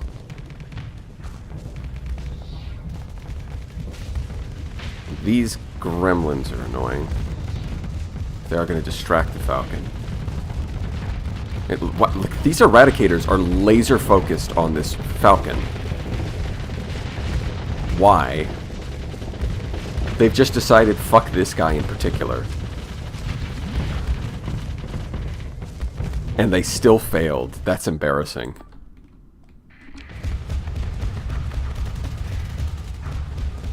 That's a lot of Atropos. My god.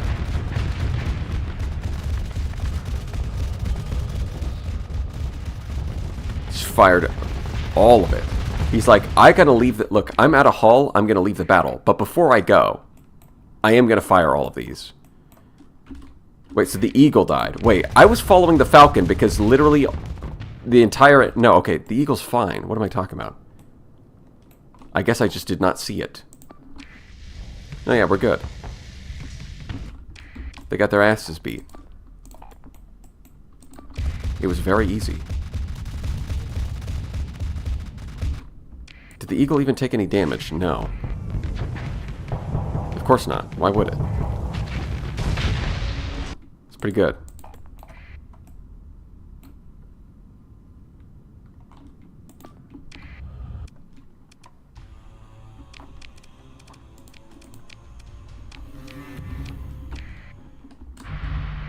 Hey, it's your fault for stupidly pursuing me solo.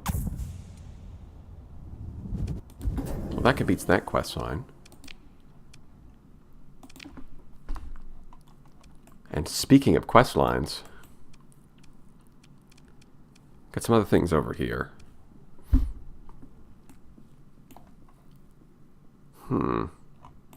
Okay. Yeah, I guess we're just going to go do that now. No reason not to.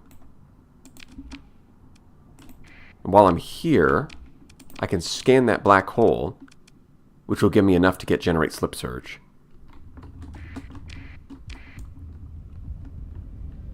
Yes, it's finally... It's like 3 years in. No, just about 4 years in, actually. We're pretty close to 4 years. Finally time to do the main quest. Yeah, look, I had to get my hands on a Radiant first. You understand, right?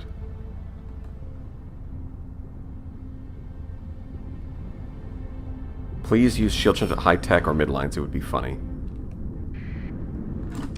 I mean, that would be a funny gimmick for a run. Where's the nearest slipstream? Oh, there isn't any. Oh, right, we're at the time of year where they all despawn. Alright, I'm out of money.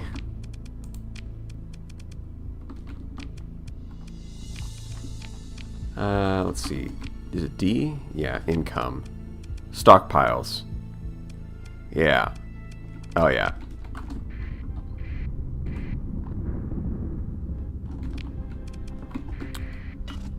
What the? I was like, did I get swept up in a new event? What is happening right now? I started moving right for no reason. It's just that this massive hyperstream was spawning in. That's all. No big deal. False alarm. It's not a new event.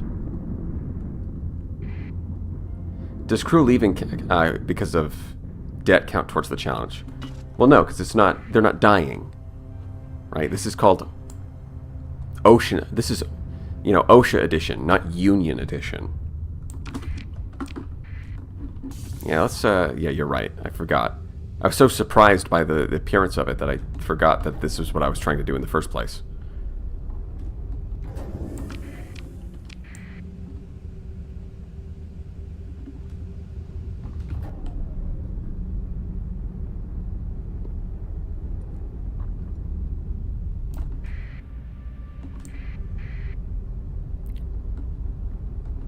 Bro is just sliding his way to Gilead.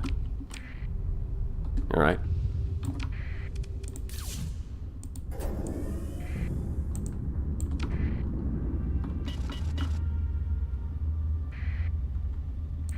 Crew gone is still crew lost? I mean, if you want to interpret the word lost that way. Look, we're not going to lose any crew, okay? It's fine. It's totally fine. We will make money.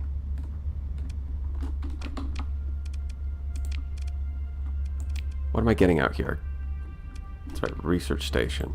Okay. Gas giant.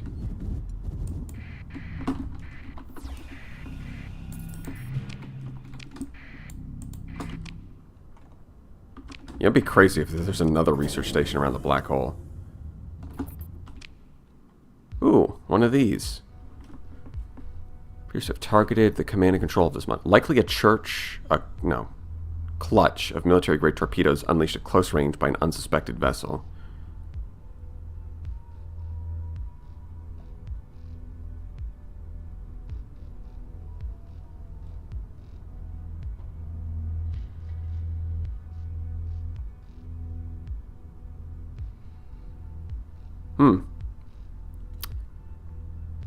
So they took down the command and control with a surprise torpedo attack, which caused all of the subsystems to go in lockdown, and everyone died inside because they couldn't get out. Classic.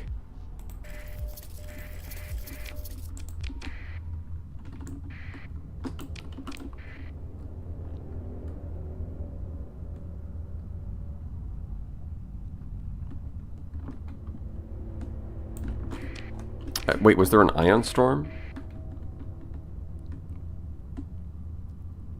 It looks like a regular magnetic field to me. I mean, this one's a little bit purple, but I don't think that's, I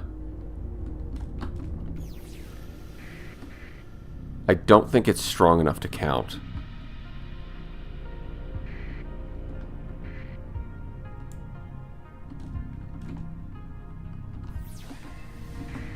Yeah, it's not giving me anything. It's like there's a specific type of storm you can scan, but not all the storms can.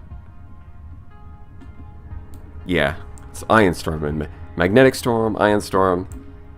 Kind of similar. One of them's useless, the other one gives you a ton of points for some reason.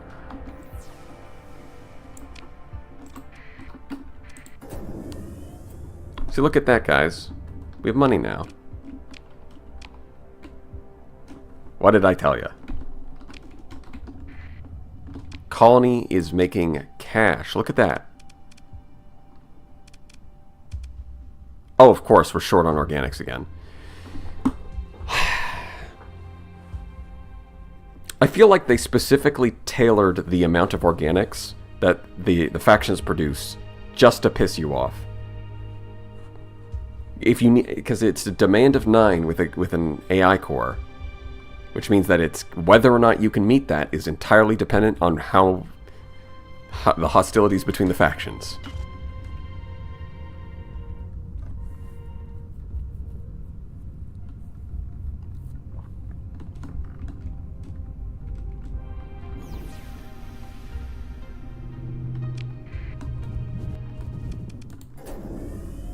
Yes, I know I didn't scan the hole. The reason is because of my supplies. I chose not to.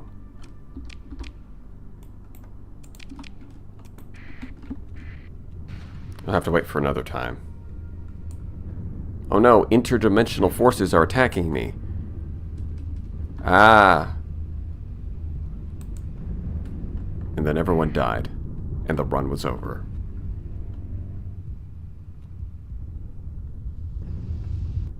You know, ironically, jumping into a black hole doesn't harm anyone. See, I think it is OSHA compliant. Like, it really doesn't put your crew at risk.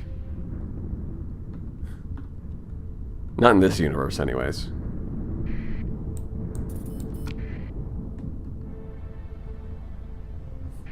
No, no, no, it's not foreshadowing. I mean, I can probably take on these mercenary fleets. Also, be kind of fun. Although, maybe I just want to do my job. Alright, it's going to be impossible to take distance from this. Oh, wait, never mind. It's going to be very easy to take distance from this. That's what I meant to say. The plant's all the way up there. Alright.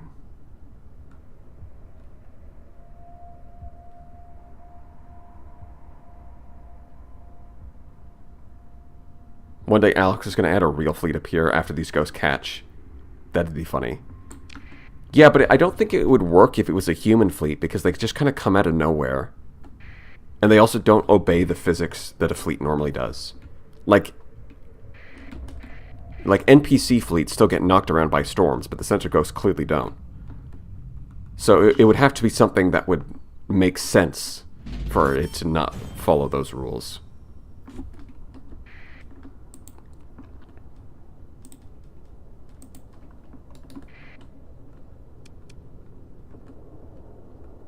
Yeah, Remnant does I mean, Remnant showing up as a Sensor Ghost does happen already. But I'm thinking, like, for one of... It's a bit different. I'm thinking for this one, it might be something like... You trigger some kind of event where demons leave the Abyss and enter the sector.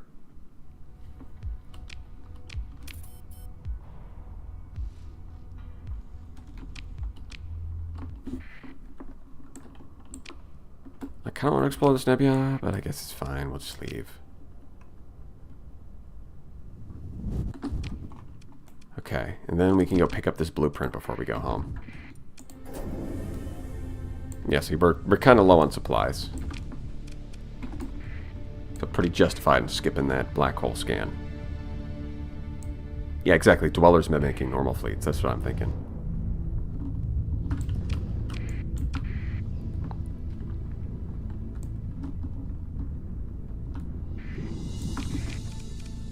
I don't think I have solar shielding on, like, anything, do I?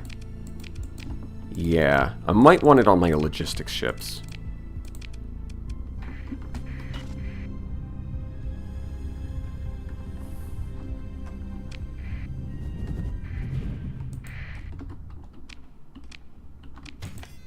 Well, that was easy. It was just right there. Found it immediately. Well, I've got survey equipment. I might as well scan some of these volcanic worlds.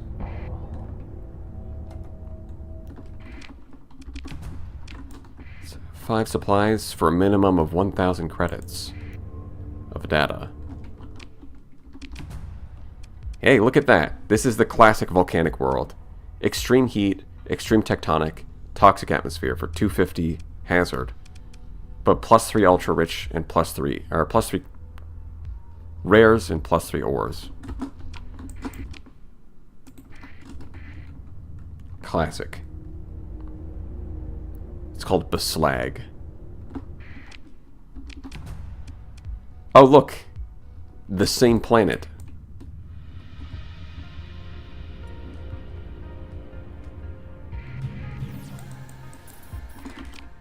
Okay, there's something there. Is that a debris field? Because if it is, it's kind of useless. Hey, Pegasus. Nice. Lilo and Beslag. Yeah. A Legion. Monitor. I mean, these are kind of useless to me. I really shouldn't be... With these ship blueprints, I shouldn't even be learning them because they're totally useless to me.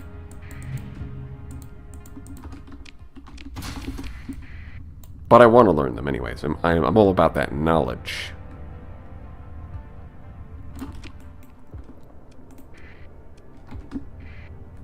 I guess I can do a preliminary survey. So I at least know what the resources are.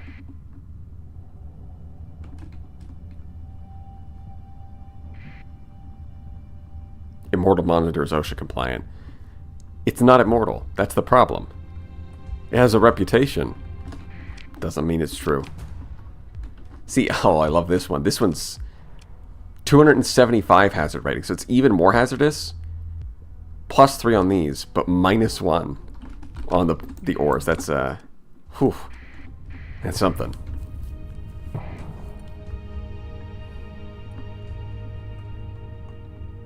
What's with all these explorers out here? What are you doing? Is this play some kind of joke to you?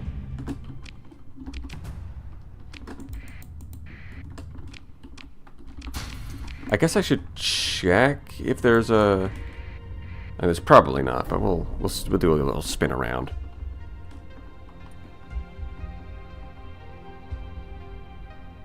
There's definitely something in there. Oh, a research station. And an equipment cache. I was going to say, it's probably not worth it. That's worth it.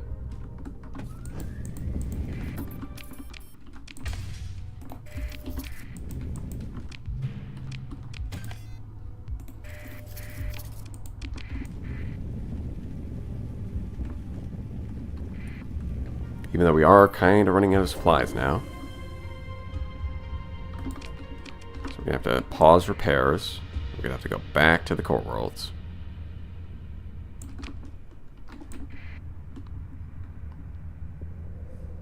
Head right on over to Galatia, drop off our scientist. Get started on the gate system. You know, it's really convenient. I think I'm going to take this path because slipstream. Yeah, salvaging is not OSHA compliant. It puts your crew's lives at risk. They can die in salvaging operations. And that's not a chance we're willing to take.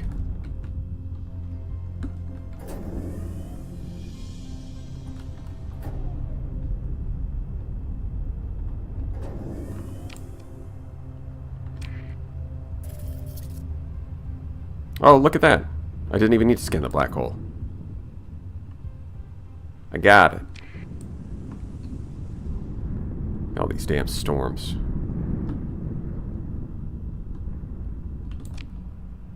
I could slip surge like here to here, but I think I'm just... You know, it's a bit costly. It can damage your ships. A red beacon. Interesting. Should probably loot those at some point. Bound to be some vast ruins or something.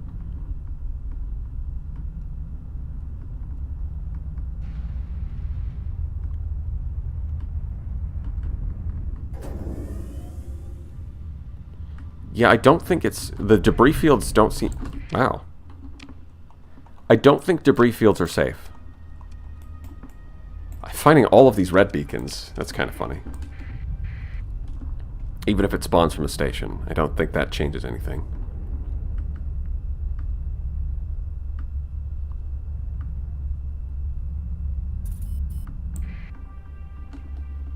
I would immediately fail a no casualty run because the shortcut commands for post-battle salvage are permanently ingrained in my muscle. Well, the thing is, post-battle salvage doesn't hurt you. It's just debris fields. Right, and you can fix the... Right, when it comes to debris fields, you just remove the salvaging button from your hotbar. So then you, even if you accidentally hit 6, like absent-mindedly, which of course I did not do at any point, then it's not an issue.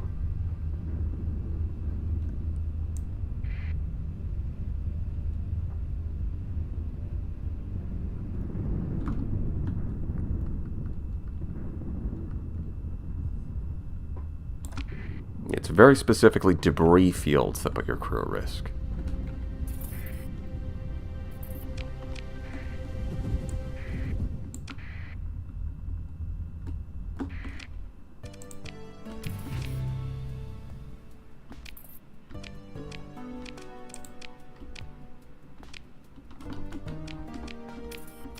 Mm-hmm. Mm-hmm. Mm-hmm. Yes. Mm-hmm.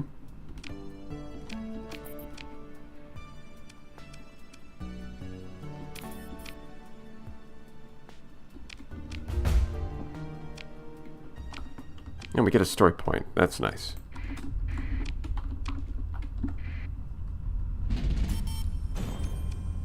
Got a little bit of cash, so we can actually buy some supplies, which is great because we need them right about now. Okay. Oh, and we can also sell all of these. That's worth something.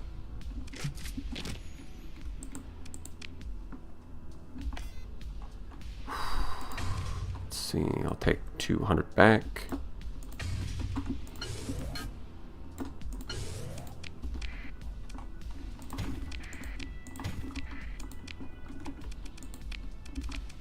Alright, that's good. Excellent.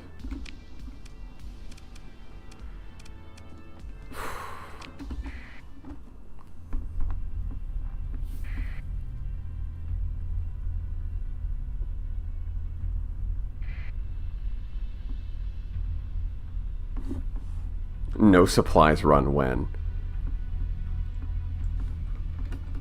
I mean, I could just open up console commands and say infinite supplies, which doesn't actually give you infinite supplies. What it does is nothing costs supplies. So then you can go 0 supplies and just run around. But I think that would be easier rather than harder.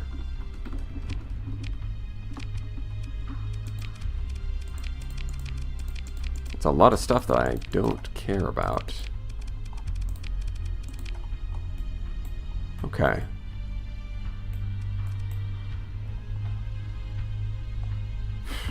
I guess we're just going to do the main quest now.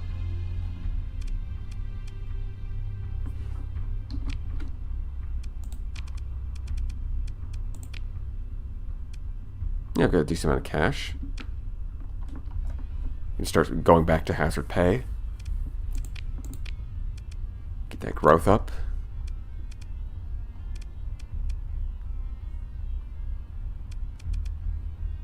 And even when the organics are coming in, so 19, this is contributing 16. So that's helpful. Then it goes from 19 to, it's like 45 from hazard pay. It's just pales in comparison. I mean, I've set it up at this point. There's no reason to shut it off until it's done.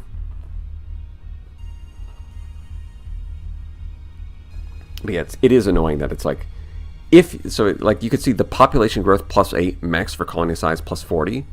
You would be getting +40 if you were in the same system as the cryosleeper.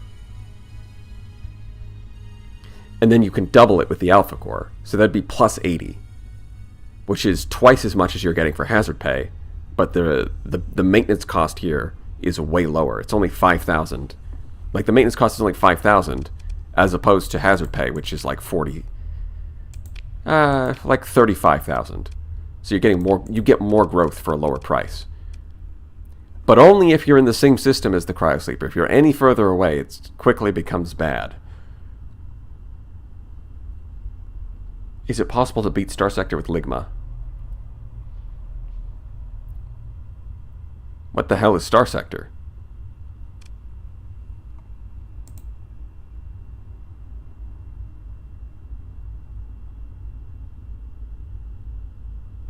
Well, yeah, of course I'm going to go with Remnants over Derelicts. I want to actually beat the endgame. Although I might make use of the ramparts. Those are these things. Like, these are actually alright. But they do have a glaring weakness with their lack of weapon mounts and all of that. So these things are definitely... These things work a lot better if you can have a small ship escorting them. Like a Glimmer or Lumen or something. And the part of the problem is that these things, I can have their role filled by, like, the Eagle or the Falcon that I got from there. But I can't really replace the role of a Lumen. Get a few sentries, give them salamanders. I might do that. I did mention, yeah, someone mentioned that earlier. I might do that. Too bad you can't move a cryosleeper one time like the gate hauler. I mean, yeah, now that we can move the gate hauler, that kind of makes sense. Maybe not when you immediately find them. Maybe you'd have to, like, unlock some kind of technology that lets you do it. And then it still costs a bunch of resources to move it. but I could see that.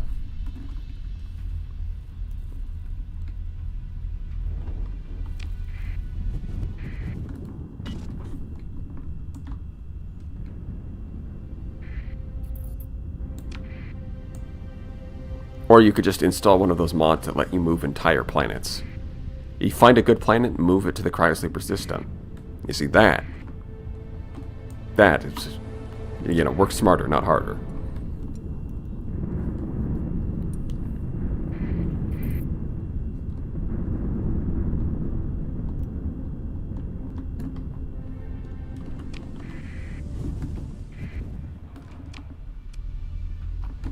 Alright, let's go make a new friend.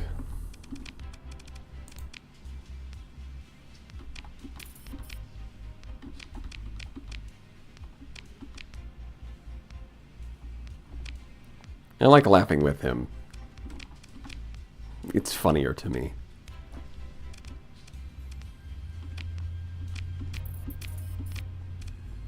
Alright, that's that part. Next up, here we go.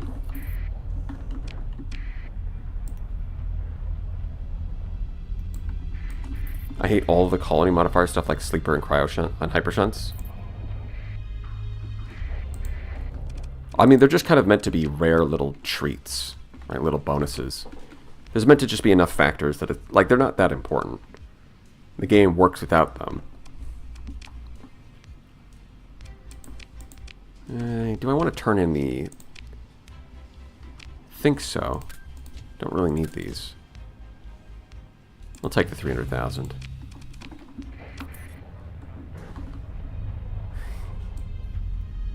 Exactly. Patrick would be good at Starsector.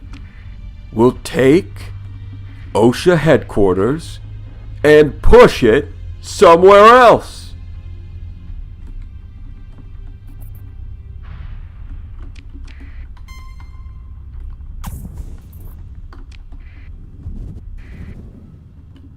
Yeah, by the time you get to use a hyper shunt, the game's basically over anyways. That's correct. My perfectionism hurts when I can't get the meta colony built well. Have you tried just turning it off?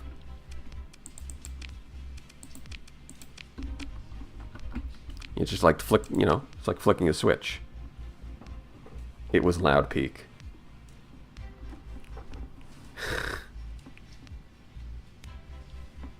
That was absolutely not peak. You're lying.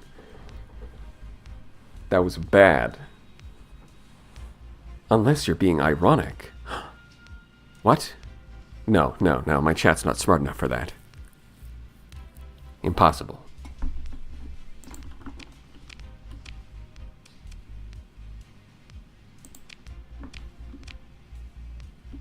Mm-hmm.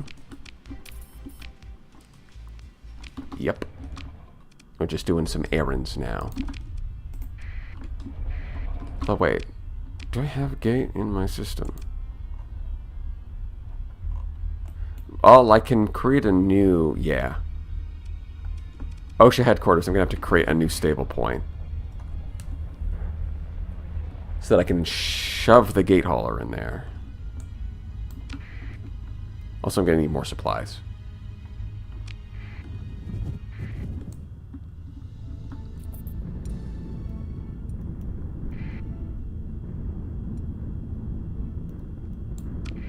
+1 industry is only good if you have Ludic majority. I think that's kind of backwards. With Ludic majority, there's only 3 industries you can build. So getting an extra one doesn't do anything. Why does the hauler need a stable point? Because.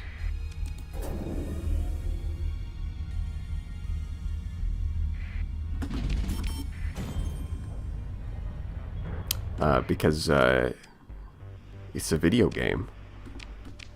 I think. This is a video game, right?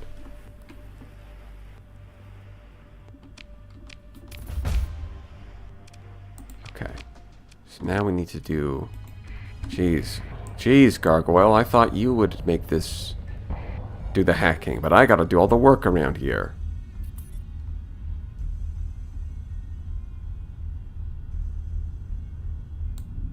My fleet is not... My fleet is like the opposite of stealthy. So this is going to be a huge pain.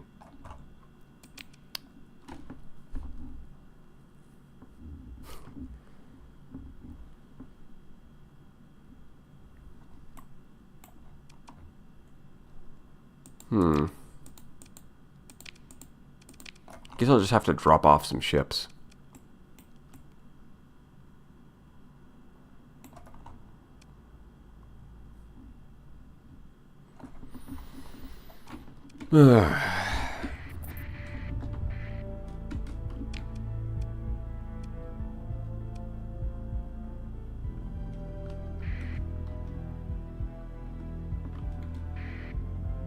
Starsector's fleet creates a bloom of radiation visible from the next constellation over.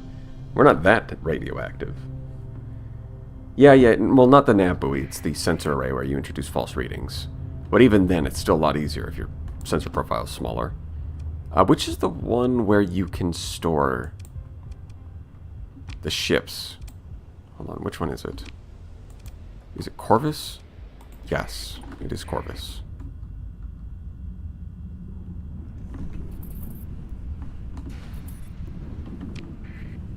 We can store a few things at Corvus. Yeah, sensor arrays are basically never guarded, so you can easily get in there and introduce some false readings. I'm going to leave that there. The problem is all these big capital ships. But if I just leave everything like this and go there with nothing but a kite,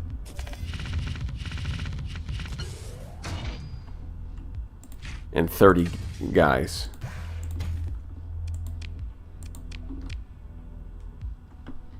nothing can possibly go wrong here.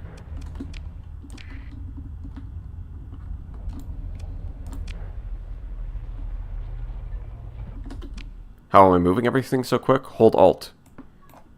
Hold Alt and just sweep your mouse over everything.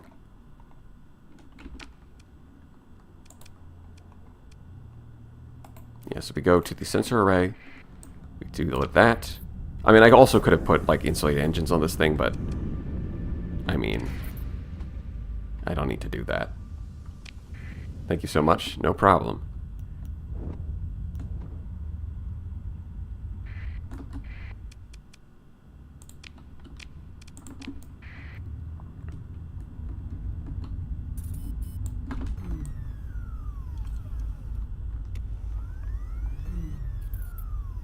So the one problem is our own sensor profile is really tiny. Our sensor range is tiny. So we can't even see if a patrol is coming up on us until they're really close.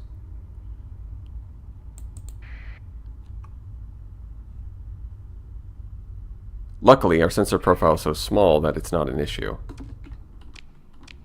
As I said, luckily our sensor profile is so small, it's not an issue.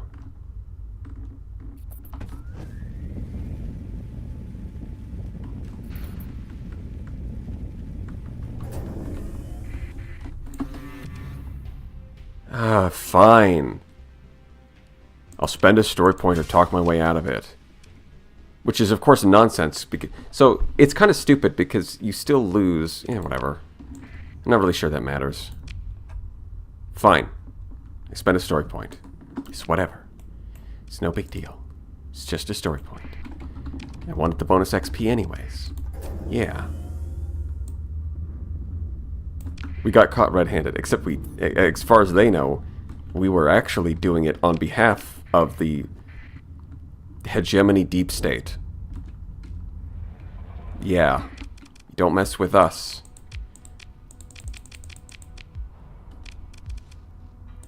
And we're gonna leave that. Take everything back. I have no supplies. Gonna need to buy some of those.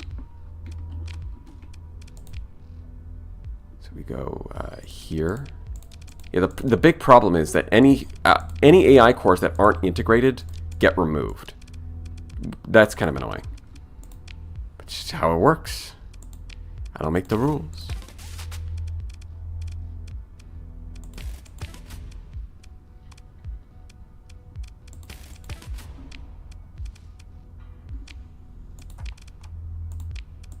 Now I've got to change these back over. Think this was it. Right? Yeah, okay. And yeah, that was basically it. Okay. You know, I'll take this and I'll scrap it. Now we go get our friend Omega Core Wen. That'd be an interesting... That'd be interesting if, like, at the end, the very end of the game, they're just like, you know what? You know, you finished the main, you know, Starsector 1.0, you finished the main storyline. Now you can use Omega Cores. Now you could produce Omega Cores, because you've unlocked the secrets of the domain. That would be something. That ship had a family. Yes. I mean, they can watch if they want.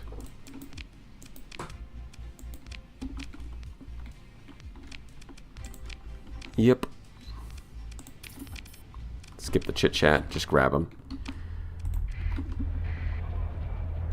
Grab the Maniac and go... Oh no, they're totally unrelated.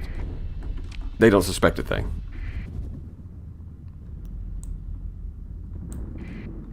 These guys, on the other hand, definitely suspect something.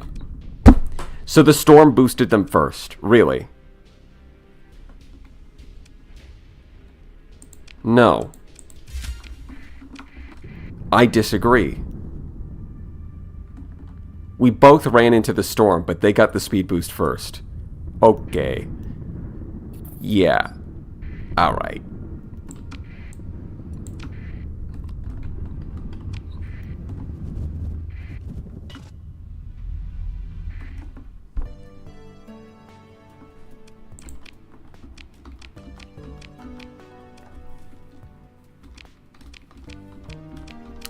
That takes care of that. How much money? 100,000. That's alright.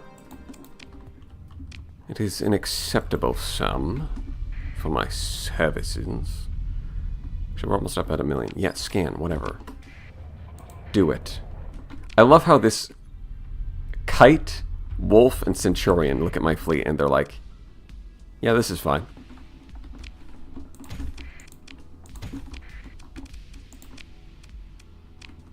I'm going to need to gobble up some more supplies.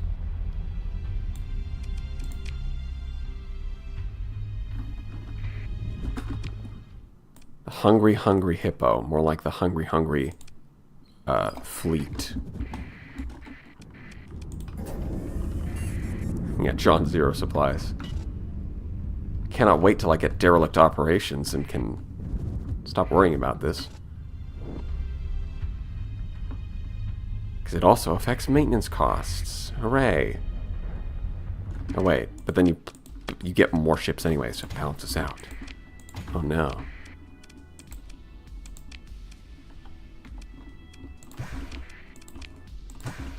Actually, I think so derelict operations, it reduces their maintenance cost and the deployment points by the same amount. Which means that by the time you build a full fleet, you're using the same amount of supplies. But it has no effect on fuel costs. So you better believe derelict operations is going to be costing you some fuel cash. Good thing we got containment procedures. What? Go away.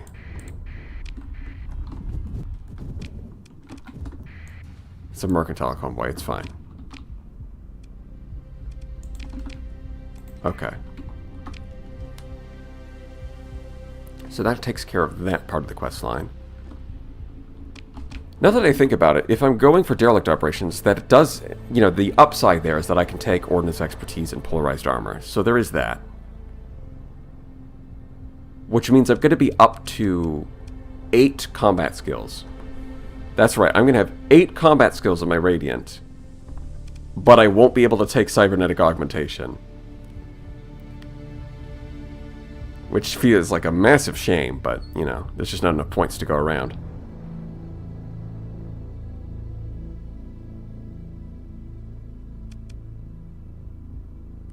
Derelict Ops reduces cost by 20% deploy cost demods give.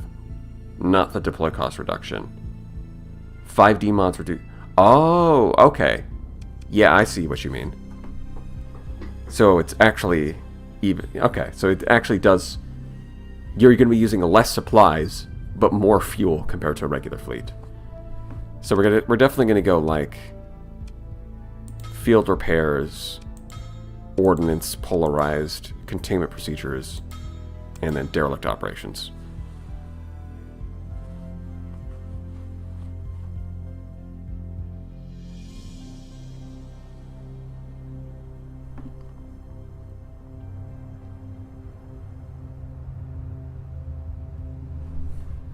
What if we legalize nuclear bombs? Stop.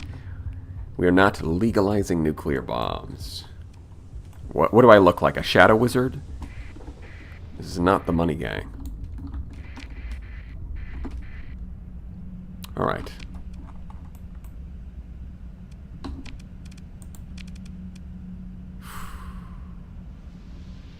Okay. You know what? That feels pretty good. I'm ready to call it here and go eat something. I hope you all enjoyed Starsector OSHA edition. We made some big progress. We got ourselves a Radiant. We got a lot of... We took out the Sentinel fleet. Just need to build out the... We need to level up and get some lumens and glimmers. And then we've actually got pretty much a complete fleet. Rather entertaining stream, I must say. Well, that's awesome, Radio. Glad that it's entertaining. Thank you for stream, even though I caught the end. Wow, that's just unfortunate, fuckboy. Just try showing up earlier. That would solve your problem. Yeah, hope you all had fun, and I'll see you next time.